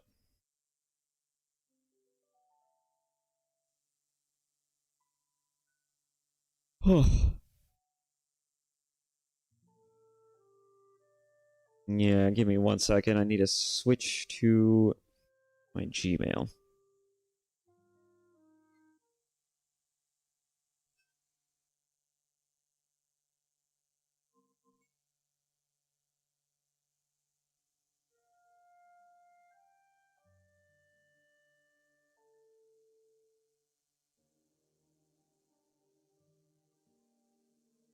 Okay.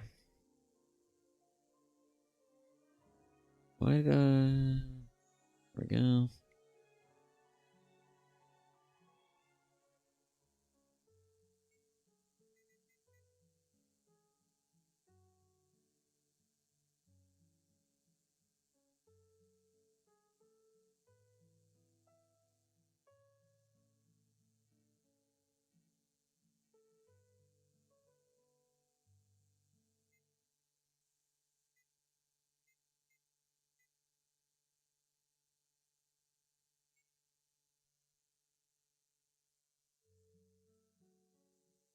There it is. Okay. There we go. Okay. Sorry about that. Okay, 2 hours and 30 minutes. That's pretty long, but it's not too bad. Okay. This is Act 1. Alright. The Path of the Luna Wolves. By Warrior Tier. I'm gonna try and interject a little bit more in this video. The reason why I haven't interjected near the latter half of at least so much in Bricky's Factions Re-Explained video, well, it was partially because I was eating, and also partially because I just had nothing really left to say, and I would rather interject at points where I have something to say. But you know, granted, I had basically exhausted most of my contributions to the conversation near the earlier half of the React.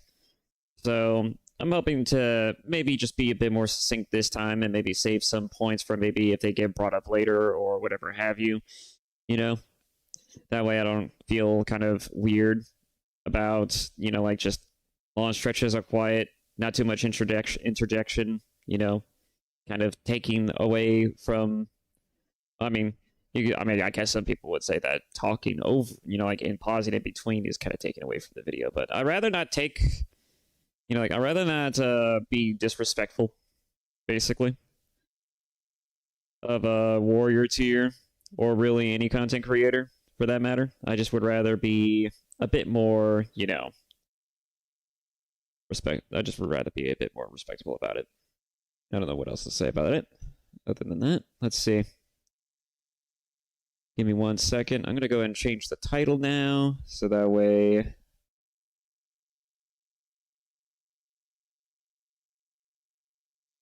Alright, I'm going to... There we go. Alright, let's change the title.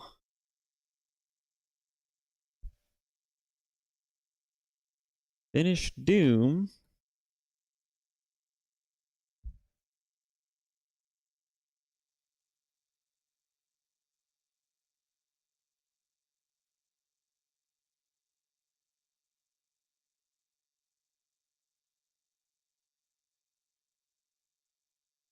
Now reacting, I guess, to... Does the title really matter that much, I guess? Now reacting to Horus Rising. By warrior tier.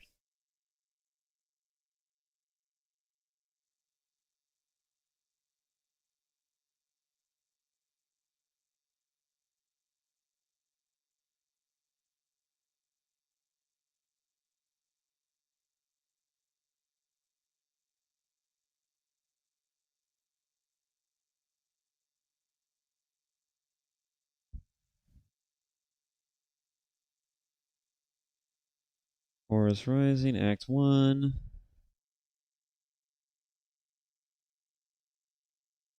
By warrior tier. There we go. Okay.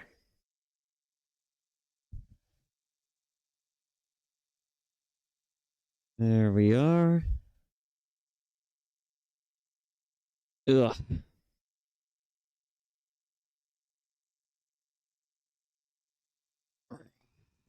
Okay.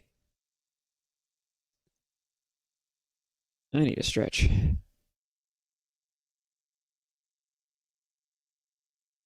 Alrighty. Now that's settled. Let's go ahead and just hop right into it.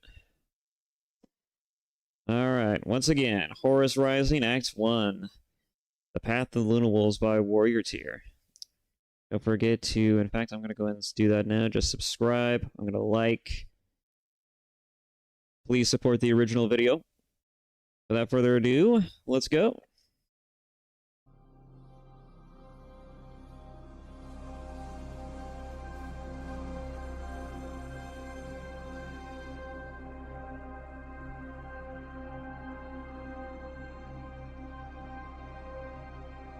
I have never actually read the Horus Heresy novels, and I know those things go up well within to 50 volumes, so I'm very interested to see what a more cinematic look of it would be like, because I'm more of a visual person anyways. This message is for the Emperor.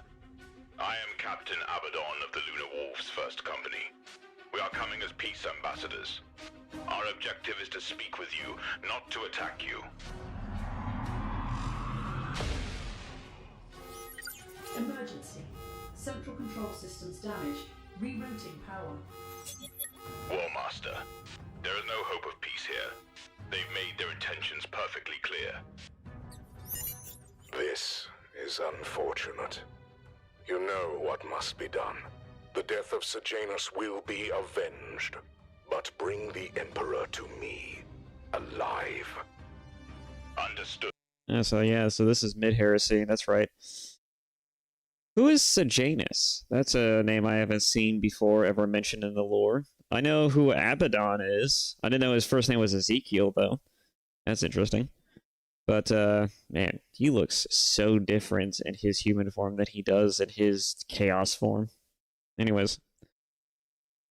So this is the start of the heresy, huh? They're currently looking, maybe even beseeching Terra at the current moment? That's what it seems like, but we'll move on from that. Good Lord. Thousands of Astartes rushed intently out of their stormbirds, running ahead of the enormous titans that marched towards the palace. Take the mortars out! The automated mortars firing upon them were quickly destroyed by a plasma cannon, and the Luna Wolves continued their advance. Loken had not been in a full-scale battle since their victory on Ulanor, so it felt slightly unnatural as he shouted the new war cry for the first time. For the War Master! Loken was just outside of the palace entrance now, and he surveyed his surroundings. The Luna Wolves, in their brilliant white armor, were forging ahead through the battle zone. Minimize myself a little bit. Saw Captain Abaddon's first company, their black armor antithetical to the rest of their brothers. And Loken thought to himself that Abaddon looked like he was leading his own Black Legion. Captain Abaddon, 10th Company is making entry. Loken, are you telling me this simply to gloat? No, First Captain. I would never. That was a joke, Loken. I'll see you inside. You beat me to entry, now let's see if you can beat me to this Emperor.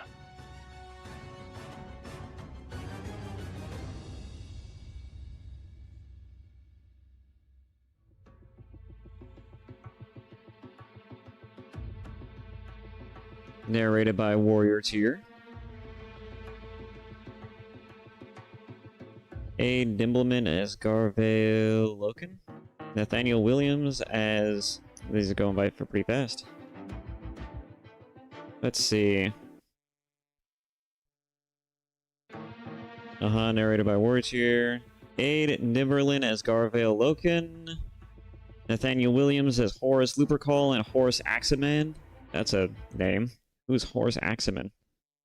Is that like the demon version? Is that like his heresy version? I have no idea. A Vox in the Void as Ezekiel Abaddon. Oh, that's a content creator, I guess. And Johnny Neal. Oh yeah, that's right. A Vox in the Void. What does he do? I don't remember now. Yeah, I don't remember now. I've seen so many different like lore videos done by different people, from Major Kill to Wes Hammer, among other things. So it's, and I've even seen like what was the Voice of the Emperor or something like that. I don't even. There's like so many. Johnny Neal as Tarek Torgodden. I have no idea how to say that. Markand Steenkamp. I'm probably butchering these names too. As Nero Vipus.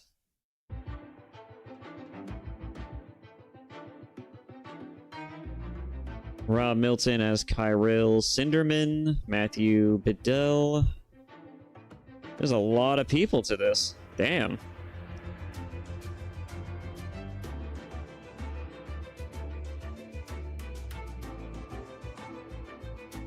A false emperor.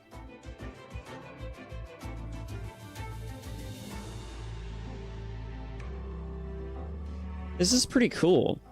3D animations by Morgan Jones, sound design by Evolve Audio. Based on the Dan Abnett novel Horus Rising. Ah, so this is based off of a literal novel, and not just the Horus Heresy books, okay. Chapter 1. Captain Loken's arming chamber. I'll tell you this story, but if you could please enlighten me. I believe someone told you to ask me about this. Who was it? That's right. It was Captain Torgadden. Of course it was. Is something wrong, Captain Loken? No. Nothing at all. What is it that you'd like to know? Well, Captain, if you have the time, I'd like to know everything. I'm a remembrancer, so my duty is to... I know what your duty is. As a remembrancer, Mercedy had quickly gotten used to receptions that ranged from less than friendly to outright abrasive. Their commissions weren't all the same. Some were imagists, taking pics to visually document the crusade. Others were poets, seeking to write thought-provoking verses about the expedition. Whether poets, imagists, or documentarians, they all shared one thing in common. They all felt unwelcome on the Vengeful Spirit. The Remembrancer Order was founded by the Council of Terra, and the thought was that these artists and writers would document the reunification of mankind. Unfortunately, the Remembrancers found that they had their work cut out for them, as no one on the crusade had any interest in cooperating with them. Where would you like me to start, Mistress? Start at the beginning, Captain Loken. I know that the Emperor was killed, but why? To avenge our fallen brother, Hester Sejanus. And true to Mercedes' request, Loken started at the beginning. Oh. The Luna Wolves' flagship, the Vengeful Spirit, was caught in a warp storm, forcing them to reroute. After correcting their course, they came upon a system of 9 worlds. Their ships were spotted by a delegate from these worlds, and he wanted to know who they were and what they were doing. This delegate revealed himself to be the Emperor of Mankind. He elaborated further, explaining that once he was shown the proper loyalty and devotion, that he would welcome them with open arms into the Imperium. Horus found the situation to be quite humorous, and sent the calm, collected diplomat, Hester Sejanus, to meet with this emperor. In a regrettable twist of fate, however, Sejanus and his warriors were murdered by the Emperor's guard, the Invisibles. But why did the Emperor kill Sejanus? For speaking the truth. Why would he kill him for simply telling the truth? Because Sejanus explained to him that there was another emperor, the true emperor of mankind, beloved by all. And this false emperor viewed this as a contradiction. Oh, interesting. So, at the time, they were thinking that the emperor was a false emperor, and Horus was the true emperor of mankind. He really was setting himself up as like the ruler to the the ruler to end all rulers, I guess. So much so that I guess even before officially meeting, he had already became like a ruler of his own planet and called himself the emperor. It's kind of ironic, really. But anyways, that's probably the point, actually. I mean, when GW has never been one for subtlety. A contradiction that he was unwilling to accept. What happened next? Is that when Horus killed him? Loken glared at Mercedy, visibly uncomfortable with the remembrancer speaking the Primarch's name without the appropriate title. No. The War Master believed that the death of Sejanus was a mistake, and that we could resolve things peacefully. He sent another peace embassy to speak with the false emperor, but his orders were clear. If the embassy failed to come to a peaceful resolution, the spear tip would be thrust. The spear tip? Yes. The War Master's favorite strategy. The spear tip thrust to tear out the throat. Loken and 10th Company entered the palace, moving through thick smoke and debris. The distant echoes of gunfire reverberated off the palace walls, and as Loken stepped past a group of enemy corpses, he saw Nero Vipus standing at the end of a long corridor. There's a problem up ahead. It looked clear. No visuals or heat traces on anything. Then out of nowhere we were under fire. We? Where are the others? Zacchaeus is dead. Shimoni and Sergeant TG are injured. The apothecaries are with them now. Okay, I'm a little bit confused on the setting here. Is this happening... I know this is happening probably likely before the heresy, obviously, but exactly when is this taking place? Is this happening, like... Are they attacking the Emperor of mankind? Is this false Emperor actually the Emperor, or is this, like, a false Emperor on some random planet who named himself the Emperor? And Horus is just here to basically do what they did in the Crusade, which is just put them in compliance, basically, right? I'm a little light on the details here. These people are lost, Vipers. Going to war with orcs is something I can handle, but fighting our own kind saddens me. What saddens me is that I don't even know who or what brought my men down. Where was the gunfire coming from? At the end of the junction, from the other side of a bulkhead. We hit it with 3 grenades, but the gunfire didn't slow down at all. Let's push forward and kill this bastard, whatever it is. Loken signaled to his men, and they pushed forward towards the junction. The palace floor and walls were heavily damaged. Oh, wait a minute. Or actually, is Horus actually the false emperor? No, because they mentioned Horus earlier. Okay, I'm confused now. From where Loken was taking cover, he could I'm sure it'll start to make sense and it starts to click later. He scanned the room with his visor, and just like Vipus had warned, he was unable to detect any threats. Loken reached down and picked up a chunk of tile from the chewed-up palace floor and threw it in front of the bulkhead.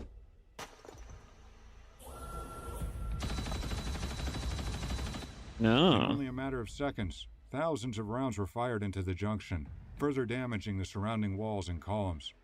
As the bombardment stopped, Loken heard the sound of an ammunition loading system being engaged. It's not a person. It's an auto-sentry. I'll hit it with another grenade. From this angle, I should be able to disable it. I've got a better idea. Loken activated a flare and threw it in front of a pillar along the left side of the palace wall. The flare lit up and doused the room in a blinding white light. Within seconds, the auto-sentry was hammering shells into the pillar. While the sentry was unloading into the left side of the room, Loken sprinted to the right, hugging the wall and heading towards the bulkhead. Nestled into a small housing of the wall, Loken saw the auto sentry still firing towards the flare. Good, it's a heat He sink. put 2 bolt rounds into the side of the sentry. The weapon ground to a halt and started smoking from the sides. Clear. Did you have to make it look so easy, Garvey? Loken couldn't see Vipus smiling through his helm, but he could hear it in his tone. Let's keep pushing. It's time for us to meet the Emperor of Mankind. Are we in a hurry? You could say that. First Captain Abaddon placed a wager that he'll get to him before me. First Captain Abaddon placing a wager with you? I wasn't aware you were on such terms with a First Captain. Consider yourself enlightened, Nero. Past the bulkhead, there was another corridor that led into another large chamber. As Loken and his 10th Company Astartes carefully walked through the room, he couldn't shake the thought that they were fighting their own kind. This city, and all the poor men and women living on this world, all of it could have been saved. Instead, their ignorance would doom them, and these people would die for nothing. Loken and the rest of his brothers didn't exactly understand why those that murdered Sejanus were called the Invisibles, but as they ventured deeper into the palace, they were soon to learn why. Nero, I heard something. Loken quickly scanned the room, but didn't see anything. I did too, but I'm not getting a visual. Then, they heard a loud slamming noise behind them, the sound of ceramite power armor hitting the ground. Loken looked back and saw one of his brothers lying on the ground, his helmet and visor appearing to be melted into his face. Ew. Before anyone had time to react, they heard the distinct sound of an energy weapon being fired. Another Luna Wolf collapsed. Oh, interesting. Wait, so is the plasma weapon that whoever's using like some type of silenced plasma weapon? Like, did he wait and charge? No, he must have prepped that beforehand. He must have charged it just enough before they entered a room to where he was in a decent position, got a good vantage point, fired it into one of their faces, and that's what led to that person dying. Okay, that actually makes some sense. But that's interesting. So they have plasma weapons on this world, or they stole it from Sejanus and his company when they went to go and basically negotiate. So whoever this is actually pretty clever. Collapsed, his armor snapping off at the elbow before he hit the ground. Loken, Vipus, and the remaining men began to fire. Especially since, prepping a plasma weapon is never usually a good idea, from what I understand. If you hold that thing's charged long enough, it'll probably just blow up in your hands, and it's not a very subtle explosion, like a firework. No. This is like a fucking bomb going off in your hands. Fire all around them. One of their shots hit something, as blood exploded out of the air and splattered the ground below. Loken was now detecting slight heat traces of movement, and realized that the enemies became faintly visible as they moved. It's all 3D. The contrast on his visor to almost complete black and white, and could now see the outline of the enemies as they advanced on them. I didn't think it was literal 3D images. That's awesome. Turning his body and adjusting his aim towards each outline of an invisible. Vipus rushed forward beyond the ambush of invisible warriors, and suddenly felt a numbing sensation in his hand. One of the Invisibles had struck him with their energy weapon and landed a direct hit to his right hand. As Vipus fell to his knees in pain, Loken had dashed into the room behind him and started firing on more of the Invisibles. The situation had turned to pandemonium. Loken was lost in the noise of gunfire and his brothers in physical struggles with their elusive enemies. As Loken cleared the room, he was the only one remaining. The battle had spilled out of the chamber, and he could hear his brothers fighting off the enemies in the distance. The enemies that were once hidden under the cloak of their mysterious, light-bending technology were now lying dead on the floor in pools of their own blood. Loken walked past the enemy corpses and up a set of marble stairs into a massive spire. It was incredibly tall, and the walls were constructed entirely of glass, allowing Loken to see the battle being waged outside of the palace. It was eerily quiet in the spire. At least it wasn't Loken stained scanned the glass. room with his visor and confirmed that it was empty. He spotted a spiral staircase and detected a heat trace roughly 6 floors up near the top of the stairs. Nero, where are you? At the base of the tower. We just fought off more of these invisible bastards. Well, how bad is your hand? I got rid of the damn thing. It was slowing me down. We've got more resistance, Garvey. The Vox link disconnected, and Loken set off to discover the source of the heat trace above him. He ascended the stairs, and at the top, he entered a vast hall. Flush against a grand window overlooking the furious battle below sat a golden throne. He walked towards the empty throne, his bolter at the ready by his side. Just as Loken was going to attempt to make Vox contact with Vipus, he noticed an elderly man in robes standing against the glass. He was staring out of the window at the war below, seemingly oblivious to Loken's presence, until he turned around and stared into his eyes. I will not bend my knee to you. None of us will. This battle is over. You were looking out the window just now. You're seeing what I'm seeing. There's nothing left for you to do but surrender. The Imperium of Man will be victorious. Yes, we will be victorious. The man cocked his head to the side ever so slightly, as if he was confused by what Loken had said to him. Am I speaking to the imposter, Emperor of Mankind? Imposter? The Emperor is as true as you or I. There is no imposter. You disgust me. Invading our world and murdering our people. And if that wasn't enough, you insult us in our sacred place. I believe that you are the imposter. I'm sorry you feel that way. I am a man just as you are. You are not a man. Neither are they. You know, he's got a point. This is a very interesting conversation. Man, things were so much different back in the day. Holy crap. Fucking just even proclaiming that you're an emperor, or even just saying that you believe in something that's different from the Imperiums is borderline heresy, if not just downright. So it's interesting to see an actual level of diplomacy being exercised here, and that the Space Marine talking to this potential false emperor is actually a lot more level-headed and is pretty chill about this whole thing, all things considered.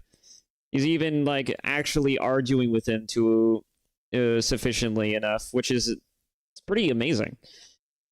I mean, and you know, the funniest thing is that Horus is, he was never really the kind of person who actively wanted to use, you know, like, he never wanted to use violence first as a means to solve problems. He's not Angron, but he's certainly, like, different from most of his brothers who did not really have that many qualms about just subjugating a planet outright rather than just, you know, being like, hey, we want to actually negotiate with you.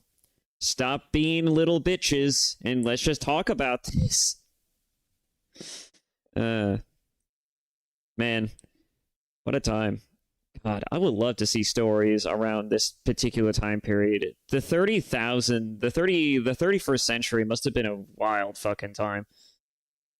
I would love to. I would love to see that. I would like to see more stories around that, whether it's video games or whatnot. That would be a pretty interesting one. The man pointed out the window at the furious battle zone below. You are evil monstrosities, the ill-fated results of some terrible experiment. With your giant armor and weapons, do you exist only to kill? A man does not kill his own kind. Our aggression is only in retaliation to the murder of our own. We came here in peace. We came to help you understand, to help reunite mankind in the name of the Emperor. Is that how you peacefully approach men? Sending armed giants in colossal suits of armor while their fleet of gunships hover above the world below? You came and disparaged our entire existence. You told us our culture was based upon a bed of lies, It wasn't a peace offering, nor was it the truth. It was blasphemy. The truth isn't concerned with morals that you or I believe. It is just the truth. It is unfortunate that our values don't align, and that it has led to this violence. You could have left us alone. Loken felt a moment of unease, and looked at the man with a look of confusion as he responded. What? If our values and ways of life are so different, you could have simply left us alone. We have existed peacefully for centuries, and you could have let us continue doing so. But you didn't. And I ask you why? Why did you have to impose your values on us with military force? Because the truth isn't concerned with morals. Isn't that correct? Yet you invade our world and butcher our people to deliver your truth. This false emperor is spitting some fucking facts right now. He is not sugarcoating it. He is just spitting out just straight fucking banners, one after the other. It's crazy. Even the fucking space marine here, who's supposed to be also a lot smarter than most humans, at least that's how they're trained anyways, is kind of like getting a little tongue-tied here. It's pretty amazing. Which makes you immoral. Loken paused, realizing that he didn't know what to say. I'm sorry that we aren't going to see eye to eye. Surrender at once. So, you are the leader of this army?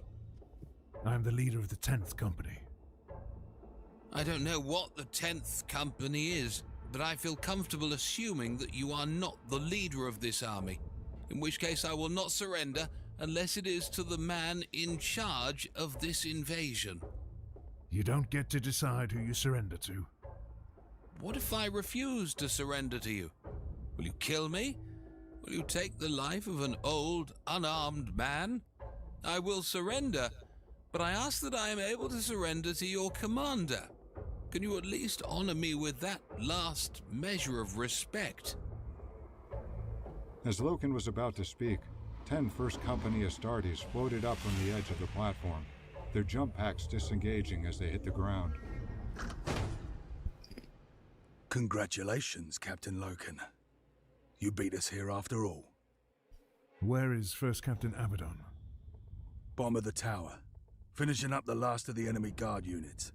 Did I interrupt your illumination of the false Emperor? No. This man wishes to surrender, but he wants to do so to the War Master. Is this a joke? That's not how this works. No, we have come to their world and put an end to their culture. I believe we can do so decorously, without behaving as bloodthirsty brutes.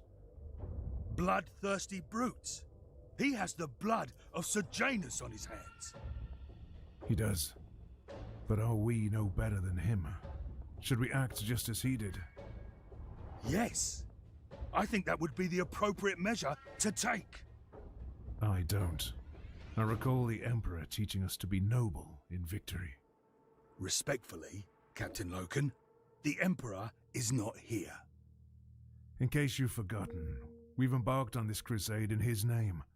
He's with us in spirit, always. If you're saying that is not true, then we are marching headlong towards a grim future. Ekadon looked at Loken in disbelief. God, that's a fucking line. It's true, but man.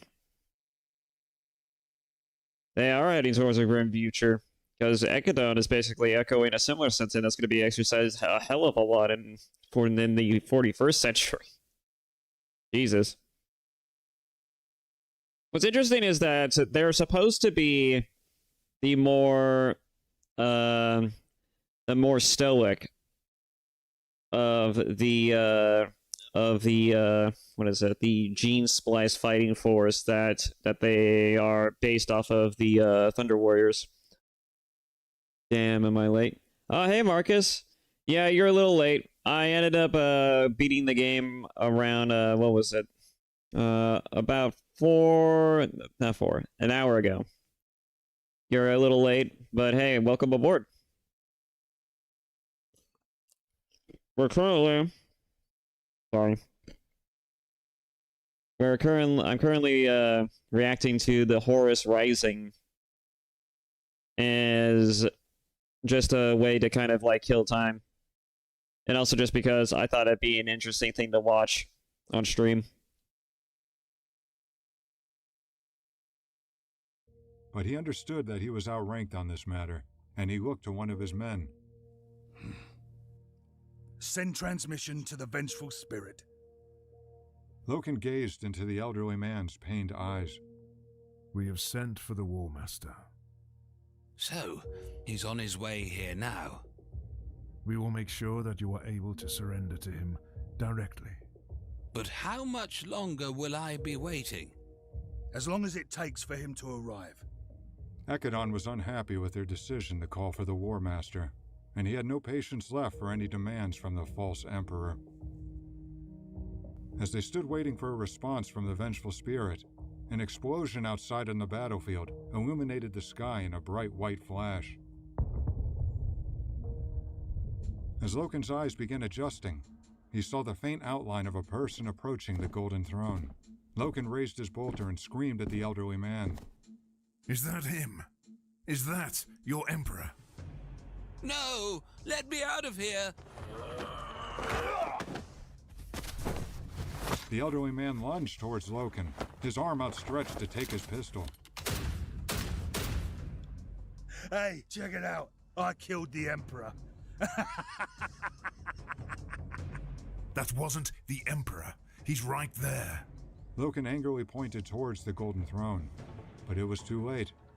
Before Loken could let the First Company squad know that they had fallen for a trap, a blast of energy shot out of the throne and knocked all the Astartes to the ground.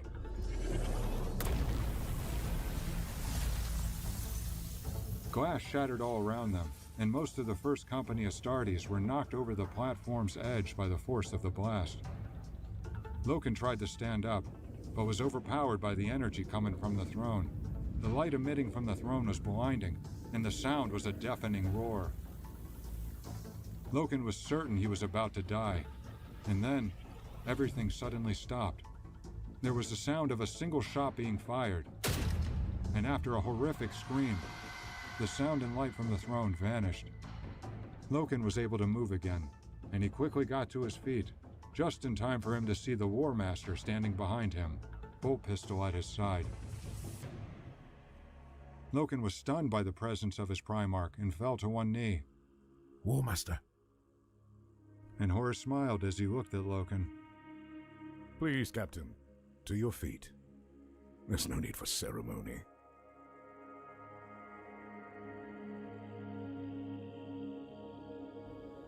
I have a question, Captain Loken. So, who was the Emperor? A Xenos? Was it an alien of some type? Or was it like a psyker? Possessed by a demon? No, because that wouldn't make any sense, because then this society wouldn't have flourished nearly as well as it could. As well as it did before the Imperium showed up. You know, it could have been just a psyker, I suppose. I have no idea. I think they're probably going to explain that in just a second, though. Go ahead. Couldn't they have just been left alone? No. Why not?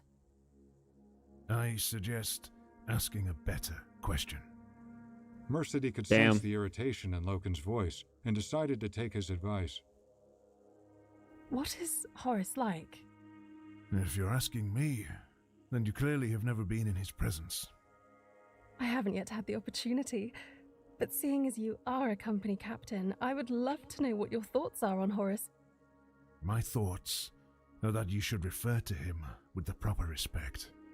He is the War Master, the first of all Primarchs, and he was chosen by the Emperor, beloved by all, as his proxy. I am deeply uncomfortable with mortals speaking of him without honoring his title, and it offends me that you would think it is appropriate to do so. I apologize, Captain Loken. I didn't know. But you do now. He is War Master Horus, your remembrancer. Remember that.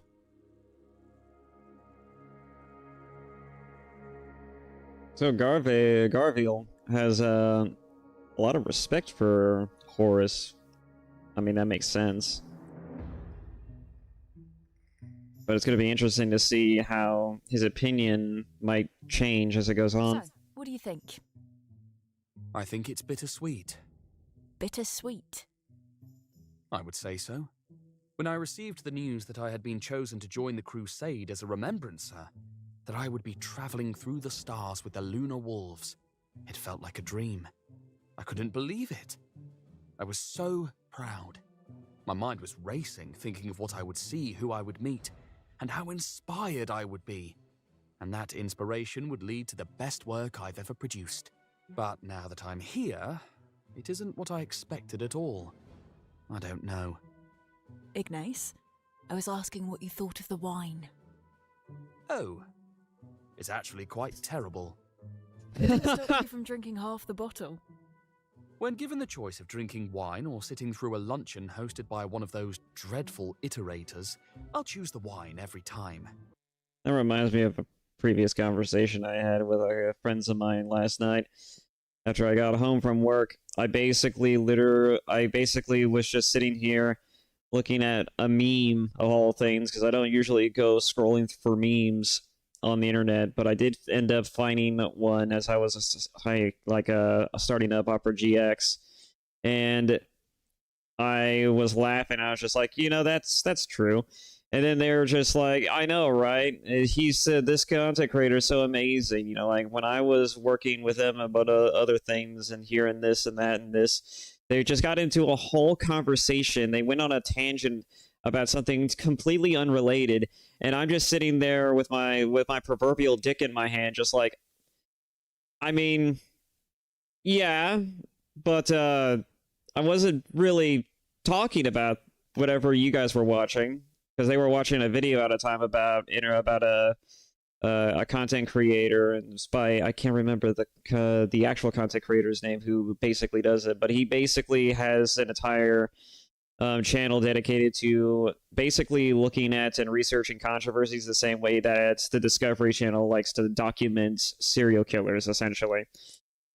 It's basically kind of like Matt McMuscle, when he documents like video game controversies or how certain games got released or whatever, it was something along those lines. It was basically like an autobiography of sorts. And they were watching a video like that, basically, and I was just sitting here just like, yeah, I wasn't actually referring to that, but I'm not gonna say shit. I'm just gonna pretend like that's exactly what I said, what I meant when I said that. Sorry, that just was kind of funny. That one was still fresh in my mind. Anyways, moving on. Even if it's a foul sludge disguised as wine. As Ignace Carcassy and Euphrates Keeler sat in the retiring room above the subdeck, hundreds of remembrancers were gathering for lunch. During the Great Crusade, luncheons for the remembrancers were hosted by different ranks of the fleet, and oftentimes these luncheons were hosted by Imperial educators who were hand-chosen to spread the Imperial truth. These educators were known as iterators, and they accompanied all expeditionary fleets of the Great Crusade. Rumor had it that the selection process to become an iterator was even more rigid and meticulous than that of the Astartes. To become an iterator, one had to possess a combination of natural talents, including the ability to articulate strong political knowledge and great intelligence. There were many amongst the expeditionary fleets that reveled in the opportunity to listen to the iterators speak, but Ignace Carcassy was not one of them. Who is it this time? Cinderman. Ah, Cinderman. I'll pass. Can I pour you another glass? Might as well. Ignace filled 2 glasses with the burgundy-tinted wine and sat across from Euphrates. I will say, the wine tastes a bit better when I'm looking into your eyes. There's no chance, Ignace. No chance of what? I was just complimenting your beautiful eyes and your luscious... You know what? I think I will check out the luncheon downstairs after all. Okay, I get it. Point taken. Euphrates was slightly annoyed with Ignace's constant flirting, but she couldn't help but chuckle at his attempt. In all seriousness, though, what do you think? I don't find it as offensive as you. I've had worse wines back home. I'm not talking about the wine, Euphrates. I'm talking about this crusade, the way we've been treated. I don't think I've had it quite as bad as you. I've been relatively fortunate. I've gotten some really good pics. I was down on the assembly deck earlier today and captured some of my best images since we've been here. Must be nice. I've requested access at least 12 times now, and I haven't had a single one get approved. Do they have cameras in this universe? Is that a thing that they have? Or does she just have like a server that like takes constant pictures or something? I don't know. I imagine social media is a little different in the year 40,000. I'm sorry, it's more like the lack of social media because there was no social media. Computers are fairly basic in this time period. I didn't think it was going to be like this. I didn't imagine we would have to work so hard just to get them to cooperate with us. It will get better, Ignace. We've only been here for 3 months. They're probably not used to having so many people following them around and asking them questions. I hope you're right. I haven't written anything worth reading since we arrived. I put in a request for access to travel down to the surface. I really want to capture pics of the war zone. Maybe you should request access too. If I can't get access to speak with anyone on this ship, I can't imagine I would get access to go to the surface. As they continued to talk, Mercedes Alton entered the chamber, her eyes red with tears. Mercedes, is everything all right? No, I've had a terrible day. What happened? I was speaking to one of the captains. He was telling me a story of when he was at war. But then I said something that offended him and his entire demeanor changed. He embarrassed me and made me feel like a fool. Who was it that you were speaking to? Captain Loken. Captain Loken? 10th Company, Captain Loken? Yes. This is unbelievable. I've been trying to get time with Captain Loken for months. How is it that everyone is getting access except for me? Euphrates glared at Ignace, irritated by how oblivious he was to the situation. I don't think now is the time for this, Ignace. Oh, it's fine. I don't care. I wasn't even supposed to talk to Captain Loken. I was actually scheduled to speak with Captain Torgadon. But when I went to meet him, he told me that something had come up and he couldn't sit down with me anymore. He told me that Captain Loken will be able to meet with me instead. He has a wonderful tale for you, he told me. Well, I'm sorry it turned out like that. Was it a good story, at least? It was a fantastic story. But it wasn't worth how it made me feel. I'm impressed that you were able to get authorization to speak with him at all. Captain Loken is very well respected. Rumor has it that he's going to be the one to replace Sejanus.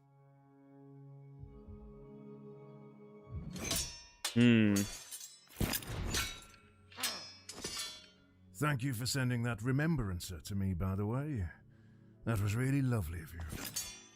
Anytime, Garvey. You know I don't have time to waste with them. I'm glad you think that I do.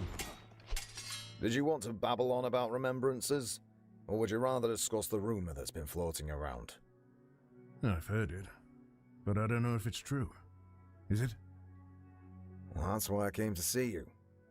I wanted to be the one to tell you. It isn't true. Loken looked at Torgadon stoically, his face not giving any hint of the disappointment he felt inside. I'm joking, Garvey. It is true. Torgadon laughed as Loken struggled to decipher whether he was telling him the truth or playing another joke on him. It's true, I mean it. Ease up. I don't know what to say. It's an honor. You're absolutely right, it's an honor. And you should feel even more honored that I was the one that nominated you. Torgadon smiled as he lunged at Loken, crashing his blade against his. Well, thank you. I mean it. Don't thank me. Thank the first captain. Thank the War Master. Loken stopped in his tracks, stunned by what he had just heard. The War Master? What do you mean, thank the War Master? What do you think it means, Garvey? Abaddon seconded your nomination. You left him impressed when you beat him to the false emperor. The deciding vote was cast by the War Master himself. Loken continued staring at Torgadden, still unsure if he believed what he was hearing. He wants you in the Mournival. He said it was an easy decision for him, that you honor the Legion with your work. He asked me to tell you this myself.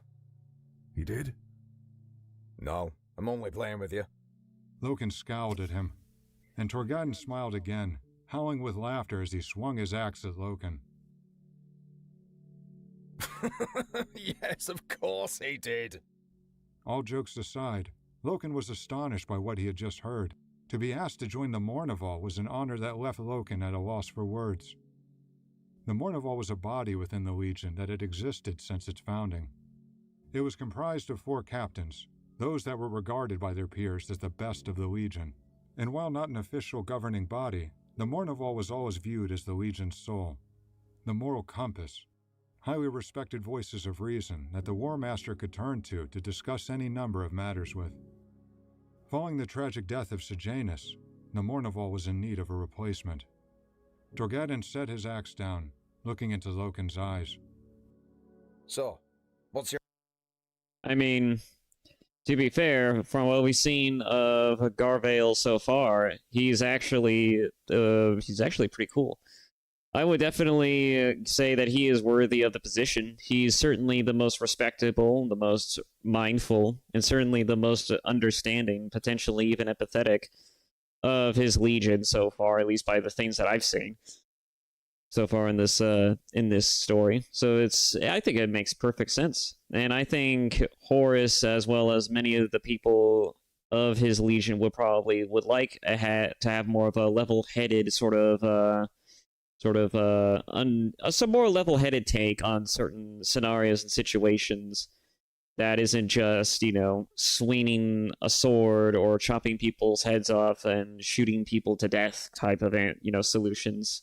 People would probably want more, especially if Horus, he probably would want more of a diplomatic and respectable approach. And it also brings into mind, though, that's another interesting factor that, I did mention that I was going to go into the idea about how the Thunder Warriors were essentially they were blunt force instruments that the Space Marines were meant to be kind of antithetical towards. And while they are certainly warriors that in some instances do surpass the Thunder Warriors, though, apparently it has been debated if, a Space Marine does stack up with a Thunder Warrior, because apparently they have the better strength augmentation than the Space Marines do, but that's the debate. I think that, as far as, the nobility is concerned, it's interesting that a lot of the Primarchs are equally as noble, but so are a lot of the Space Marines, and they tend to value nobility among all others. And in particular with Horus, he seemed like the more noble of all the Primarchs. And, second only to Sanguinius, only because Sanguinius is just liked by everyone. That motherfucker is just universally liked by everyone. I don't think there was a single person who genuinely hated Sanguinius. I think even Angron at one point kind of had to kind of relented a little bit with his anger just ever so slightly after it got a talking to by Sanguinius, but I do not know if that's true. I just remember hearing that one in passing as one of the things that Sanguinius managed to do during his time alive. And then he also got simultaneously bodied by Angron at one point in his story, but that's a different story for another time. But that's what I've heard for the most part. I would love to get into a lot of the supplementary materials around this franchise, but I just do not have the money. I really do not. I would love to. I just don't. Nor do I have the time. God, that's a luxury I do not have anymore. God, I miss having time for things. Anyways, moving on. Your answer, Garvey. Do you accept? Sir, I do. And it is an incredible honor. Good. Now here's your first lesson. You no longer call me Sir. You call me Tarek.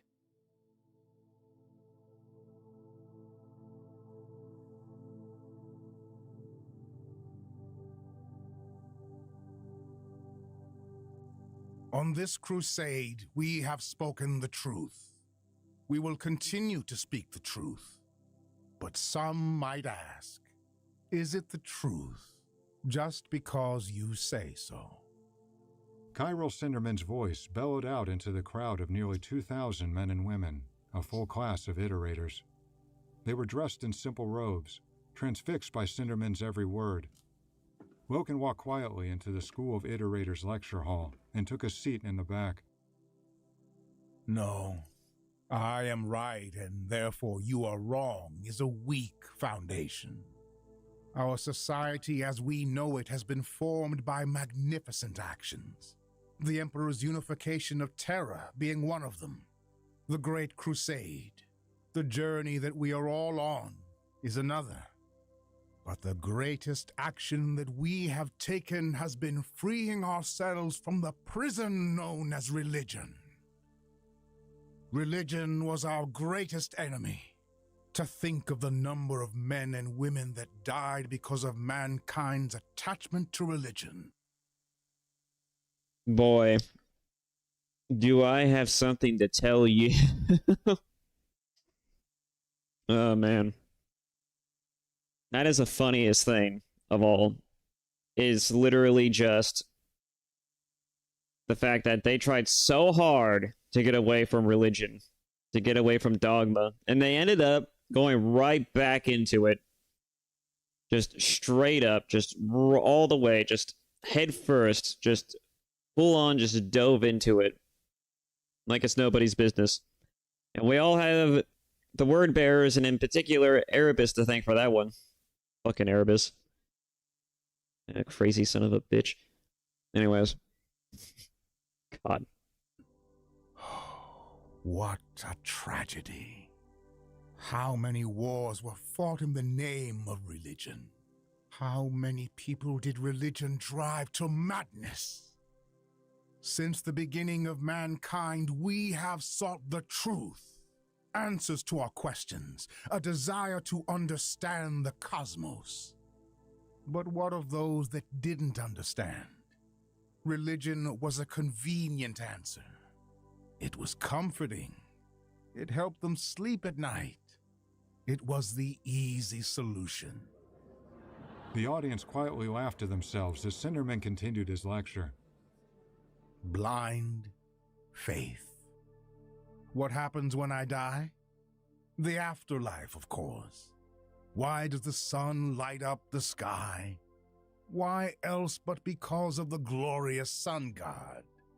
Mankind didn't understand, but wanted to believe in something. But we understand now. We have traveled the cosmos. We have seen the stars. We have learned, comprehended reality. Spirits, demons, gods, they don't exist. Faith in their existence comforts the ignorant soul, but we have reinvented ourselves. We are stronger now than we ever have been, and it is because we know the truth, and we don't need to be comforted by lies. The truth is we are right. They are wrong. This is not because we say so, but because we know so. And as we continue to proclaim the truth, you must know that we are not proclaiming our truth. We are proclaiming the truth. You are dismissed. As the Yeah, it's an interesting point to take. They don't, at this point in the timeline, they don't know the existence of demons quite yet, because the Emperor has neglected to mention anything around that fact. But as far as everything else he said, as much as religion is often seen as a bit of a poor sore spot for a lot of people, especially people who have been on the other side of Jehovah's Witnesses, among other things, people don't exactly have the best opinion of religion. And while I'm inclined to agree with them that, yeah, there are some things that simply just blind faith isn't something I want to just, leave to chance, or just kind of I don't want to just resort everything to just it must be because of the work of something that I just cannot possibly understand type of thing. wanting to understand how that something works is understandable. It's a feeling that we all understand. It's a feeling that we all get, and it's something that I'm pretty sure we would all like to come to figure out at some point. But there is a thing to be said that there's no point in understanding if there's no reason to understand it. Like, if there's no reason for existing, no reason for being, then what's the point of actually living, right? I mean, we could just live to procreate until the end of time, and it still wouldn't solve the major crux of the issue of, like, what does it mean to be alive? What does it mean to be human? Like, what's the point of our existence? You know, like, there's still a lot of unanswerable questions, and I don't think anything short of basically just believing that something else exists that's beyond our understanding that might be a determining factor for how life is run and how we should all potentially live our own lives is not an argument that should be dismissed wholly. But I think that there is certainly an ideal here, right? Like, we all don't want to go and engage in feckless wars, fighting battles and dying for causes we don't even believe in, among other stupid shit. We certainly don't want to get drenched in the trivialities of some of the stupid things that people can get up to. We want to be more progressive than that. That's the one thing that we've noticed as the ages have turned, and especially in the digital age. You know, we want to expand our horizons, further deepen our understanding of not just ourselves, but of the universe and the way we can actually approach communication, as well as a universal understanding of how life and all things tend to exist. And I think it's one of the main reasons why we are in such a fucking annoying position, where we get a bunch of people who try to essentially, right, confuse everything by trying to experiment with things, trying to figure out exactly just how special can we be, just how different can we possibly become. With the ideas such as, like, there are not just two genders, there are multiple genders, or, you know, like, I don't like this type of thing, but I like that type of thing, you know, like, from preferences to sexualities to a bunch of other things. We're further broadening, and God help us, we're constantly trying to push the envelope and boundaries of what is considered not just acceptable, but what is considered nuanced. And we call it groundbreaking as a result, but that's not really the truth, is it? You know, we have to understand these things first. We can't just call it something because we say it is, right? It's no different than religion when you think about it. I mean, if we were to sit here and just start announcing that everything we say and do is just the will of either ourselves or something else, then it's not really true if it doesn't hold up to scrutiny. If we could perceive it as such, then it might be, but it's not how we will understand it. Because understanding something is very different, especially when we're trying to dissect it and really take a look at the sum of its parts. We're trying to understand how it functions. But I'm starting to digress a little bit.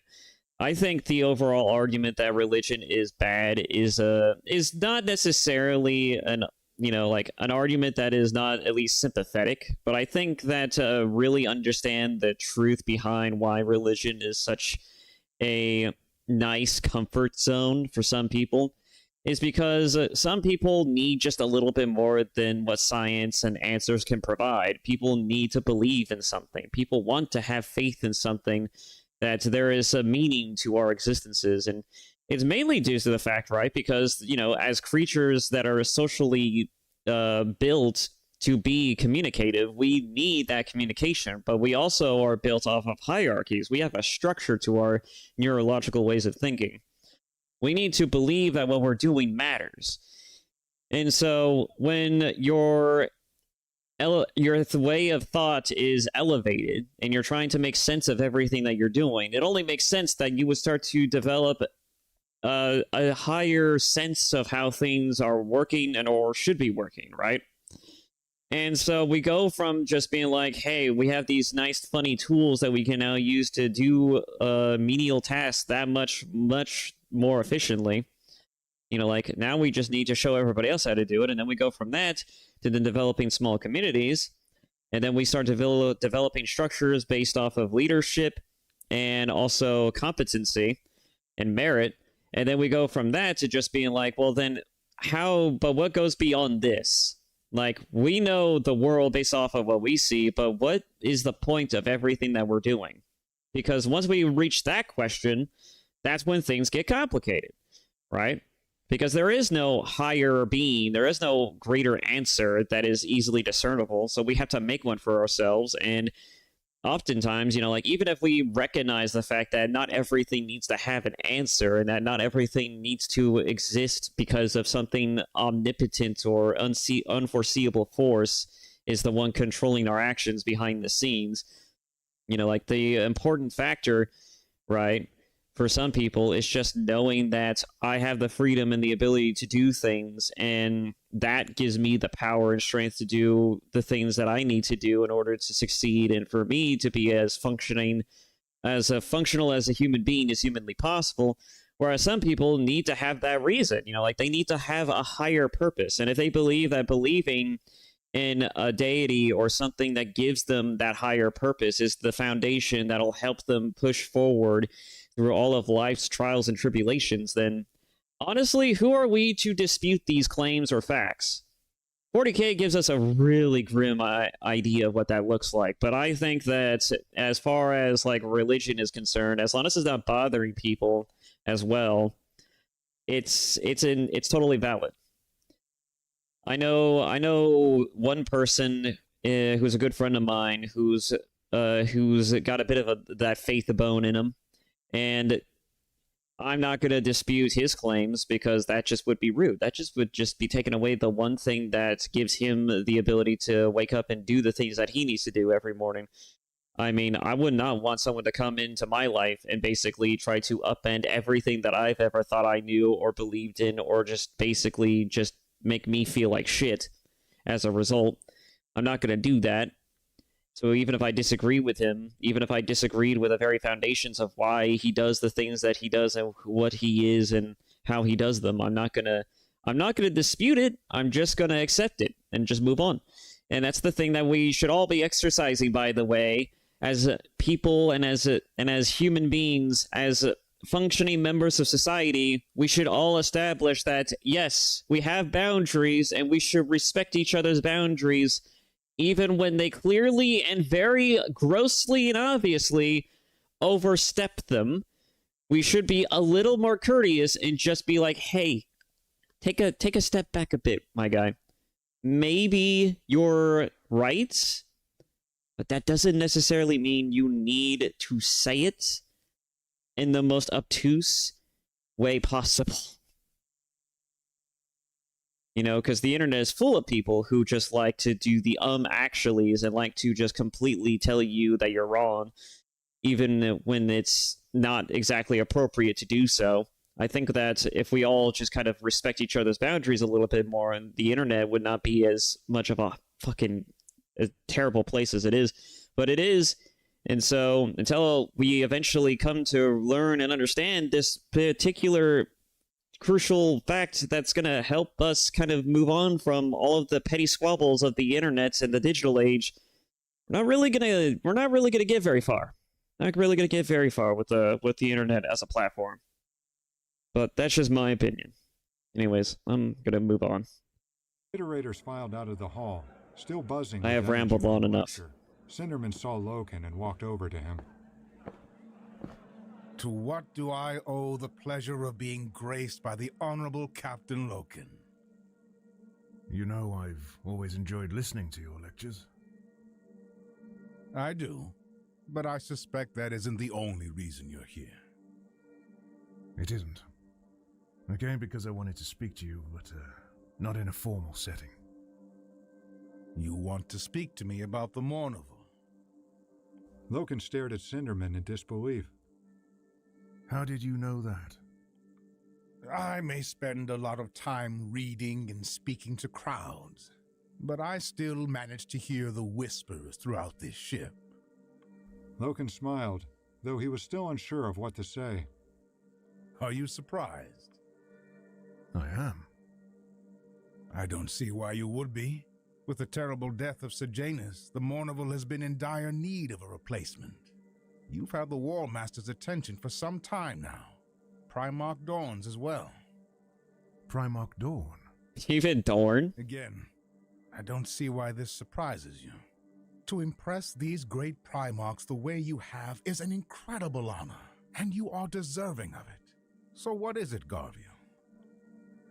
Or do you think I should accept? Am I the right fit to join? I believe you know my answer. Well, there is something else I wanted to discuss with you. Tell me, Garvio. I spoke with a remembrancer earlier today, a young woman. She was asking me about the battle at the High City. She wanted to know about the false emperor and the invasion. She asked me a question, one that I haven't been able to stop thinking about. I'm intrigued. She asked me, couldn't they have just been left alone? Of course not. I told her as much. But it's not just the remembrancer. When I was talking to this so-called emperor, he asked me the same thing. Why couldn't we have just let them be? Let them live on their own? It's made me think fighting Xenos on Ulanor was not something that I had to wrestle with, morally speaking. But killing our own kind. It didn't feel right. Still doesn't feel right.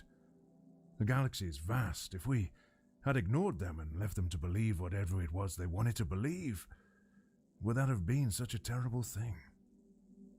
Imagine you're in a desert. Some ghastly place where the sun is beating down and the heat is unbearable and dangerous. You see a man sitting down, delirious from dehydration, his skin bright red. Do you bring him to shelter and give him water? Or do you let him continue doing what he's doing, leaving him to die of heat stroke? I would save him, of course. And what if he begged you to stop? What if he thought you were trying to kill him? What if he said to you, "Why can't you just leave me alone?" I couldn't. What I most appreciate about you, Gabriel, is that you think. You are concerned by things that don't bother others. You are skeptical. You have doubts. It's these qualities that make you a necessity for the Mournival. I'm not sure I understand what you mean. That's a very interesting thing that he has to say about that.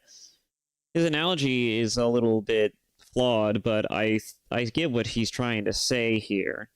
Though I'm starting to quickly see that it's not necessarily that the Mournival is open in terms of thought as they claim it to be.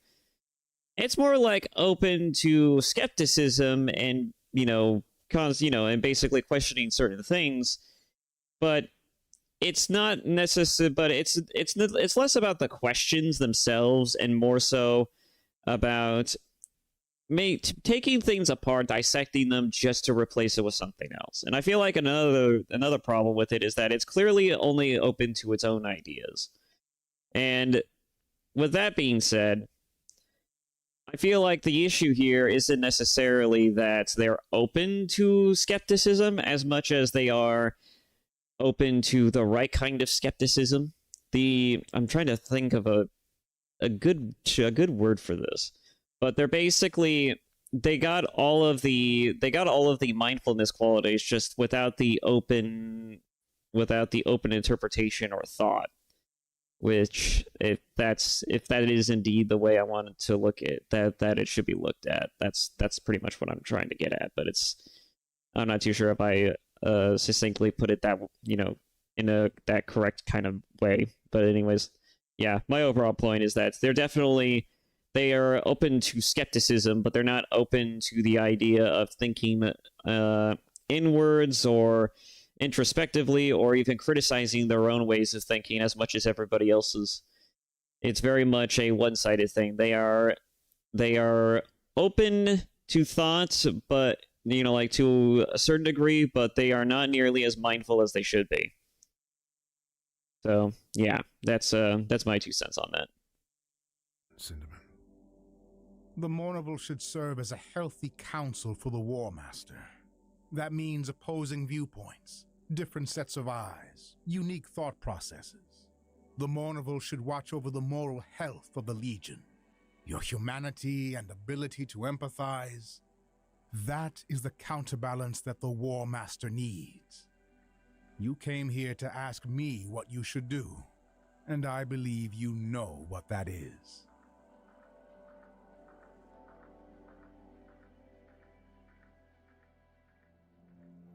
Oh, chapter 3. We're not even that far into it, are we? No. For the first time in her life, Mercedy Allaton was standing on the surface of another world. This world, she was told, was called 6319, the 19th world that the 63rd expedition had brought to compliance. Mercedy took in her surroundings with an equal measure of awe and weariness. It was beautiful. Everything looked and felt just slightly different than it did on her home world. Ships passed overhead, and the stars shone bright in the evening sky. Mercedy was thrilled to be on the surface of 6319, but she couldn't ignore the plumes of smoke in the distance, or the quiet grumblings that the world was not yet fully compliant due to the ongoing struggles with the local population. Most of all, Mercedy was surprised, not necessarily that she was on the surface, but because of who had granted her access, Captain Loken. It didn't make sense. The last time they had spoken, the conversation ended with Loken taking great offense, and Mercedy feeling humiliated. She didn't have much time to think about it, as she was now being summoned to speak with him. Mercedy walked over to the massive captain, looking up at him as he spoke to her. It is nice to see you again. Captain Loken, I've been wanting to tell you, I'm so sorry for how I spoke to you. I did not mean to offend you, and I felt horrible for doing so. Please, Remembrancer, do not apologize to me. Do you think that I brought you here to the surface because I was offended? Captain, to be truthful, I'm not sure why you brought me here. You got under my skin, but I was out of line. You meant no harm, and I regret the way that I spoke to you. I was too bold. I should have been more restrained. I'm glad that you spoke the way you did.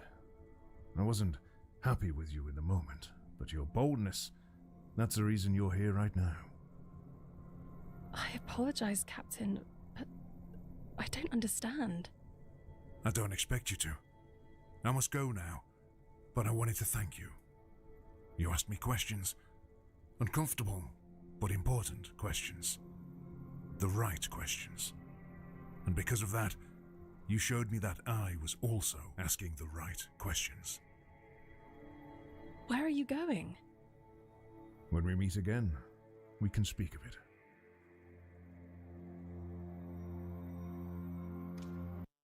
What a fascinating exchange. Literally just summoned her straight to the surface of a planet just to tell her all that. My god. That was an interesting conversation. That wasn't even really so much of a conversation, it's just like a bit of like a thank you and sorry. It's both a mixture of apology and acknowledgement. That's a really interesting exchange. And it had no reason to exist in the way that it did. It's a very weird and interesting conversation, to be sure. But you know what? I like it. I dig it. Loken walked through the ornamental garden, noticing how much quieter it was here. Away from the lander ships and bustling humans on the surface, the garden was peaceful. It had taken its fair share of damage from the assault on the high city, but its lush, tranquil qualities still remained. Decorative slabs were shattered, and there were craters in the ground from artillery blasts. But the surrounding trees stood in defiance to the remnants of war, as did the vibrant flowers and natural springs. After a few moments of walking, Loken came upon a small pool. Stones stuck out of the water, creating a walkway to cross to the other side. Loken walked across the stones, his mind racing as he stepped. So much had changed, and he knew that things were about to change even more. As he reached the other side of the pool, he saw a small light emitting from the trees in the distance. He walked closer to them, then a voice began to speak. What is your name? My name is Garviel Loken. Which master do you swear to? I swear to the Emperor. I swear to the War Master. Illuminate him. A metal slot was pulled open, and Loken was bathed in the yellow light of a lantern.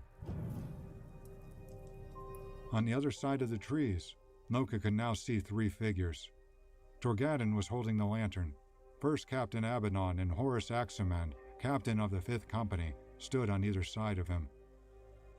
Do you vouch for this soul? I vouch for him. Loken stood uncomfortably in front of them, not entirely sure of what he should be doing. Relax, Garvey. Loken smiled, but still felt slightly unsettled. As he looked at the 3 captains standing before him, something dawned on him. Within the Lunar Wolves Legion, there were a handful of Astartes who bore a striking resemblance to the War Master. It was theorized that this resemblance was due to conformities in the gene seed. Whatever the cause, those who shared the physical appearances of Horus were considered remarkably fortunate and were known as the Sons of Horus. Abaddon and Torgadon shared physical traits of the War Master, and Horus Aximand's physical likeness was so similar to that of his Primarch that he had earned the nickname of Little Horus. In that moment, Loken realized that he would be the only Mournival member, past or present, that was not amongst the Sons of Horus. There is nothing complicated about this. Tarek vouched for you here, and others of great honor have also done so. Our War Master and Primarch, Dawn, have both put your name forward. I understand you have as well, First Captain. I have. You have had my attention for years, and you validated my belief by reaching the false Emperor before me. Nothing more than luck, sir. Luck? There is no such thing. There is success or failure, but there is no such thing as luck. Calm yourself, Horus. Garviel is just being modest.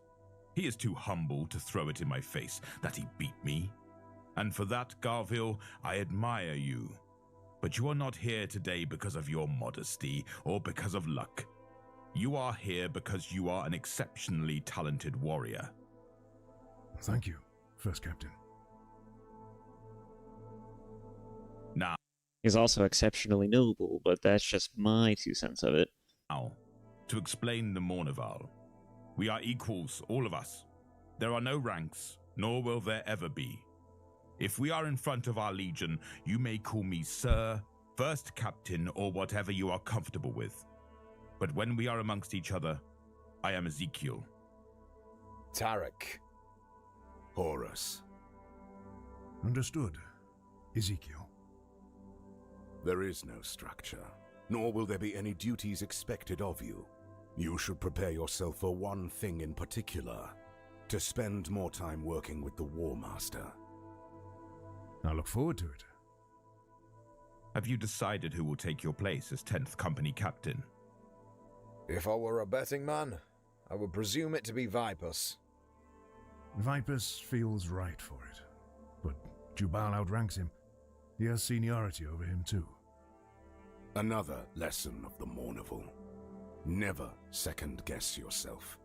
You said it feels right for Vipus. Then he should be your replacement. Jubal will get over it. It's time for you to take the oath, Garviel. The 3 captains led the way and walked back towards the pool. They all stepped into the dark water, forming a ring. All those before you that have taken the oath have done so under the moon. It's a tradition. You will do the same. It's interesting, the mindset of the Lunar Wolves. They don't seem particularly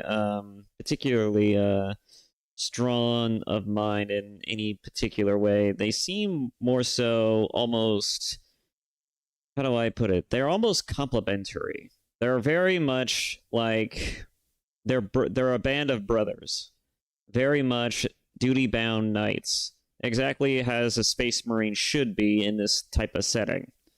So, it's very interesting and fascinating to see how all of this is going to play out.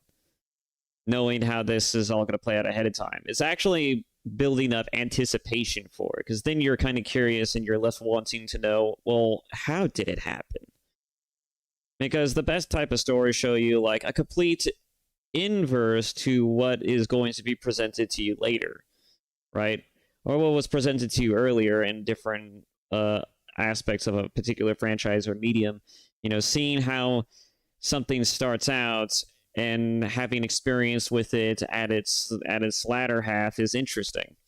But seeing how things start is always a fascinating one, because you get to see like sometimes a reflection, but also sometimes like a sort of like an interesting case study of how things can go so wrong, or how things can take a tragic turn very quickly.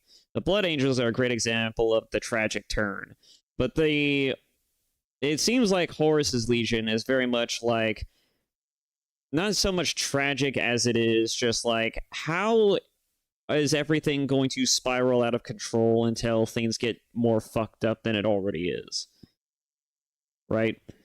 And mind you, we haven't even gotten up to the fucked up parts of this Legion. Like, we don't know if there's anything truly wrong, or if there's anything that's really holding this Legion back from, like, being successful or even being great. Right? The only thing that's holding back Horus's Luna Wolves is literally the Luna Wolves themselves so far. The only thing we haven't seen is their weakness, their faultiness. We have yet to see where the fault lies with this Legion, and in particular with Horus, because Horus is the one who basically, you know, like turned his entire Legion to chaos, and so it's going to be interesting to see how every Space Marine is going to kind of rationalize this change, not just with Horus, but also amongst themselves. Like, where do their allegiances truly lie? Is it with Horus, or is it with the Emperor, who is basically the big E, the dad of Horus? Like, do they follow Horus, or do they follow their Gene Father? I mean, do they follow their Gene Father, or do they follow the Emperor, basically? It's going to be an interesting one to really dissect. Loken looked up and admired the moon shining brightly above them. In the early days, it was preferred to have an image of the moon reflected on a mirror. Tonight, this water will do the trick. As Loken looked down at the moon's reflection in the pool, he felt uneasy once again. Not because the nerves of joining the Mournival, but because the oath ceremony that he was participating in felt too close to a forbidden ritual. Cinderman had warned against these types of spiritual ceremonies, and Loken decided to speak up. My faith is in the Imperium. I cannot and will not acknowledge your pledge to any spirit. The three captains looked at each other smiling, then began laughing. Garville, there are no spirits here, that much I can assure you. This is how we've always done it. Think of it as pantomime. This was an important moment for us all. It was life-changing. We want you to experience it the same way. It's important to us that we carry on tradition. It may seem theatrical, but we want you to remember the moment. I understand. And you're sure of this? The oath you're about to take is one of brotherhood. It may seem dramatized, but it's significant and secular. Only in death does our duty end. I want to take the oath, Ezekiel. And under the moon, he stood with his brothers as the ceremony began. Torgadon spoke the names of the Mournival members who perished before them, honoring their service to the Legion. Loken swore to accept their brotherhood, to serve the Luna Wolves, and to stand firm against all enemies. As he finished pledging his oath to the Mournival, Torgadon fired a vapor flare into the night sky. The four Astartes laughing and cheering as sparks rained down on them. They each took turns hugging Loken, congratulating him in their embrace. Torgadon went last and spoke quietly to Loken as they embraced. I'm so proud of you, brother. You're one of us now.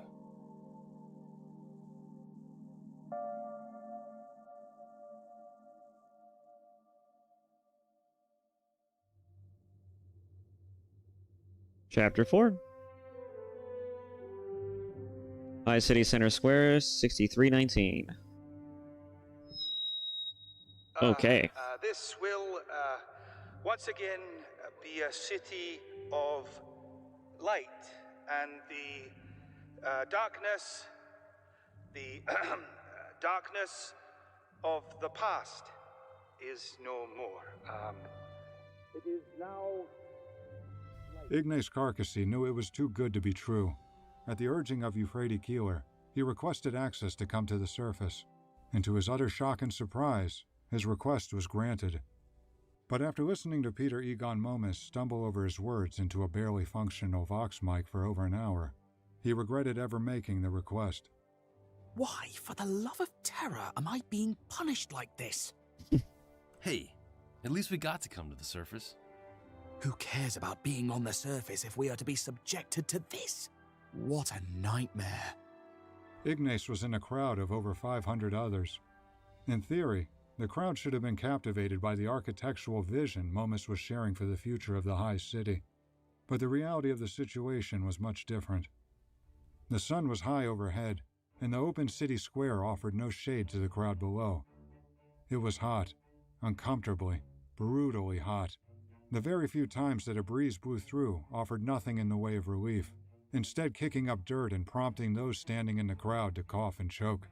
And ignoring the poor weather conditions, the members of the crowd who received an invitation to this event had no interest in being there. Outside of a small group of remembrancers, the majority of those in attendance were nobles and high-ranking members of the recently overthrown government. The only reason that these people were alive was because they had pledged compliance to the Imperium. I can't listen to this bumbling fool any longer, Charles. I have to get out of here. You're being dramatic, Ignace. I'm quite enjoying it, actually. Oh, you're quite enjoying this, are you? I can barely hear a damned word he's saying. We are excited to share our architectural vision. Now, allow me to... Okay, sorry, one moment. I've misplaced my notes. I just want to... here they are. Okay. If you recall the earlier data... Okay, it isn't great, but it's better than being cooped up on that ship. I couldn't disagree more. I'm seeing myself out. Where are you going? I don't know. I suppose I'll walk until I can't hear him talking anymore. And with that, Ignace turned around and began pushing his way through the packed, sweaty crowd. He trudged through the dense group of exhausted, grim-faced people for 10 minutes before he finally reached the end. As he was nearing the exit, he was approached by an Imperial Army soldier. Sir, I'm going to need you to turn around and head back that way. Oh, that's quite all right. I've actually just finished my work here. Your work? Yes, sir. I am an official remembrancer. No one is to leave until the presentation is over. I'm sorry, but I'm sweating through my robes here and I need something to drink. Food and drinks will be provided. Ignace felt defeated and couldn't hold back any longer. No. Listen to me, sir. Please. My life is at risk in this crowd. I don't know if it will be the heat or sheer boredom, but I am certain I will die if I am forced to listen to this any longer. You know, Ignace is an interesting character because he definitely represents the average Joe mentality of these types of things, because I'm pretty sure we've all been there a few times where we were basically forced to sit in an auditorium and have to listen to someone lecture us or regale us with useless information we don't really care about, nor do we necessarily need. I have been there one too many uncomfortable times, and I get tired of this shit pretty easily. The only benefit to any of it is not having to do shit you don't want to do instead, right? And I cannot tell you how fortunate it is that I've had to skip certain classes just so that way I could listen to someone talk ad nauseum, and it's utterly saved me from just wanting to just sneak out of an auditorium entirely. God. I hated school sometimes. Actually, that's not true. I hated school all of the time, but that's besides the point. Can you even hear what he's saying? How am I supposed to memorialize this if I can't even see or hear anything? The soldier looked Ignace up and down. He glanced over his shoulder, then looked back at Ignace and quietly spoke to him. Listen, I get it, but I can't let you leave. Let me tell you something. You don't want to be walking around out there. It's not safe. Not safe?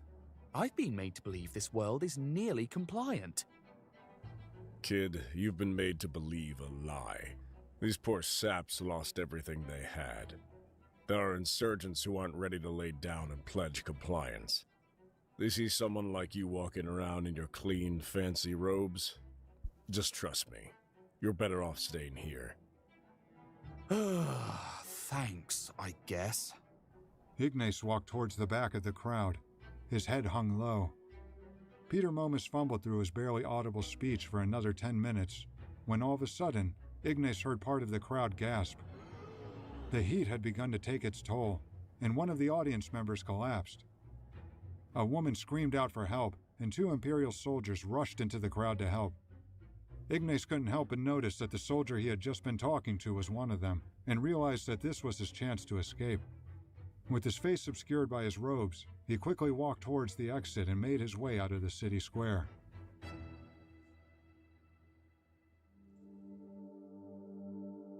Inner High City. The city streets were eerily empty. Buildings were crumbling and vehicles were burned out on the sides of the desolate roadways. The sight would unnerve most people, but Ignace felt relieved. The calm of the quiet, ravaged city comforted him. It was the first time in months that he had been truly alone. As he ventured deeper into what remained of the bleak city, he came across handwritten messages on walls. Graffiti, words of defiance. Some were heartfelt, emotional messages lamenting the losses of loved ones.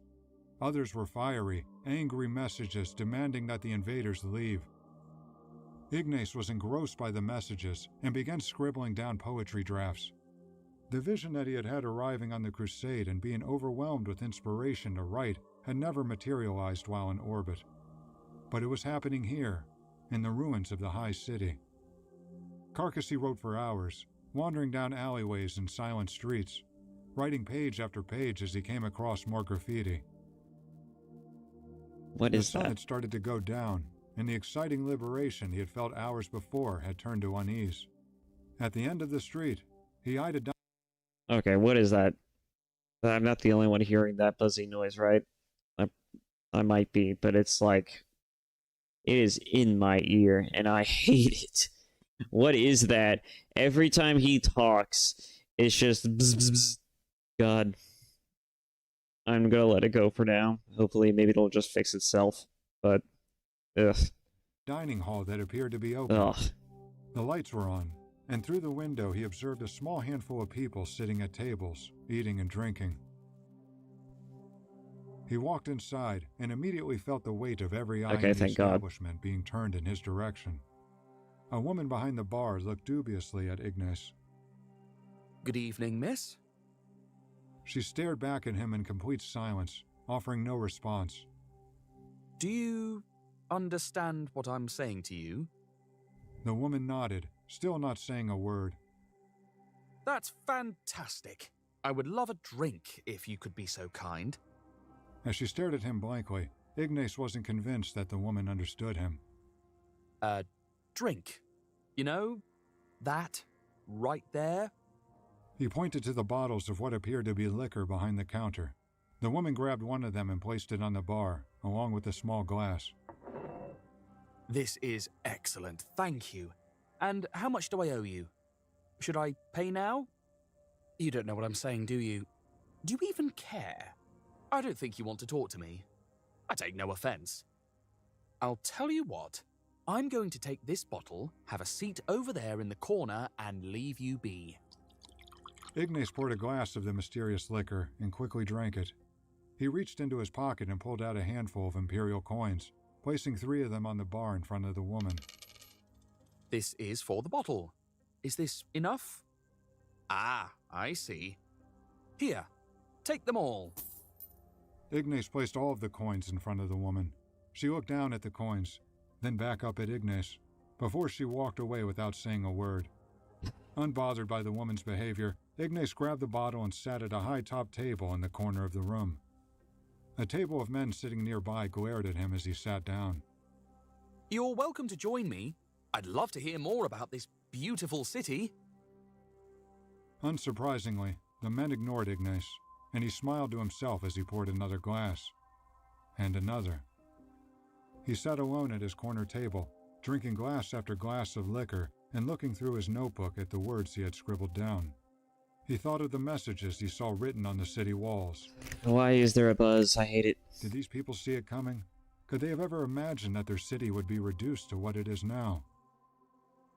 Ignace had nearly finished the entire bottle of liquor by now, and as he pondered the thoughts of the defiant citizens, he saw a bright flash of light outside the window. Imperial soldiers had lit up one of the walls with a massive illuminator and began removing the graffiti on the wall with a flamer. Ignace stumbled out of the chair at his table and rushed outside. He hadn't realized it because he had been sitting down for so long, but he was quite drunk at this point and was having a hard time walking straight. Hey! Hey! Leave that there! The Imperial soldier deactivated the flamer and yelled across the street to Ignace. What are you saying? Leave that there! You don't need to remove it, all right? Move along now. I'm following orders. And who are you? Don't you worry about me. You go carry on now without destroying people's words. Enjoy your evening, sir. Ignace turned around and drunkenly bumbled his way back inside the dining hall, crashing into a wall as he returned to his table where he'd been sitting by the window. He opened his notebook again, but his vision was blurry and he was having difficulties reading his own writing. Then, he noticed 3 men in Imperial uniforms standing around his table. Excuse me, sir. I'm going to need you to identify yourself. Ah, of course. I'm Ignace Carcassy. I'm a remembrancer, you see. A remembrancer? You shouldn't be here. Oh, but I should. I was here to listen to Patrick, Mumi, or Gregory. No, that's, Peter Momus, the architect. That presentation ended hours ago, and the remembrancers were escorted back onto the ship. Right, yes. Yes, they were, but I was asked to stay here and further document the plans of the city, that is. Okay. He is too drunk to be doing this. And to be fair, he'd be lucky if he got off without them just straight up leaving him here to fend for himself on this godforsaken hellhole of a planet. But, you know, who's to say that they probably just won't hoist his drunken ass back to their own barracks and then hoist him back onto the ship where he should be? I wasn't aware that any of the remembrancers had stayed on the surface. But if you're working with Peter Egon Momus, then... The soldier looked over at the others standing beside him and shrugged. Be careful down here. It's not entirely safe. Not yet, anyway. It'll be a paradise city once it's rebuilt. I've heard Momus drew up outstanding plans for the new city. Oh, outstanding indeed, sir. A memorial that to commemorate our victory here. One that will last forever, of course, just like the city before it. I'm sorry? I'm sure you were sorry. This city won't last, whether you or Momus or the Emperor himself rebuilds it. The city will stand until it is toppled by whoever comes to invade it next. I think it's time for you to leave. What do you think the person who built the last city thought? You know, the city that was here before we came and left it in ruins. I bet he thought it would stand forever. Sir, I'm going to need you to come with me. This city, this world, it will all crumble. I've heard enough of this. And after that, the Imperium. It will all fall apart. We'll be fighting forever. Oh, what, you don't believe me? Look at what... Before Ignace could finish saying another word, he was knocked to the ground with a wild punch from the Imperial soldier. He tried to get up, but the 3 soldiers pummeled him, punching and kicking him as he lay powerless on the ground. They were overcome with rage, but as the soldier who had been speaking with Ignace stepped back and took a look at him, he came to a startling realization. Ignace was no longer breathing.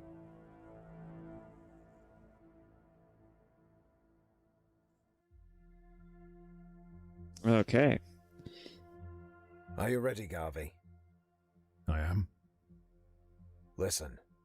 At some point, a question will be posed. To most in attendance, it will seem insignificant. It will not appear to be directed towards you, but you need to be prepared for it. Torgadon's warning was vague, but Loken appreciated it nonetheless. The two continued down the corridor, eventually reaching the entrance to the Strategium. Abaddon and Axaman were waiting for them outside. Garville, are you ready? I am, Ezekiel. Good. Let's not keep the War Master waiting. Oh, they're going to go meet Horus. Massive golden doors open. A historic moment in Loken's life had arrived. For the first time, he had walked onto the Strategium deck as a member of the Mournival. The Strategium was an ornate, semicircular platform that stood above rows of tiered seats in the Vengeful Spirits Bridge. Loken had only been on the bridge of the flagship 2 other times during his decades of service. The first time was when he was promoted to captain, and the second time was when he was promoted to lead the 10th Company. Both instances were truly important occasions in Loken's life, but they paled in comparison to this. As Loken looked around, he recognized prominent members of the Legion. Lord Commander Varvarus, the expedition's army commander, Igmay Singh, the mistress of astropathy, and countless others casually chatted as they stood waiting for the proceedings to begin. One figure that Loken did not recognize was looking out over the Strategium deck. Loken couldn't tell if he was a man or a machine, as his body appeared to have both flesh and metallic features. Oh, a Mechanicus. Who's the leader of the Mechanicus Legion? Well, not Legion, but the Adeptus Mechanicus. What was it? Fuck, what was it? Bersarius Call? I don't remember. Who is that? That would be Regulus. He is the adept of the Mechanicum. Before Loken could speak again, everyone around him fell to one knee, and the War Master walked into the center of the platform. Oh boy. Friends, all of you, please stand. Horus walked slowly in a circular motion, smiling at those that surrounded him. Loken had been in the presence of Horus on many occasions, but each time felt just as electric as the first. It is wonderful to be with you all, and I salute you for being present. I know that these briefing sessions can at times be monotonous, but I will do my best to keep you engaged. The men and women in attendance quietly laughed, as Horus smiled and continued speaking. I would like to start by thanking Peter Egon Momus for the outstanding work he has done reimagining the High City. You mean in between him clamoring around his notes and during that one speech on the planet that bored people to tears and led to one man fainting? Yeah, that's really needs to thank this guy. In all fairness, though, that it's not easy giving a speech in front of a crowd of thousands, potentially, so it's kind of understandable. As we embark on this crusade, conquering worlds would be doing humanity a great disservice. No, it is our duty to leave these worlds in better condition than when we found them. What we raise up is more important than what we strike down. After reviewing the designs that Peter shared with me, I can confidently assure all of you that the new High City will be a breathtaking sight. We thank you, Peter. Oh, is Peter in the room with us right now? Now welcome Adept Regulus, here to update us with the findings of the Mechanicum. Thank you, Lord War Master. As the Mechanicum continues studying this world, we are pleased with the technologies that have been secured. Weapons that were employed against us are now being reverse engineered, as are particular defense structures and armor mechanics. Even more exciting is the discovery of 3 standard template construct patterns.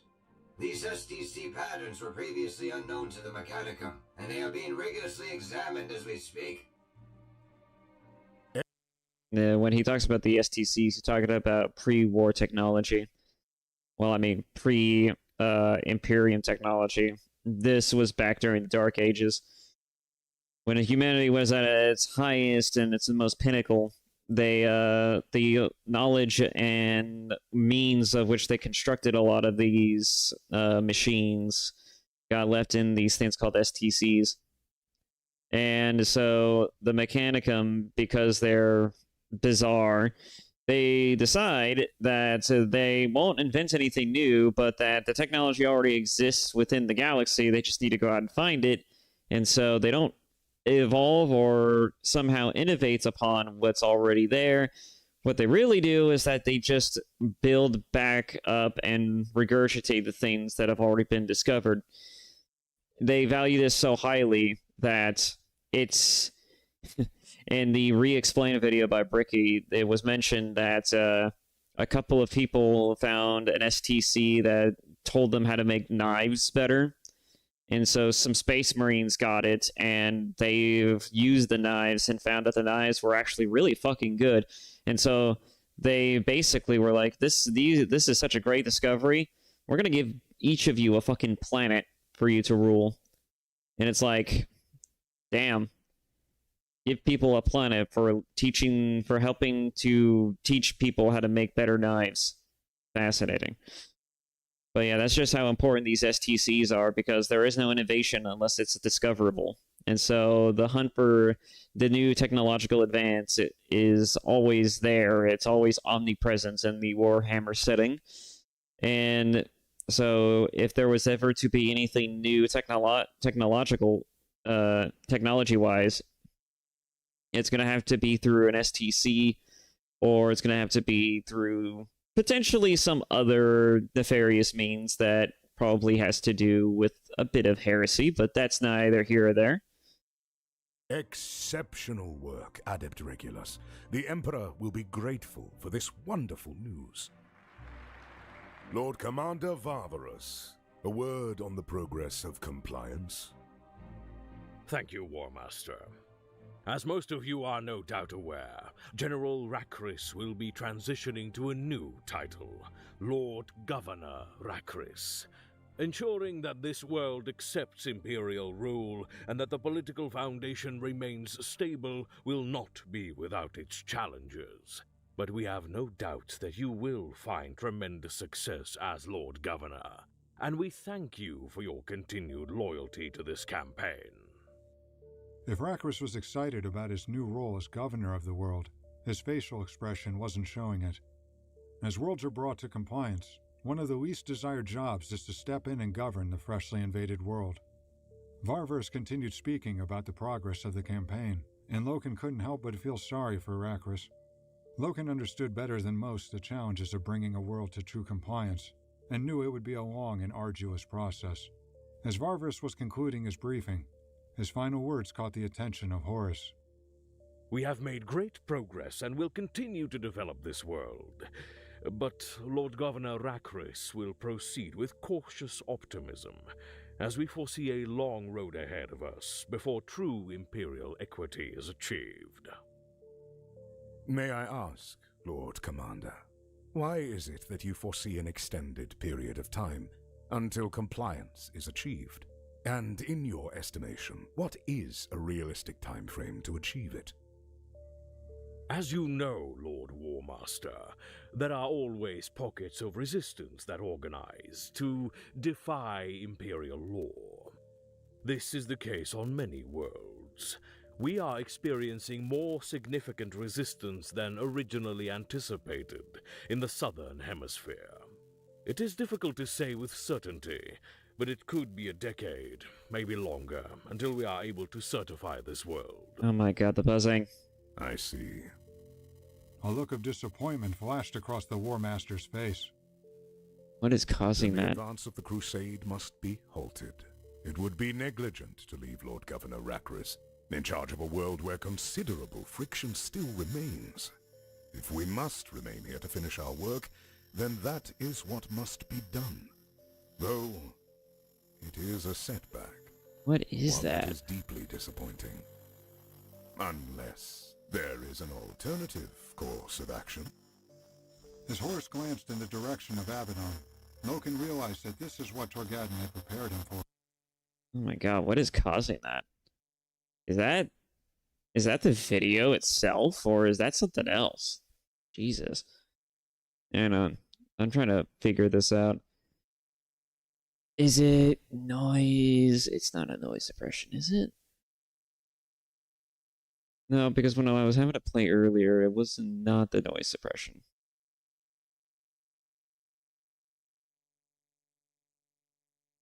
What if I got rid of the noise suppression? What if I just turned it off entirely? What if I just got rid of it?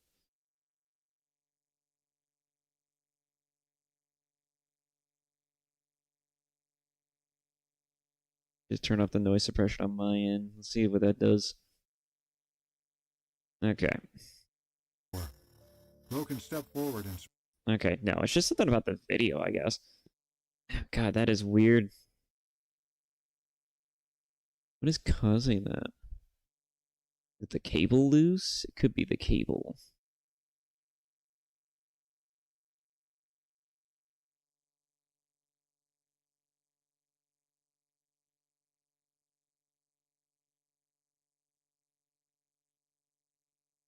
There we go. Okay. Let's see, we're at 112. Give me a second. I'm going to try refreshing the page. Maybe that'll fix it somehow. Is what must be done. Oh my god, that actually fixed it. To a degree. Though it is... it would be then the advance of the crusade must be halted. It would be negligent to leave Lord Governor Rakris in charge of a world where considerable friction still remains. If we must remain here to finish our work, then that is what must be done. Though it is a setback, one that is deeply disappointing. Unless there is an alternative course of action. As Horus glanced in the direction of Abaddon, Loken realized that this is what Torgadon had prepared him for. Loken stepped forward and spoke. Lord Warmaster. Captain Loken, I welcome the thoughts of the Mournival. I feel that a clean, calculated strike from the spear tip could quickly root... Okay, hang on. I'm going to try and figure this out. Is it... Yeah, Dolby Atmos is on. What if I turn off spatial sound? Out the remaining insurgents. Oh god, no, it's even worse. It's in both ears now. Employing the full scale of force. Oh my god. Okay. I'm not sure what's causing that. I'm entirely honest with you. But I'm just gonna assume, right? It might just be the video itself and not necessarily my end, but it could easily be my end. I'm not sure what it is, how it's happening, but we're just gonna have to see if it fixes itself, because I really have no clue what's causing it. And nothing short of me just, I guess, maybe recording it and ending the stream will probably fix that, but that's not really fixing the solution, as it is just kind of like, well, it's potentially going to fuck up the video itself, and so I'm just going to let it go. Under Lord Commander Varus would only prolong the battle. Further oh, it fixed itself, nice. Crusade. I do not mean to overstep in any way, but I am... of the Mournival. I feel that a clean, calculated strike from the spear tip could quickly root out the remaining insurgents. Employing the full scale of force under Lord Commander Varus would only prolong the battle, further postponing the crusade.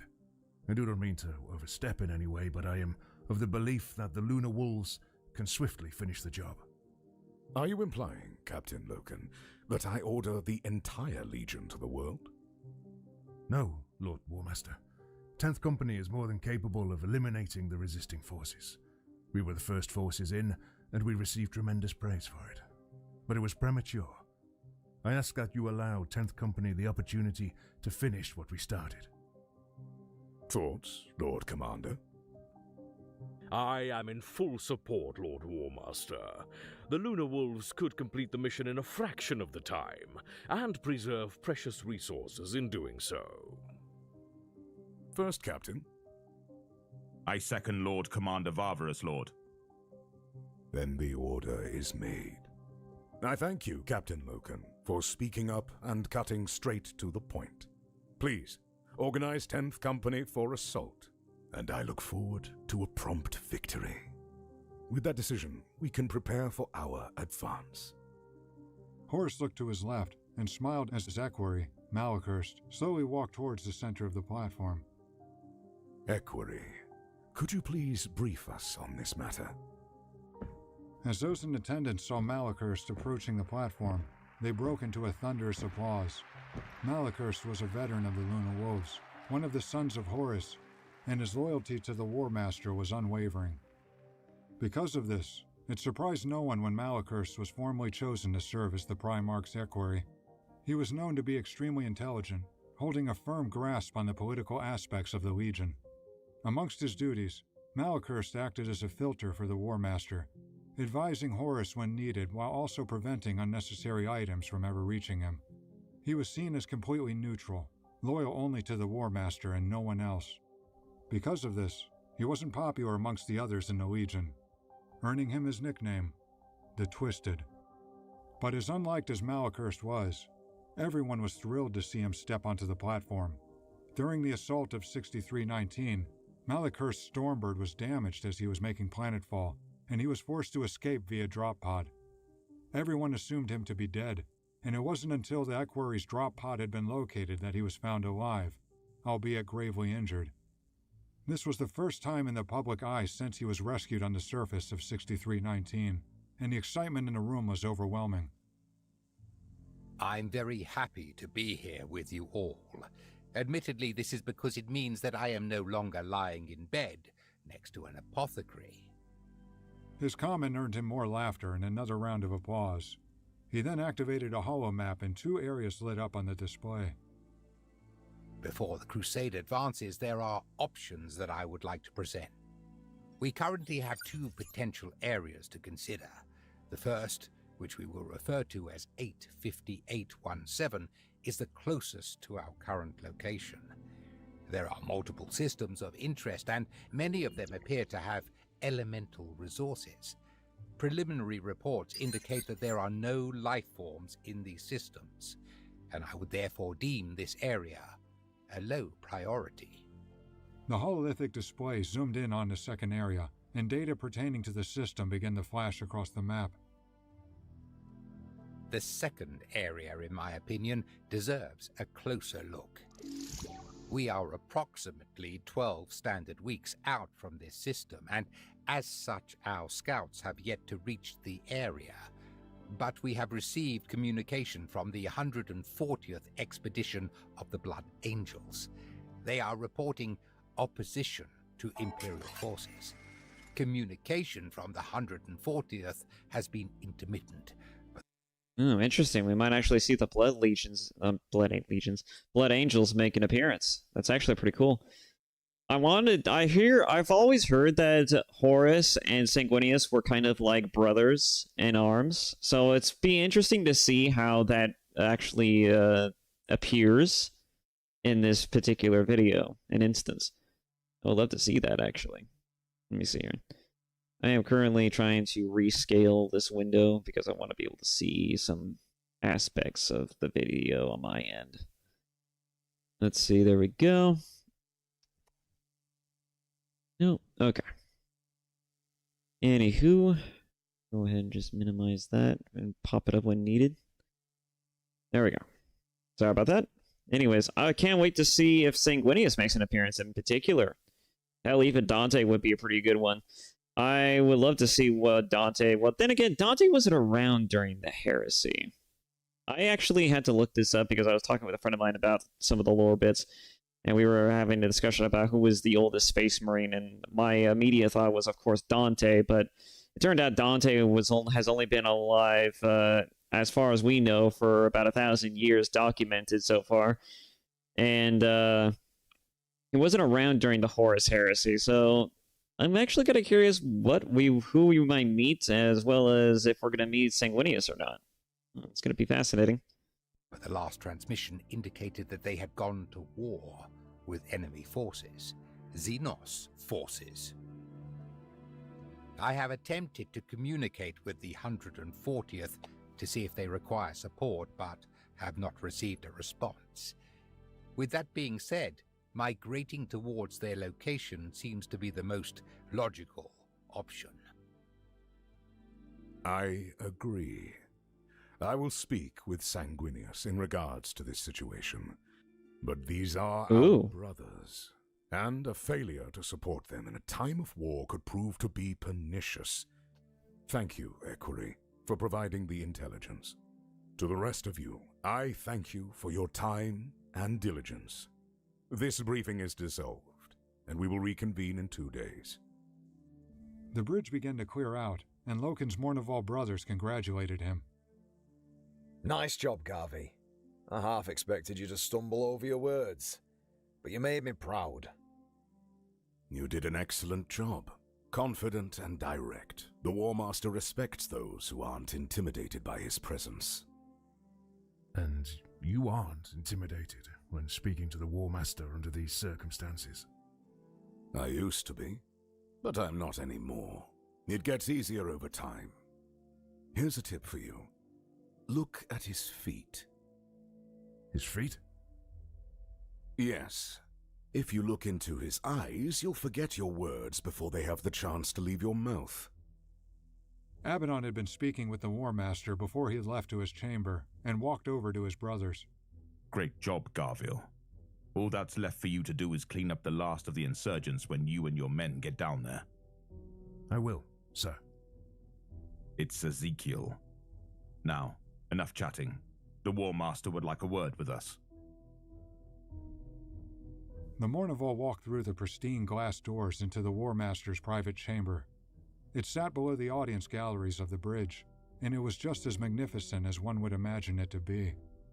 The back wall was constructed entirely of glass, and Loken caught himself gazing at the brilliance of the stars on the other side. The Mournival stood towards the back of the chamber, waiting quietly until they were called upon by Horus. There were only a few others in the chamber, 2 Astartes adorned in yellow armor, standing near a sleek, leather couch in front of the glass wall. Horus and Malachurst were in conversation with a figure much larger than the Astartes in yellow armor. A giant. Rogel Dorn, Primarch of the Imperial Fists. Loken found himself in awe of what he was seeing. The sight of 2 Primarchs talking informally right in front of him felt strange. Loken was not yet used to the new, still unfamiliar status that his elevation to the Mournival presented him, and he realized that this was the smallest room that him and Dorn had ever occupied at the same time. The 2 Imperial Fists walked over to stand and wait with the Mournival. Loken's brothers knew these Astartes well, but he had yet to formally meet either one of them. Captain Loken, your plan has my full support. Get in, eliminate the threat, and get out.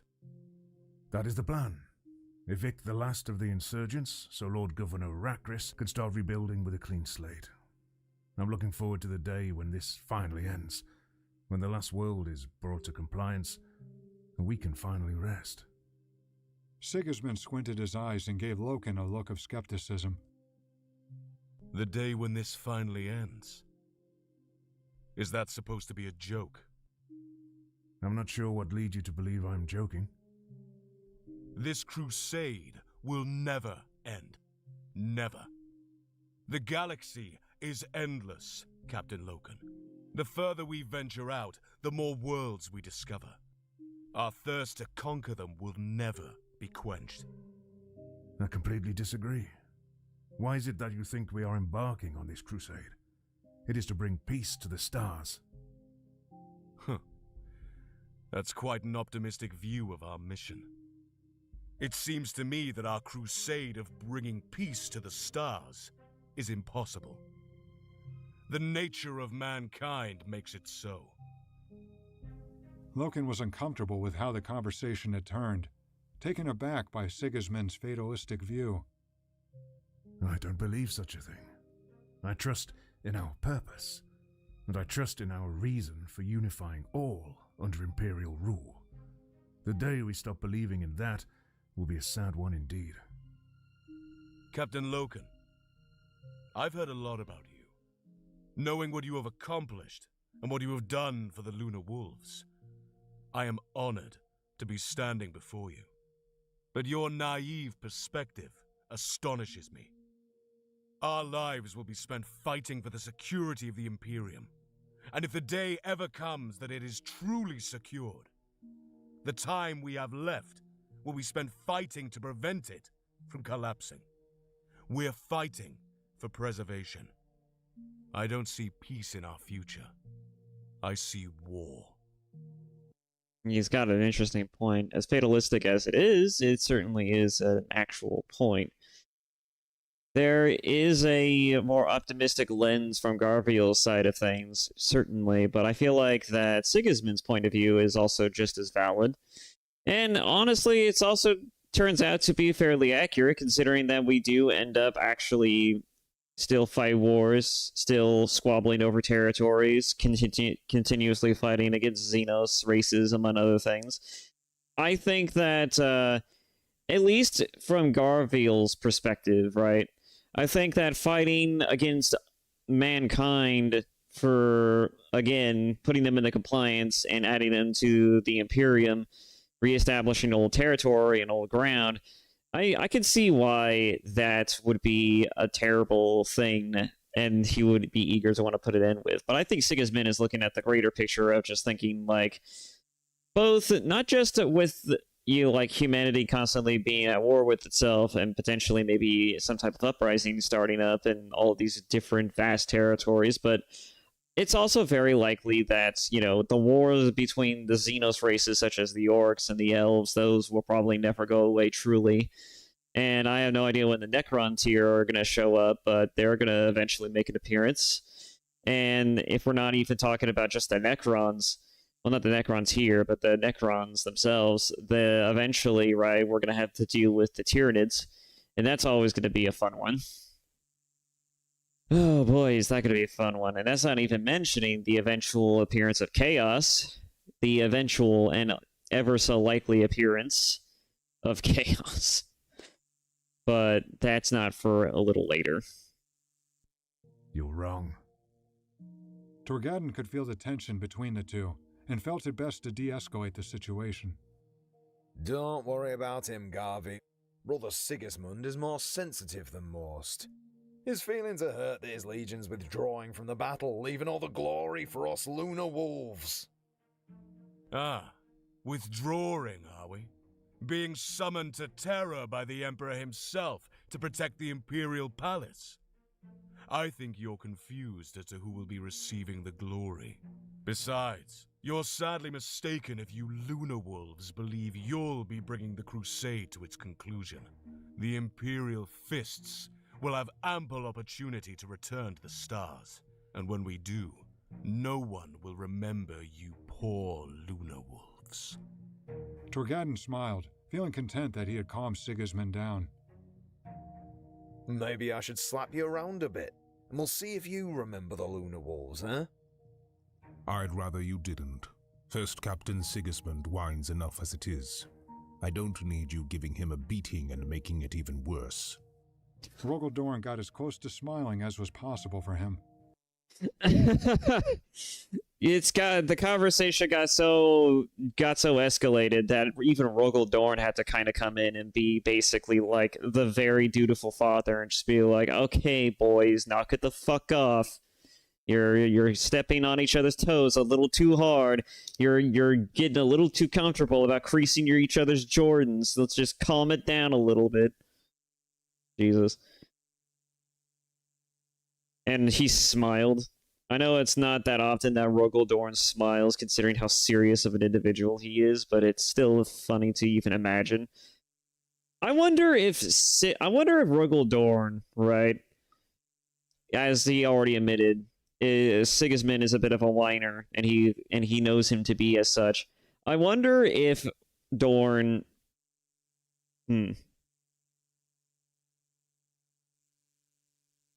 I'm actually kind of curious now, because that actually how does Sigismund actually function? Who is Sigismund? Kind of think of it, isn't Sigismund one of the more accomplished Space Marines that's a part of the chapter? Now that I think about it, the Imperial Fists have a warrior by the name, I think, of Sigismund, who basically is one of their more accomplished Astartes among their chapter, right? Isn't that who Sigismund is? Or am I thinking of somebody else? I'm trying to remember.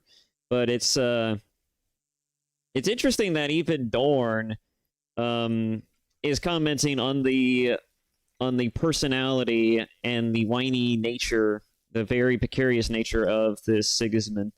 And I find it interesting that he's just as likely as to put him down as everybody else is willing to kind of question and banter with him about his viewpoints, even if it is a little like yes, even if his comments are a bit fatalistic. I think it's he has a very interesting perspective, to be sure, one that is likely to come true. But I think maybe that's, now that I think about it, maybe that's why Dorn keeps him around. It's not just because of his skill, but also because his pessimistic viewpoint does harbor some sense of kernel of truth to it, like something like an unspoken and usually a very uneasy truth. Sigismund is the kind of person who probably says the quiet parts out loud, whereas Garviel would rather believe in the potential of something better in the given situations. I'm not too sure. This actually leads to a more deeper methodical question, but that probably could be easily resolved if we just, get to know the characters a bit more, so I'm just going to leave it at that. Let's just move on. And everyone else laughed at his friendly banter. Captain Loken, may I speak with you? Oh boy. Loken nodded and followed him into the corner of the chamber, leaving his brothers and the Imperial Fists to chat amongst themselves. How are you getting along, Captain? Very well, Lord. Getting acquainted with my new position. You're not used to the likes of me, are you, Loken? No, Lord. Not yet, at least. It's refreshing. Ezekiel, Tariq, and Aximund. They've spent so much time around my brother that they are desensitized to it. You are not. You feel the weight. You understand that the Primarch is not like a man or an Astartes. I understand what I am capable of. I understand what is expected of me. But sometimes the thought of what I am, it makes me shudder. Do you suppose Horus ever feels the same way? I don't believe so, Lord. I'm not sure he's capable of forming a thought that isn't rooted in self-confidence. I agree with you. That is why he was the correct choice to become War Master. My brother's self-confidence is what makes you even more important. Lord? A man is only as good as the counsel he receives. This is true for anyone, even the War Master. And when someone is as self-confident as the War Master, it is even more critical that he is surrounded by those that are tempered and honest. The Mournival. I surround myself with those that I trust. I know that Sigismund will tell me the truth, even if I don't like it. He does not become weak in the presence of a demigod. He shows strength. He keeps me honest. You must do this for your lord. I will, Lord. Your name was not the first that was put forward to join the Mournival. There were others. Sedire, Cruz. Honorable warriors. They would have done well. They are sycophants, bloodthirsty. Sedire wants nothing more than conflict, and he would blindly guide the lunar wolves towards unnecessary war. Cruz wouldn't hesitate for a moment to say or do anything, so long as he thought it would keep him in my brother's favor. I've had my eye on you for years, Captain Loken. This is why I vouched for you. I often forget that Rogel Dorn may be seen as more of like a blunt force instrument by most and has a very serious temperament as a result, but he's not actually stupid. I sometimes have to remind myself of this because it's so often that I see the memes, and it kind of goes in that direction a lot of the time. But I also recognize that Dorn would not be as successful of a defender as he is if he wasn't strategically sound. And you would have to have a brain to be strategically sound. And so Rogel Dorn, once again, I get shocked and amazed at the level of intelligence on display. And personality, while he is certainly kind of dry, he is certainly to the point, I will admit. And that's kind of refreshing as well, considering that a lot of both what we've seen from the Ultramarines, even in the 40k fashion, to even with a little bit of the Luna Wolves, it's a bit fanciful. It's a little too whimsical. And so having someone like Rogel Dorn basically is just like, I care about results, to the point, matter of fact, nonchalant, ain't pussyfooting around. It's a nice change of pace. The Mournival needs courage, a voice strong enough to stand up against opposing views. I am honored, Lord. Some of our brothers aren't as understanding as I am. They didn't agree with the decision to elect Horus the War Master. They need to see Horus is firmly in control, and I believe that you can properly guide my brother. What makes you unique, Captain, and I mean no offense by this, but it's your humanity that sets you apart. I see something very human in you that I don't see in other Astartes. The gravity of this conversation was not lost on Loken, and he felt an equal mixture of pride and distress. I understand. This responsibility is not to be taken lightly, and I feel the weight of it. Be yourself. I supported your nomination for a reason. I can rest easy as I return to Terra, knowing that you are part of the Mournival. With all due respect, Lord, you speak of Serere and his hunger for battle. I have done no different. I just proposed a war.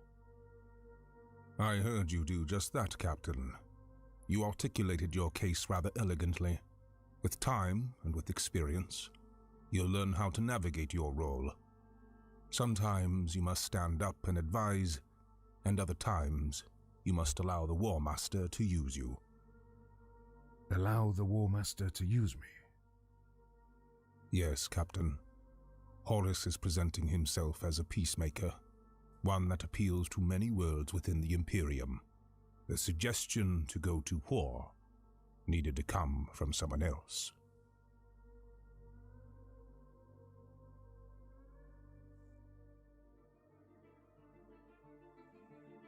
What a fascinating conversation. There's kind of something to be... There's an interesting dissection we could have with that whole encounter. I think that it would require a bit more time to really go back and kind of revisit this conversation for me to really dissect it all, to really get the most out of it. But that's a very fascinating conversation. And as far as like the significance of Loken's position, I do agree that Loken does present a level of humanity to the whole proceedings of the Mournival. I don't know if he's the only human-like quality type of person there, but the fact that he is put in that position for that reason is an interesting one. But he's clearly not the only favorite on the Mournival. Apparently he's liked by everybody, so that's good that he's both liked by his Legion and also liked by Dorn in particular. It's interesting that Dorn, though, likes him just as much as everybody else does. To earn the favor of a Primarch, he's becoming very quickly and easily the I guess you could say the teacher's pet, so to speak. But that probably speaks more to the quality and nature of his character rather than his actual deeds, though he has certainly developed a list of deeds that make him impressive even to his own Legion.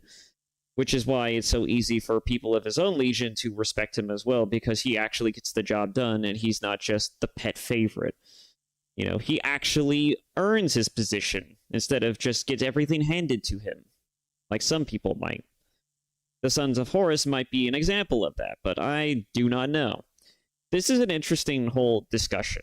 I don't know if I could properly articulate anything about what I have just seen that could better explain it, that I could pick apart that doesn't just explain itself as satisfactorily as what we've just seen. I like this entire exchange. I would love to see more of this, but amongst the Primarchs. I want to see the Primarchs interact. There is nothing that would bring me more satisfaction than to actually see these godlike Primarchs, almost, that are on the same level as the God Emperor or just the Emperor himself, basically, you know, go about their daily business and their own daily interactions, not just with them, not with amongst themselves, but also with their own particular Space Marine legions. And that part is the part that really fascinates me. You know, when I was getting into this novel, I wasn't expecting it from the perspective of another Space Marine. I was expecting it from the perspective of, like, the Primarch of Horus himself. But you know, this is a unique perspective that I don't see very often. And plus, we get to see a side of the Lunar Wolves that we wouldn't have seen if we were only seeing it from Horus's eyes. So I think that presents itself a unique sort of like facsimile from which we can sort of look at this whole situation. And I think that's probably the best part of this whole story. I think the perspective combined with the story and the writing quality, as well as the interesting character bits and interactions, they all lead and lend itself to a very interesting narrative that's being told here. And I can't wait to see exactly how this is all going to unfold, because it does present itself with a lot of interesting sort of like with an interesting sort of unique lens as to how the everything is and how it's all probably going to inevitably and lead up to, right? Because we still have yet to get to the actual reason why we are even getting stories like this. You know, we still have yet to see what it is that's going to drive a person like Horus into the eventual decisions and directions that he will eventually go down the road of. And it's going to be interesting to see other people's reactions towards that. And in particular, I'm kind of interested to see how Garviel is going to adjust to a lot of the shakeups that will happen when that inevitable likelihood eventually arises. And I feel like that's what this whole novel is leading up towards, because this is an entire story that's based off of the novel. Much like the Last Church was probably exactly like. It was very much a spoof of that as well. I'm interested to see where this all leads, but I don't know how it's all going to boil over. And that's the part that fascinates me most, is like, how is this all going to beautifully culminate into something that's going to be equally as tragic, but equally as grim? How is this going to turn so quickly, and yet how is this all going to be done so rationally and yet calmly?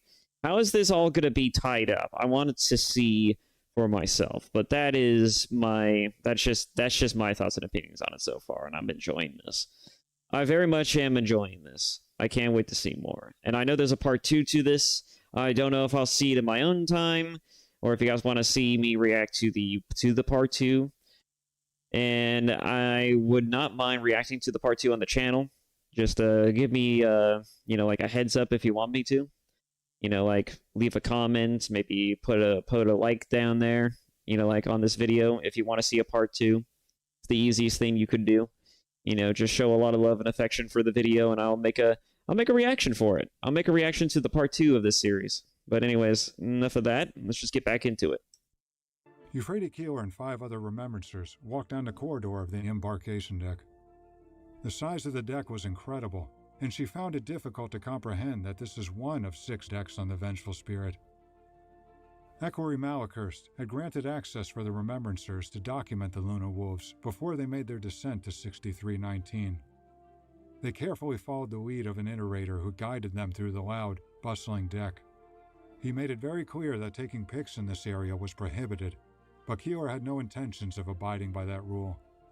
She captured images of the massive white stormbirds on their launch carriages and of the servitors that were doing maintenance work on them. Hey, I thought we weren't allowed to take pics in here. We're not.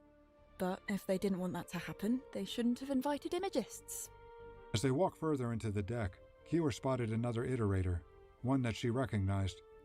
Kyril Cinderman caught her gaze and smiled as he gave her a polite nod. She continued walking with the group, but couldn't help but wonder where Mercedy was. She had been one of the 6 that was approved for access, but when everyone had arrived to meet the iterator that morning, Mercedy wasn't there. Instead, another remembrancer was selected to take her place. Her thoughts were interrupted by the sound of a low, heavy drum hit. As the booming sound of the drum continued, 300 Astartes in their magnificent white armor marched onto the deck. They all stopped at once, standing perfectly still in lines of 50. Kior watched in amazement as they assembled for war and prepared to make planetfall. The fluidity of the process was an incredible sight. The 300 giant warriors boarded their ships and prepared their weapons, as if they had practiced this exact scenario thousands of times. These Astartes have already taken their oaths of moment. What's an oath of moment? It is the oath that each soldier of the Imperium takes. They swear their oath in the moments before their mission begins, hence it is called the Oath of Moment. Haven't they already sworn an oath to the Imperium? They have, but the Oath of Moment binds them directly to the mission they are embarking on. It is a specific oath, and they are pledging to an individual task. Cinderman and the Remembrancers spoke quietly to each other in the background, and the Luna Wolves had all been assigned to their Stormbirds. Now, only 4 Astartes remained on the embarkation deck. This is a moment you do not want to miss. As Captain Loken kneeled before the 3 other Astartes, Kior nervously captured as many pics as she could. The captain is always the last person to take their oath of moment. And look at this. The rest of the Mournival is standing by to witness Captain Loken's pledge. Kior never stopped taking pics, and as Captain Loken swore his oath, Kior captured one particular image that would stand out from all the others. A perfectly framed shot of Loken on one knee, surrounded by Abaddon, Torgadon, and Aximan. And true to its name, it was only a moment later that Loken's oath was sworn. He loaded into his Stormbird and prepared to depart. Everyone, our time is up. Please follow me. As they filed into the observation deck, the Remembrancers were elated, still processing the once-in-a-lifetime moment they had just witnessed. The documentarists scribbled furiously to capture every detail of the experience, while a couple of others stood by the observation windows, hoping to catch a glimpse of the Stormbirds making their descent. Cinderman was busy in conversation with a man that had entered the deck only moments before. Kior sat alone, scanning the images that she had taken on her picture. She was pleased with what she was able to get, but her eyes kept returning to the Mournival image. She knew it was special, something worth celebrating. If I could please ask for your attention, Remembrancers. Equerry Malachurst would like to make an announcement. I have spoken with senior officers of the expedition, and after careful consideration, it has been decided that 6 Remembrancers will be permitted to travel to the surface to observe the mission. The Remembrancers couldn't believe their luck, and there was nothing they could do that would hide the excitement on their faces. This decision was intensely debated. There were, and still are, concerns about what you may see on the surface. For anyone who has never been to one, war zones can be shocking and disturbing. We ultimately felt, however, that being transparent about what we do in matters of war would be the best course of action. We cannot expect the Remembrancers to celebrate and document the Imperial truth if they do not witness it firsthand. The Remembrancers quietly nodded their heads in agreement. There were also concerns about your safety, especially after the disastrous incident with that Remembrancer being assaulted on the surface earlier this week. Kior and Bradstreet glanced at each other with looks of confusion. This was the first time that they had heard of any such incident, and Kior was intrigued as to what had happened. With that being said, we consider this mission to be low risk, and you will be kept at a safe distance from any dangerous areas. To second what Equity Malachurst said, you will be accompanied by me at all times, as per the War Master's direct orders. The observation deck began abruptly shaking, and through the viewing windows, they bore witness to the sight of a dozen Stormbirds launching towards 6319. An incident of a remembrancer being attacked on the surface. What do you think that was about? Yeah, Ignace probably ended up losing his life, more than likely.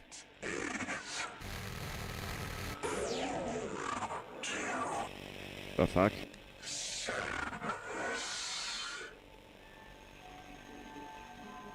Oh, wait a minute, Samus? Samus? Isn't that the demon? Isn't that the demon who basically, if I remember correctly, according to Wes Hammer or something, he's just like, Samus is here, and then he fucking like, he just body like explodes out of people, and then he just starts unleashing hell. Isn't that the demon? Isn't that the demon who does that? That is seen as a bit more comical than most because of that fact. Just like Samus is here, bam. Just isn't that who that is? Or am I thinking of a different demon? It sounds like the same demon, but maybe I'm mistaken. I have no idea. It's been a while since I've seen that video. The Stormbird descended to the surface below.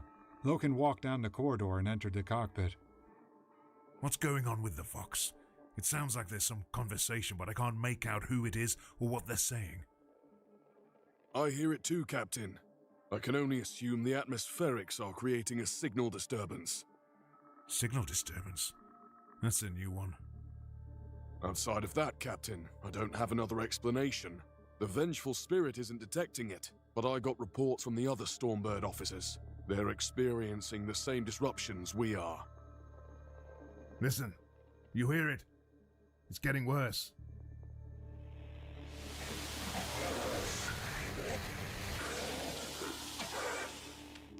It must be something on the surface that is interfering with our frequency. The closer we get, the stronger the interference is. That must be why the Vengeful Spirit isn't picking up on it.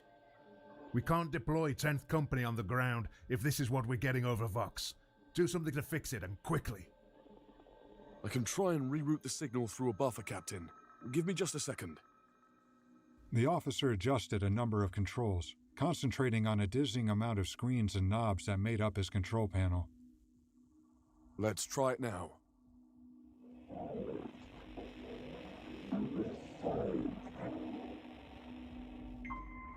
Okay, we can work with this, but I still can't make out the voice. The flight officer turned back to the control panel and made more adjustments, and all of a sudden, the voices they were hearing over the Vox became much more clear. It is all around you. It means the end and the death. Who is that? I have no idea, Captain. The data is scrambled. Samus. It is the only name you hear. Samus is the man beside you. Loken was completely transfixed by the distant voice he was hearing on the Vox, and he struggled to make sense of it. I am Samus. Samus is all around you. Samus will gnaw upon your bones. Samus is here. It must be the same demon Vox that I'm went thinking dead, of. And all that remained was static. I don't know what I just heard. What you just heard, officer, was our enemy trying to scare us. And it isn't going to work. Oh, you have no fucking idea.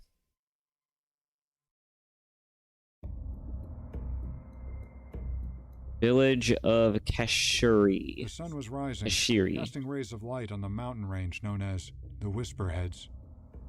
In contrast to the high city, The air was thin in the southern hemisphere of 6319. The altitude was much higher here, and it held the appearance of a different world altogether. Instead of developed cities with modern buildings that peeked through the clouds, the southern hemisphere was desolate. Near the base of the mountain range were poorly maintained backwater villages.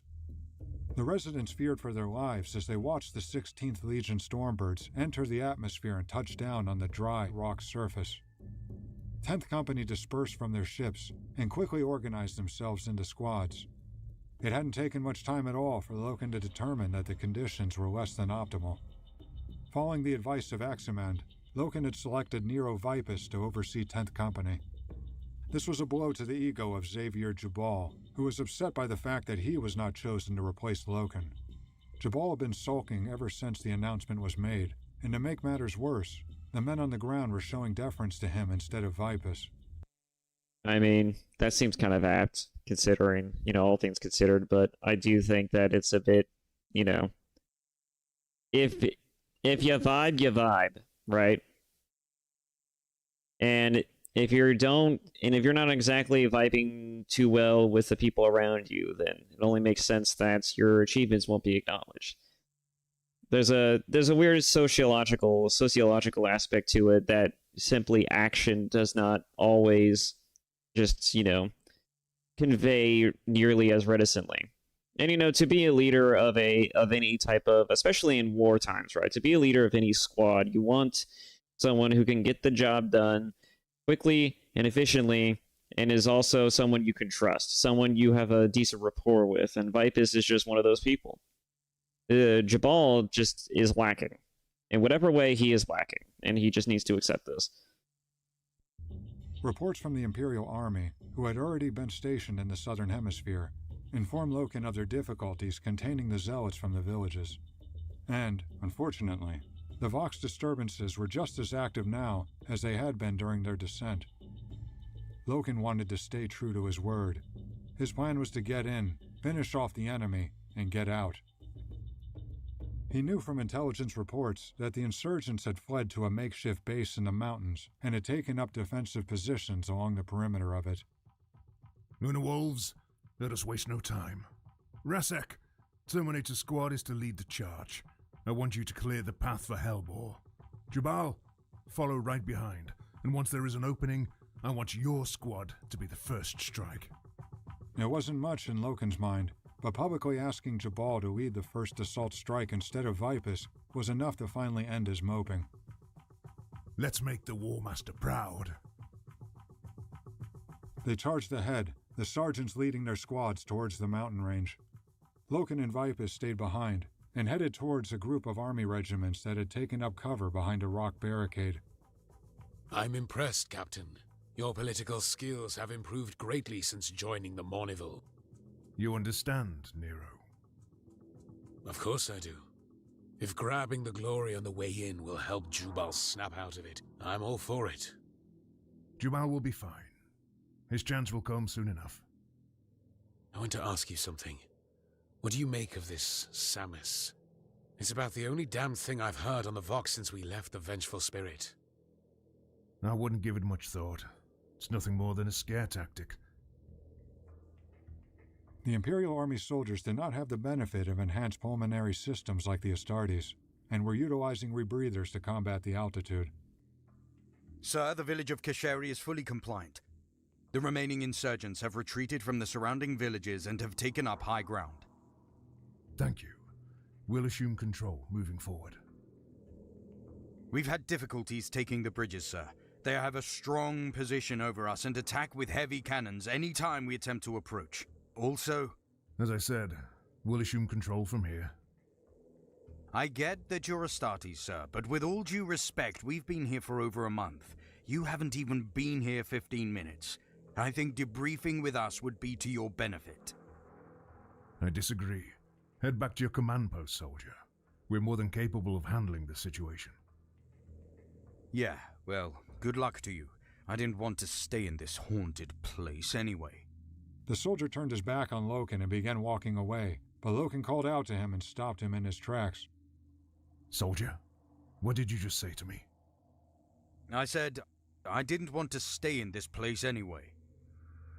Are you sure that's what you said? This haunted place. Haunted? Are you confessing to me a belief in spirits? No, of course not. But this place isn't... I don't know how to say it. The mountains. They're called the Whisperheads for a reason. A superstitious reason. Look at the people in these villages. I can't imagine what other superstitions or Dark Age myths they believe in. I don't care what these people believe in. I've heard the whispers myself, sir. Voices. Voices? Usually at night, not always though. Sometimes in broad daylight. Ever since we got here, I've been hearing them. On the Vox. The voices you're hearing on the Vox are from our enemy. Childish games from fools whose minds have been ruined. That's what I thought too. So I turned the Vox unit off. But the voices didn't stop. Then perhaps it's time that you got your head checked. What about my men? Should they all get their heads checked too? Every single one of them has heard the voices. I'm not crazy, sir. None of us are. And what are those voices saying? That Samus is here. Samus is all around us.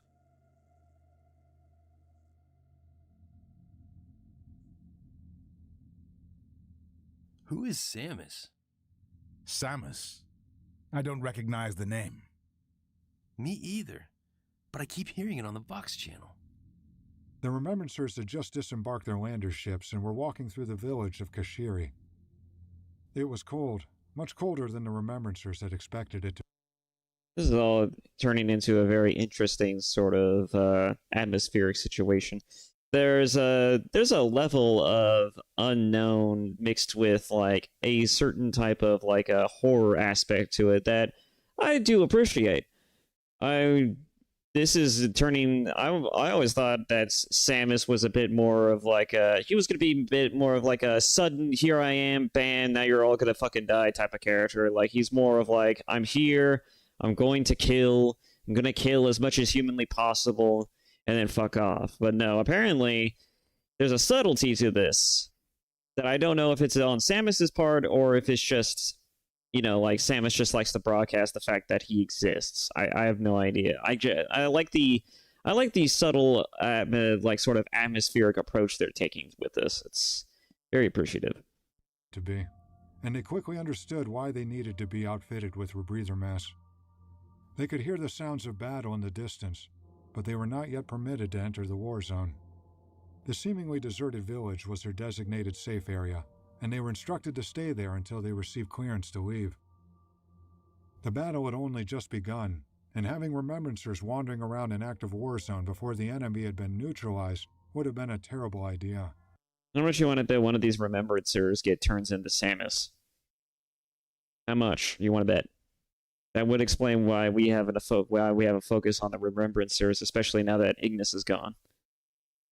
It would certainly lend itself to a unique perspective, not just on the horrific side of things, but also just on the sheer human side of like, you are a person, you are a normal ass human on a barren wasteland of a world surrounded by the unknown, and one of your fucking people just turned into a giant Goliath-sized demon ready to fucking murder you. Can you imagine? It's got to be like the most.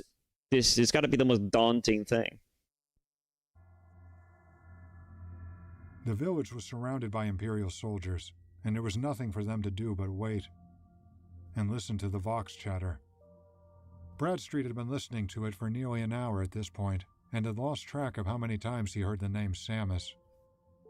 I overheard one of the soldiers saying that the Vox has been acting up for a week, maybe longer. They think it's the enemy trying to scare us. And I am certain that's all it is. Cinderman walked away to stand by himself, then looked down and began tapping the screen on his data slate. He studied it for a few moments, then unknowingly spoke to himself after reading something on the data slate screen. Very interesting. What's very interesting? Oh, nothing. I was just thinking out loud. Thinking about what? It's truly nothing, Euphrates. Please feel free to explore the village and capture pics of the soldiers and their armored vehicles. No offense to the soldiers, but I don't much care to take pics of them or their vehicles. I'm more interested in what you saw on your data slate that piqued your interest. Euphrates, there's so much to see down here. Don't allow me to bore you with this. If it's about Samus, I promise it won't bore me. I would very much like to hear about it. Cinderman sighed, then smiled as he slowly shook his head. Your diligence impresses me, Euphrates. Yes, I was reading about Samus, but from what I've read here, it's actually rather silly. But you didn't say this is rather silly. You said very interesting. That is a real reporter right there. Forget the pics aspect of it. She is a goddamn reporter. She is absolutely honing in on the truth here. Just like, hey, I know you know something. Tell me what it's about. Tell me. Give it to me straight. I don't care if it sounds lunacy. I want to hear about it. I want to know it. You're going to tell me this shit now. Both things can be true. Those mountains in the distance, they're called the Whisperheads. The literature I brought up on the data slate refers to the Whisperheads as a holy place. Apparently they are called the Whisperheads because it is the only place on this world where you can hear the whispers of the spirits. Samus, according to this, is one of those spirits. And why do you find that to be silly? Because spirits do not exist, and believing in such things is silly. Then what about it was interesting to you? In all honesty, even though such superstitions are at odds with the imperial truth, I can't help but find the topics fascinating. They are incontestably false, but I have always found the belief systems of ancient cultures to be intriguing, if nothing else. So, Samus is a spirit, and that's what the voices are? Of course not. The voices on the Vox are just the enemy attempting to intimidate us. But I don't have a Vox, sir. And I've been hearing the voices ever since the ship landed.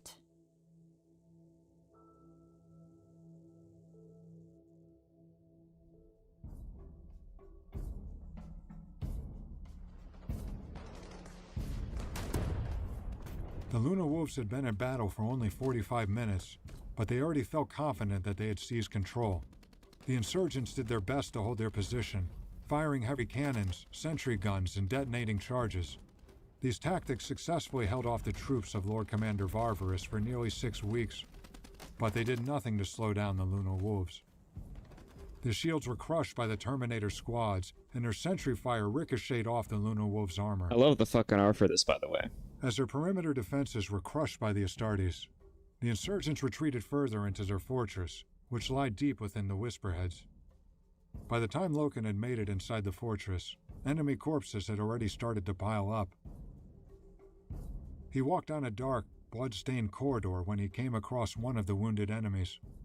The man was wheezing, barely hanging on to life. He spoke, but Loken couldn't understand what the man said, and he knelt down beside him. What is it? Please, before I die, pray for me. I can't do that. I beg of you. I will be banished. I perish without being blessed. I'm sorry. It will all be over soon. Just one prayer for my God. There are no gods.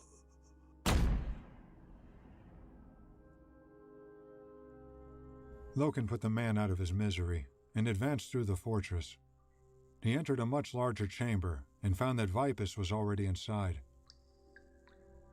Water dripped slowly from the dark black ceiling, and in the middle of the chamber, a large hole was cut into the floor. Loken initially thought the pool was there to collect water reserves. He felt a chill run through his body as he looked closer. Glass containers, clay dolls, and animal skulls were set around the edges of the pool. Above it, words had been chiseled into the rock overhang, but Loken couldn't read the words as they were written in a language he was unfamiliar with. What is this? Looks like some kind of shrine. We found 20 others just like it. We destroyed them, just like we're going to destroy this one. Loken stood silently for a moment, staring down at the pool. Do you ever think about, well, what could have become of us had the Emperor not saved us? I don't. Maybe you could enlighten me. This could have been all of mankind. We were headed down the same path. We were zealots, blinded by religion and believing in myths, until the Emperor showed us the path towards the truth. And think terror that he did. I just wish these people would have listened. Saddens me that they think we came here with the intentions of killing them. All we wanted to do was show them the same path that the Emperor showed us. And because of their misguided beliefs in spirits and gods, they felt that they were immortal. Now they've met true immortals. Don't let this weigh too heavy on your mind. You can rest easy knowing that you brought them the truth. God, that is a line. That is a whiplash and a half. Just like, now they've met true immortals. Don't let this weigh too heavy on your mind. You can rest easy knowing that you brought them the truth. So, does that mean that the truth is now your god? I mean, this is the imperial truth, right? That means there's nothing false about it. That means there's only one form of understanding, right? And that's through the methods of science and logic and reason. But even that, too, could be twisted into something that could be just as easily as fallible. You know, like, it's all science is based off of the method and not so much the answer, right? We all believe in the methods, but not so much the answer, because the answer is always superfluous. It's always a matter of interpretation. The method is what makes it work. The method is what we rely on. People do the same thing with religion. You know, like, they all have traditions and cultures, and they believe that these methods of worship are what brings them the truth and the meaning in their lives. But all the Imperium really is, when you really sit down and actually look at what they're saying versus what they're doing, it's just another form of zealotry. It's just another aspect of religious favor. Well, not favor, but fervor that has plagued even the people of the 30th century. It's actually kind of interesting when you think about it. The sheer contrast. Oh, we don't believe in religion. We just believe in the imperial truth, which in itself is its own law and religion, just without it being called a religion. It's actually kind of funny. But anyways, it's just an interesting thing to look at and point out. Loken didn't respond. He was still staring at the pool, seemingly lost in thought. We're just about done here. The Iterators made contact not too long ago. They were requesting permission to bring the remembrances up here. If you approve, I can inform the Iterator. Approved. Let them know, and I'll inform the fleet that we're almost finished. Before either of them could say another word, Loken heard the crackle of his Vox unit. Captain, can you hear me? Yes, Jubal. Go ahead. Captain, you need to see this. What is it that I need to see? I found him. He's... Jubal, repeat. Found who? It's the end and the death. I don't understand what you mean. Where are you? My locator is active, Captain. Follow my signal. You need to see this. Okay, but I need to know what it is you found. I can see it now, Captain. All of us can. Samus is here. Vipus stayed behind to destroy the shrine and mop up any remaining insurgents in the fortress, while Loken and 5 other Luna Wolves headed towards Jabal's location. Jabal's locator indicated that he was well below them, leading Loken's squad to walk down dark, battered stairs into the basement of the fortress. It was ominously quiet this deep into the heart of the mountain. It had been some time since Loken heard the distant battle sounds that initially echoed throughout the fortress, leading him to believe that the fight was near its conclusion. His locator unit pinged again. Jabal wasn't far now. They reached an iron gate. It was shabbily constructed and showing signs of heavy oxidation. Loken pushed it open and could see Jabal in the distance. He was standing near the edge of a rock. As Loken got closer, he could see that the rock overlooked a ravine. He couldn't tell how far down it went, seeing only darkness below it. Directly in front of Jabal, meltwater ran down the cavern walls. Jabal, is everything okay?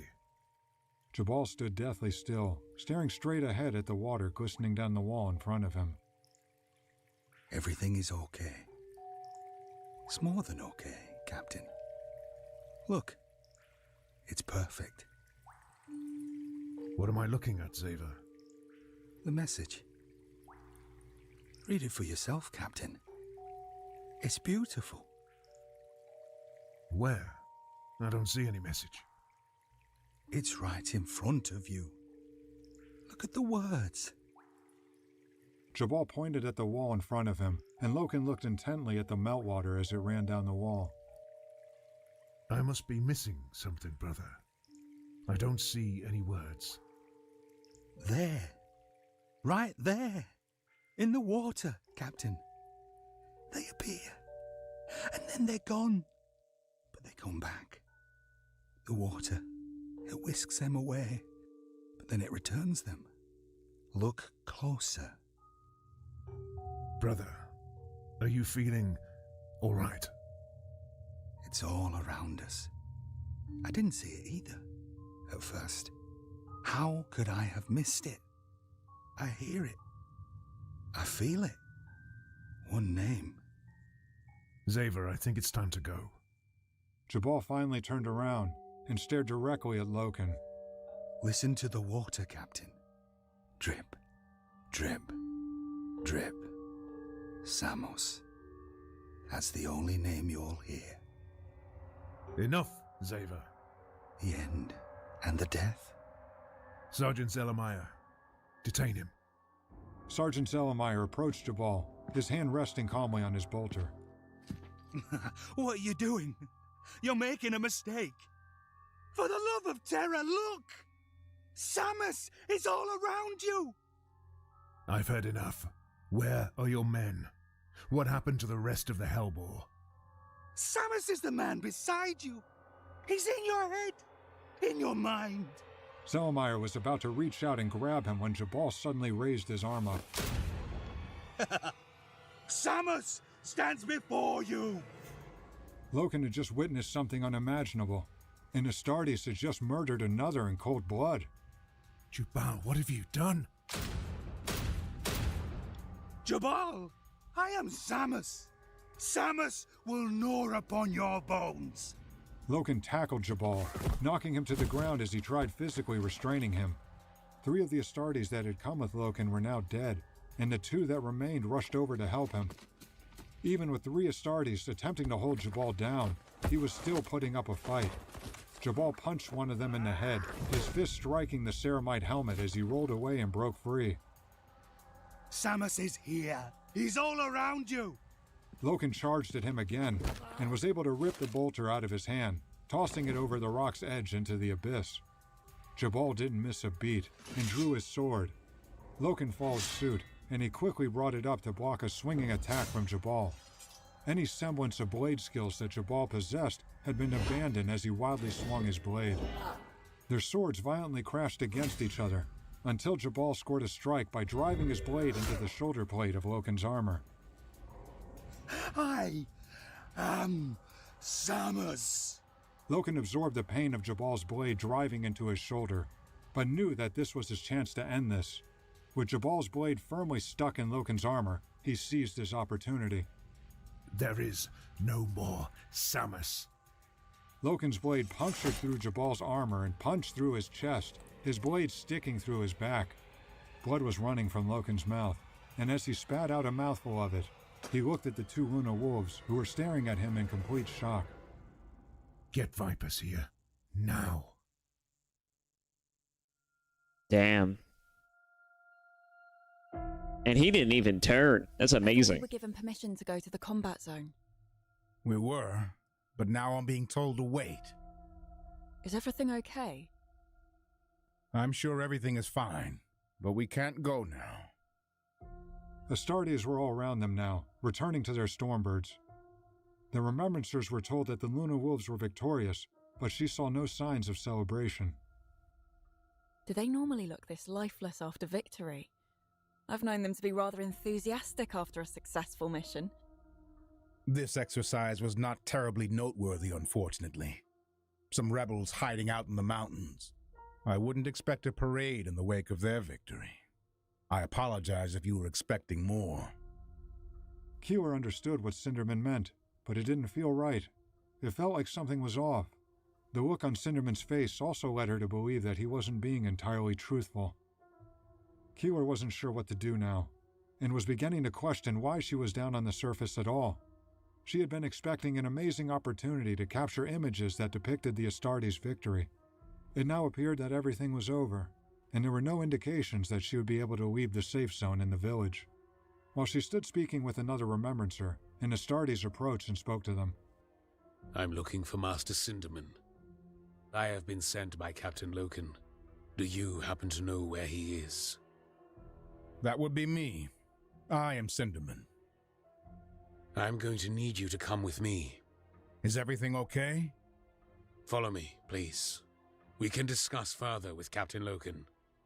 The two scurried away, walking into the direction of the Whisperhead Mountains. What do you think that was all about? Who knows? We could find out, though. And follow them? That seems kind of risky. Isn't this why we came here? It wasn't that long ago that Cinderman told us they were almost ready for us. The others are leaving, and I haven't heard anything in ages now. No gunshots, no explosions. I think it's safe now. What's the worst that could happen? Bradstreet shrugged, and they started walking in the direction of the Iterator.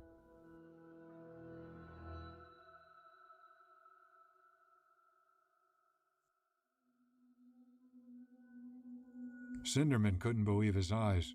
The destruction to the fortress, the amount of blood on the floors and walls, the sheer number of slain enemy corpses. Standing before a crowd and iterating about the importance of truth was one thing, but seeing the aftermath of its delivery was another thing altogether.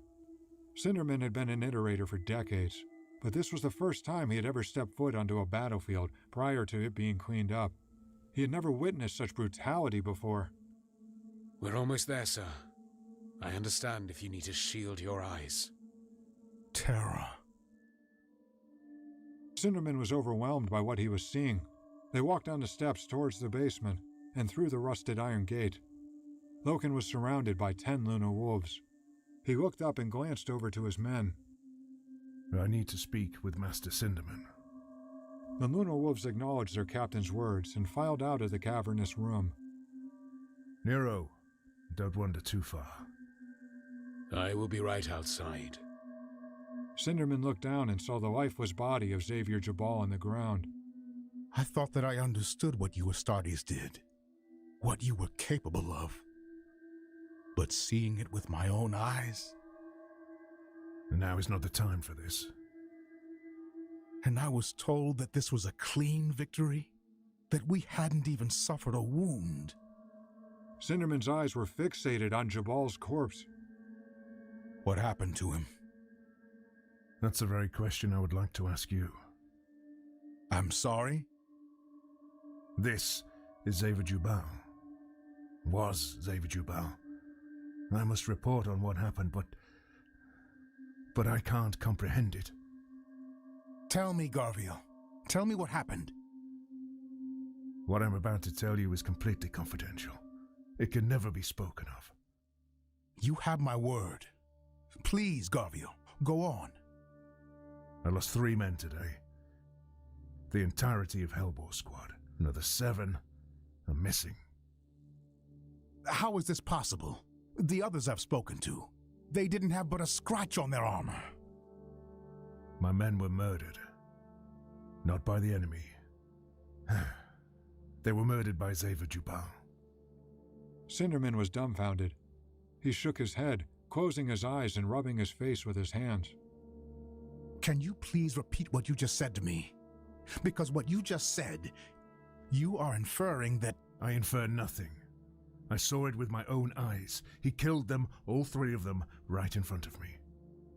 It's possible, Garvio, that this was a mistake. In the heat of battle, that he mistook them for enemies. No, there were no enemies. It was only Xavier in this room. He summoned me, said he needed to show me something, and then he fired upon his brothers at point-blank range. This was no accident. He was possessed. He was no longer Xavier Jubal. Garvio, I need you to calm down. I am trying to understand this just like you are, but we will not stoop to such levels as to use spiritual words. Do you know what he said to me? He said he wasn't Jubal. He said, I am Samus. Cinderman felt his stomach drop, and his face turned white. Samus. Familiar with the name, are you? Of course I am, Garvio. Scare tactics. You said it yourself. Iterator, I hold a great deal of respect for you. I'm going to ask you this one time, and I need you to be completely honest with me. Are spirits real? No. I can tell you unequivocally, spirits do not exist. This shit is getting wild real quick. My god. I love the way they are putting so much gravitas into each of these scenes. This is great. Oh god. I'm trying really hard not to just get lost in the story being told, because it's getting really good really quickly. But this is peak cinema. I wish this was fucking cinema. I hope that Amazon can achieve something nearly on the same level of writing quality as this. God damn it, Bezos. But, oh boy. Could they exist? No. Without question, no. Absolutely not. I studied the archives, Kyrell. I read through the history of the world. These mountains, the Whisperheads. There were writings of a demon that existed here. One that was held prisoner in these very mountains. The mountains where you and I are standing right now. That demon's name was Samus. I've studied the same archives. I read the same myths as you. Strange, unusual events do happen, but there is always a rational explanation. Our time amongst the stars has proven it. This is a tragedy, some terrible blunder, but I assure you that we will find a rational explanation. I'm really not sure about that, Kyrell. And Astartes starts referring to himself as an ancient demon, tells me that he is the end and the death, and then he draws a weapon and kills 3 of his brothers, and you want to tell me that there's a rational explanation? I need to hear what that is. Well, it seems your mind is made up then, isn't it? If you would listen to me, I can explain. I can rationalize this for you. Loken said nothing in response, and Cinderman knelt down in front of Jabal's helmetless body, looking closely at it. Patterns of deformations and discolored moles were visible on his skin. The flesh on his neck and face had shriveled. It looked as if he had been dead for years. See these? These impurities all over his face? I do. What I see is evidence of a disease, a virus that Xavier could have contracted. Astartes cannot contract such viruses. We're too resilient. Astartes are not resistant to everything. It is certainly not impossible for an Astartes to be infected with a terrible disease. But why an Astartes? and not any of the Imperial soldiers? And why only him? I don't see it out of the realm of possibility that his gene code was flawed. He was acting as if he was possessed, as if he wasn't in control of his own body. And maybe he wasn't, but that doesn't mean he was possessed. If a plague was developing inside of him and his brain was compromised by this virus, he could have simply been repeating words he had been hearing. The enemy has been flooding the Vox frequencies relentlessly with this Samus nonsense. It's feasible that Xavier was sick, and that was the last thing he heard before he was too far gone. God, wouldn't that be great if that was the actual truth? But we all know that is not the fucking truth. Oh, man. If only. Loken exhaled deeply, looking relieved as he turned his head towards Cinderman. Iterator, I'm relieved that I asked you to come here. This does make sense. This is awful. A true catastrophe. But demons, spirits, they had nothing to do with it. May I suggest that we quarantine this area immediately and have a Medicaid unit study this at once? He looked at the cold, dead corpse of Jabal. His thoughts turned to sadness at how an unexplained disease could have caused such a terrible mishap. But before Cinderman could formulate another thought, Jabal's yellow, bloodshot eyes opened wide, and he lifted his head off the rock's surface. Samus is here.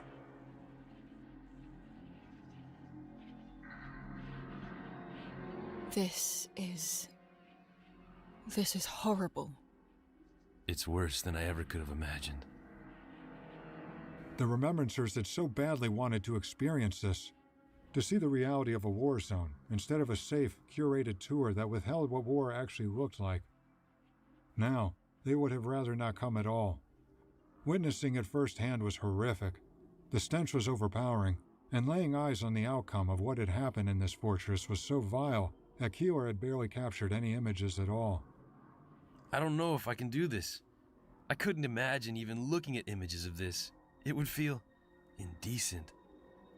We're not doing this for us. We're here for everyone who isn't here to see it themselves. I know, but I'm not sure anyone should see this. Despite Bradstreet's reluctance, they both carried on. She refused to take pics of any of the slumped-over bodies, but she documented everything else. The blood on the walls, the mounds of spent ammunition on the ground, the evidence of war. Somewhere along the way, they had lost track of where they were going, and they were now walking down multiple sets of stairs that the insurgents had constructed. The deeper they descended into the heart of the mountain, the more weary the two of them began to feel. A group of Imperial soldiers walked by them carrying body bags of fallen enemies. The soldiers gave them a sideways glance as they passed, but they didn't say anything. I think we should turn around, Euphrates. If we get caught here, we could get kicked off the crusade. Keeler wasn't saying it, but she felt just as uncomfortable as Bradstreet. Maybe you're right, but I don't even know how to get back. We've walked for so long in here. We'll just follow those soldiers. Okay, let's go. What was that? Jabal stood up, and Cinnamon screamed louder than he ever had in his life. Loken lunged at him, but Jabal punched him in the chest and knocked him to the ground. Loken and Cinnamon looked on in horror as Jabal's armor began to crack. He was changing before their very eyes, morphing into some sort of monstrous creature. As his body expanded, his armor fell to the ground, revealing flesh that had changed colors and turned sickly blue. His face had been distorted and now barely resembled that of Xavier Jabal. Vipus heard the commotion and ran into the chamber, confused in alarm as to what monstrosity was standing in front of him. Loken fired a bolt round into the horrifying beast, striking it in the shoulder. The round tore into his arm and made a sickening noise as it exploded. But the thing that Jabal had become shrugged the shot off and continued stomping forward. Vipus stood in the doorway and tried to steady his bolt pistol's aim, but the beast grabbed Cinderman with both arms and violently threw him into Vipus. They were both writhing on the ground in pain, and they watched in complete horror as Jabal marched through the entry gate and into the corridor outside of the chamber.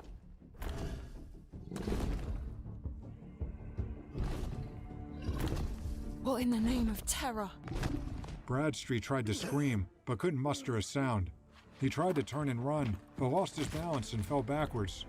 The colossal being that was running towards them didn't appear real, its physical form twisting and blurring with light. Keeler was holding her picture before she had heard the scream, and she never let go of it, even as the horrific thing was now only meters away. Out of pure instinct, she snapped pics of the disgusting, surreal creature. She wanted to run, but she couldn't move. Unable to take her eyes off of what was once Jabal, she was utterly immobilized. Flashes of yellow light surrounded him as he moved, making his motions look like a glitching pick feed that was sped up too fast. She watched her reach out and lift Bradstreet into the air. The horrid creature raised his arms up and smashed Bradstreet into the cavernous ceiling, shattering his bones and exploding his body into pieces. There was nothing more Keeler could do. This was the end, and she had accepted it. Before she surrendered to her imminent death, she fell to her knees and made the sign of the Aquila.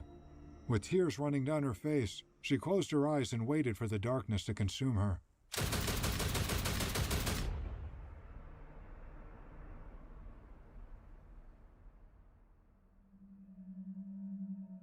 Bro, this is getting good. This is getting so good. Oh my god.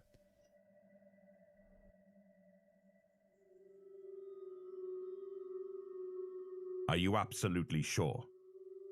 Yes, Ezekiel. I'm sure. This is important, Garville. There cannot be even the tiniest scrap of doubt. I killed it. There is no doubt. It took over 100 rounds from Vipers and I, firing on full auto. It collapsed and burst into pieces. Then we scorched the remains with flamers. There was nothing left. Who knows about this? Myself, Cinderman, Nero, and a remembrancer, Euphrates Keeler. And no one else saw it? You're certain? There were others who saw it, but they're dead now. What did you say about this? I said nothing, Ezekiel. I didn't know what to say. I still don't. Following the incident with Jabal, Abaddon came to meet with Loken privately in the village of Kashiri. The two of them were alone in a longhouse, and Abaddon grabbed a chair and pulled it over so he could sit next to Loken. Garville, I want you to know how proud I am of you. You handled this exceptionally well. But I need to know, before Jubal turned into whatever it was that he became, who else knew of the Lunar Wolves being murdered? More of my men. 2 of them saw it happen, and there were others that I spoke to about it. I sought their advice. Okay, we can keep this under control. Get me their names. I will handle them. This terrible thing that happened, it must remain confidential. The official word will be that of a successful strike where we stood victorious. We eliminated the insurgents, but suffered losses in 2 squads. In spite of these losses, 6319 is fully compliant. Do you trust the Iterator? He can never speak of this. I trust him. He won't say a word. And what about the Remembrancer? Keeler, I don't know her. She's still in shock. She didn't speak much. That thing was about to tear her to shreds before we killed it. She doesn't know what attacked her. She didn't see Jubal change. I told her it was a wild beast. This is good news. I'll speak with her myself. I'll mention this wild beast and explain that this must not be spoken of. The other Remembrancers cannot find out about this. How do we explain the death of the other Remembrancer? That can be explained easily. He didn't utilize his rebreather correctly and fell sick from the altitude. Or we can claim an accident with the lander ship upon deployment. I'll take care of that. Tell me, Ezekiel, am I expected to forget that this ever happened? Because I refuse to do that. No one is expecting you to forget what happened, but this is a military matter, and disclosing it publicly is a security risk. And think of the damage it would do to morale. A door opened behind them, and someone entered the longhouse. Loken had only briefly spoken with Vipus after they had burned the remains of Jabal, and he was expecting him to join the conversation with Abaddon. but he was caught by surprise when he heard the voice behind him speak. Ezekiel, I'd like to speak with Gavio alone. Loken immediately jumped to his feet to salute his war master, but Horus motioned with his hand to sit down. Abaddon left the room, and Horus took his place in the chair beside Loken. You're troubled, Gavio. I see it on your face. I am, Lord. I want you to let go of these troubles. I want to, sir, but I haven't been able to. I have failed you, and I feel great shame. You failed me? How so? Luna Wolves died, a remembrancer too. Even worse, they died at the hands of one of our own. Gavio, you swore an oath of moment before you came here, did you not? I did, Lord. Did you stay true to your oath? Did you bring death to the insurgents of this world, and bring it to compliance? Yes, I did. When Jubal turned and transformed into some horrific monster, did you run? Did you cower in fear? Or did you stand up to it, putting your life on the line to fight for your legion? I did not cower, Lord. I fought for my brothers. And therefore, you did not fail me. You did not fail anyone. So you must rid yourself of shame and worry. Horus slid back in his chair, then stood up and slowly walked to the other side of the room. I spoke with Kirill Sinderman. He's feeling just as troubled as you, Gavio. I can fucking imagine. He was a normal-ass dude among fucking giant behemoth of men, and even they could not defeat the thing immediately that just turned into... one of them turned into a fucking demon, and they could not comprehend what was happening, and nor could they easily as quell the damn thing that Jabal turned into. I mean, how do you rationalize that? You can't, because it doesn't make any fucking sense. And even if you do try to find the sense in it, and even if you do somehow manage to find sense in it, the reality is just as fucking terrifying. He told me what he saw. He spoke of seeing things that I have never heard an iterator speak of before. Spirits, demons. He was concerned about what he saw, and that you shared those concerns.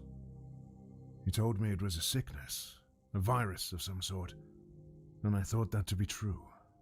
But then, he turned into something else. He wasn't Jubal anymore. I believe that what I saw was a demon. You saw no such thing. I can tell you exactly what you saw.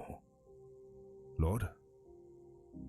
What I'm about to tell you is not known by many. I know of it, and the Emperor does too. It is a secret, and you must never share it. I understand, Lord. What you saw was the warp. The warp? I've seen what the warp has done in its dark dimensions. You have as well. The War Master. I've seen the warp have terrible effects before, but not on an Astartes. What that tells me is that you do not understand the full mechanism of the warp. I do not, Lord. Nor do I. Nor does anyone. Not even the Emperor, beloved by all. The warp is so vital to us, Gavio. To communicate and to travel the stars. The warp is powerful. More powerful than we can even understand. Its powers are not good or evil, but elemental. Horus had been pacing back and forth as he spoke, and he returned to his seat next to Loken. Is that going through? That word you used, demon. No, okay. It implies sorcery. It implies gods. These are words that we no longer use. We don't like what they represent, but they are only words. What you saw today. Pick your word, Garviel. Spirit, demon, whatever you please, but understand the meaning of the word. As in, the warp. That's right. Think of the inhuman decay that we have faced off against. Orcs, Eldar, Gaikon. We use the words Xenos or alien, but they are not organic beings. I have never heard of a Gaikon before. That one's new to me, but I'll let that one slide. The way they influence our reality seems supernatural. The galaxy is inconceivably vast, and there are plenty of strange, non-human creatures that oppose us. But that doesn't mean that they're evil. There are no gods, no spirits, no higher powers with evil intent. There are simply things that were created for no other reason than to destroy. Lord, I've seen psychers become corrupted while traveling through the warp, but I've never seen an Astartes change like that. I've never seen anything even resembling what I saw today, and on the surface of a world, no less. Garviel, it does happen. Loken said nothing, but his face wore a look of dismay. I'm sure you will find this hard to believe. We don't openly speak of it, but it has happened. The warp can infiltrate anyone or anything if it desires. Men have found ways of controlling the warp before, and the insurgents on this planet have done the same. It is unfortunate that Jubal had to fall victim to their warp manipulations. But out of anyone, why Jubal? It seems to me that he would have been more vulnerable than anyone. He felt passed over, and because of this he was upset. He allowed his emotions to get the best of him, and his guard was down. Because of this, he was weak. The powers of the warp exploit weakness. Once they sense it, they attack it. I read about the history of the mountains. He was referring to himself as Samus. Ah, Samos. The demon that was held prisoner in the Whisperheads. I read the same thing. A myth, of course. The Whisperheads are closer to the warp than you realize, Garviel. I was not aware, Lord. Ingmei Singh, the mistress of astropaths, informed me of something that you may find interesting. Shortly after 10th Company disembarked, this very region experienced a substantial warp spike. This is not a loose theory or hypothesis, it is hard data. I don't doubt for a moment that the people of this world believe that they were harnessing magic, but it is warp energy. Why would this have been kept from us, Lord? Why have we not been informed about the warp? Because the warp is something that we barely understand ourselves. Do you know why the Emperor chose me to be the War Master? Because of your strength and intelligence, Lord. You are War Master because of your ability to lead and influence. No. The truth is more simple. I am War Master because the Emperor is busy. He has returned to Terra because he is working on something of utmost importance. After we were victorious on Ulanor, he told me that he could now leave the crusade to the Primarchs. What is it that he is working on? He didn't tell anyone, not even me. But I have my theories. The Imperium would not be here if not for the warp, and yet we know almost nothing about it. I am of the belief that the Emperor is attempting to change this. I believe that he is attempting to learn it to master its powers. He has come to the realization that without fully understanding the powers of the warp, the Imperium will collapse. What if he can't master the warp? No, there's even something more heinous going on here. He knows a lot about the warp. He just refuses to actually disclose anything about it. And there's a lot of theories to it. There's one specific one that people look to that's been mentioned before by the Emperor himself, that he doesn't want to mention anything to his Primarchs, specifically because he doesn't believe that it's necessary to tell them, or anyone for that matter. And the reason for this is because apparently, he believes that if the Chaos Gods were to then invade the consciousness of man, they would gain even more power and presence than they already have. And so his idea, his ultimate strategy was that if he could lessen the effect that the Chaos Gods have in the conscious minds of humanity, he could essentially lessen their hold and grip over humanity, as well as their power and influence over them. It's an interesting idea in theory, but in practice, of course, it leaves a lot to be desired, because it's not like you can truly erase the existence of other beings out of people's consciousness or even mind, especially since the warp intrudes upon the mind.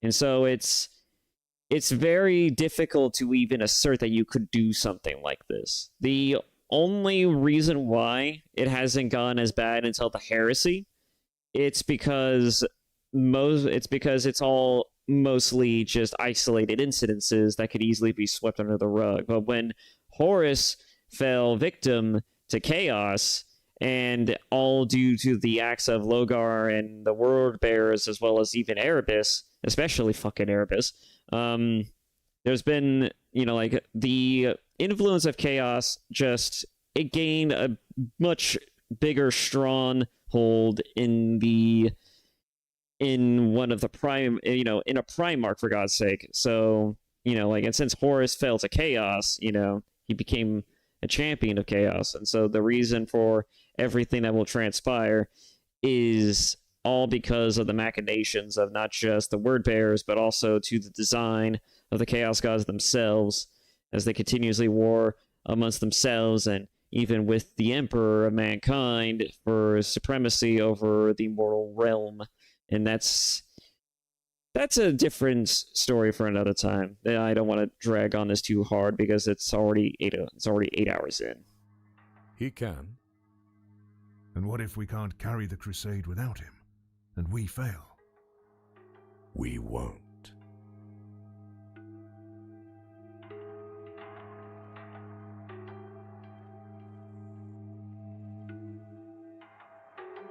Loken sat alone in his arming chamber on the Vengeful Spirit. It was usually quiet here, but this time it was different. The weight of the silence was unsettling. Losing a brother in battle was always a tragedy, but the magnitude of what had occurred on 6319 loomed relentlessly in Loken's mind, straining at his every thought. Captain Loken, may I come in? The sound of Mercedes' voice snapped Loken out of a momentary daze, and he looked up at her as he spoke. Yes, come in. Captain, I hope that I'm not interrupting anything.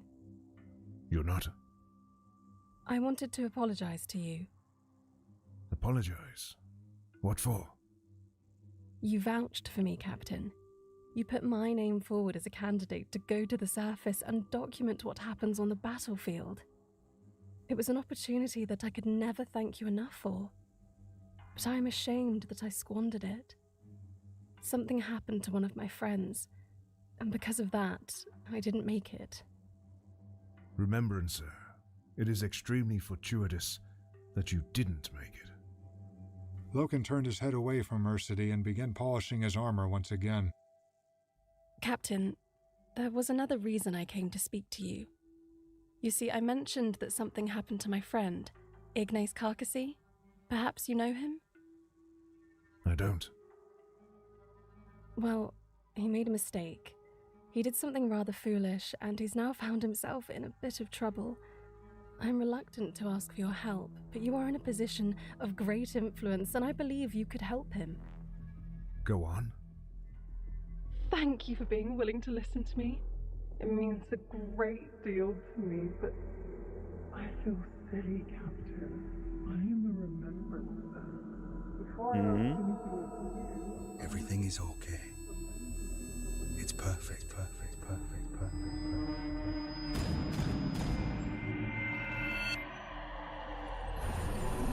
There are no gods. Sabbath is here. Captain Loken, before I ask anything of you, I should be remembering your victorious campaign. Do you want to tell me about what happened on the surface? No. I don't.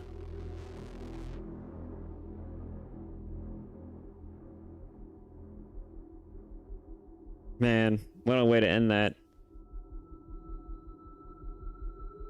You hear that, folks? Subscribe. If you like this stuff, go to Warrior Tears channel and subscribe to this channel. Like the video. Leave a comment, as a matter of fact, right down here where he can find it. This has been truly a masterful bit of storytelling. And if not just on behalf of the original author who penned this thing and made it into what it is, but also just by the fact that it was portrayed phenomenally by Warrior Tier and a lot of the people who have helped to make this thing possible. I would be very remiss if I didn't tell you to go show your support, go like the video, go subscribe to it, share it to your friends even, because, I mean, this is a pretty good story, all things considering. I mean, like, even if they're not exactly Warhammer fans, you know, I think anyone could appreciate the level of writing that is on display here. So, with all of that said, I need to get going, and I am hungry as hell, and I'm going to go ahead and just leave you all with that. So, once again, thank you all so much for watching and for being here. I may end up making this into its own separate video part by itself, because, you know, that way it's not as, you know, it's not mixed in with like the Doom game that I was playing just a moments earlier. And, you know, that way it also has the ability to have its own breath of life on the channel. I don't know. But again, I cannot stress it enough. Please go subscribe to Warrior Tier. Go leave a comment. Go like his content. I don't even care if you do that for my video. Just go support him. He absolutely deserves it. This is just phenomenal. And I can't wait to see the part 2 of it. And if you like this video, if you want me to see the next part of Horus Rising, please, by all means, leave a comment, subscribe, leave a like if you wish, or even just a like. I don't mind. You know, like, if it gets enough traction and if a lot of people want to see it, I will totally make another reaction of this. And even if you don't, I may just end up doing it just for the fuck of it, because it's so good. So, yeah, I'm leaving it there. I've said enough of that all that needs to be said. Thank you again, and I hope to see you all in the next video. Bye-bye.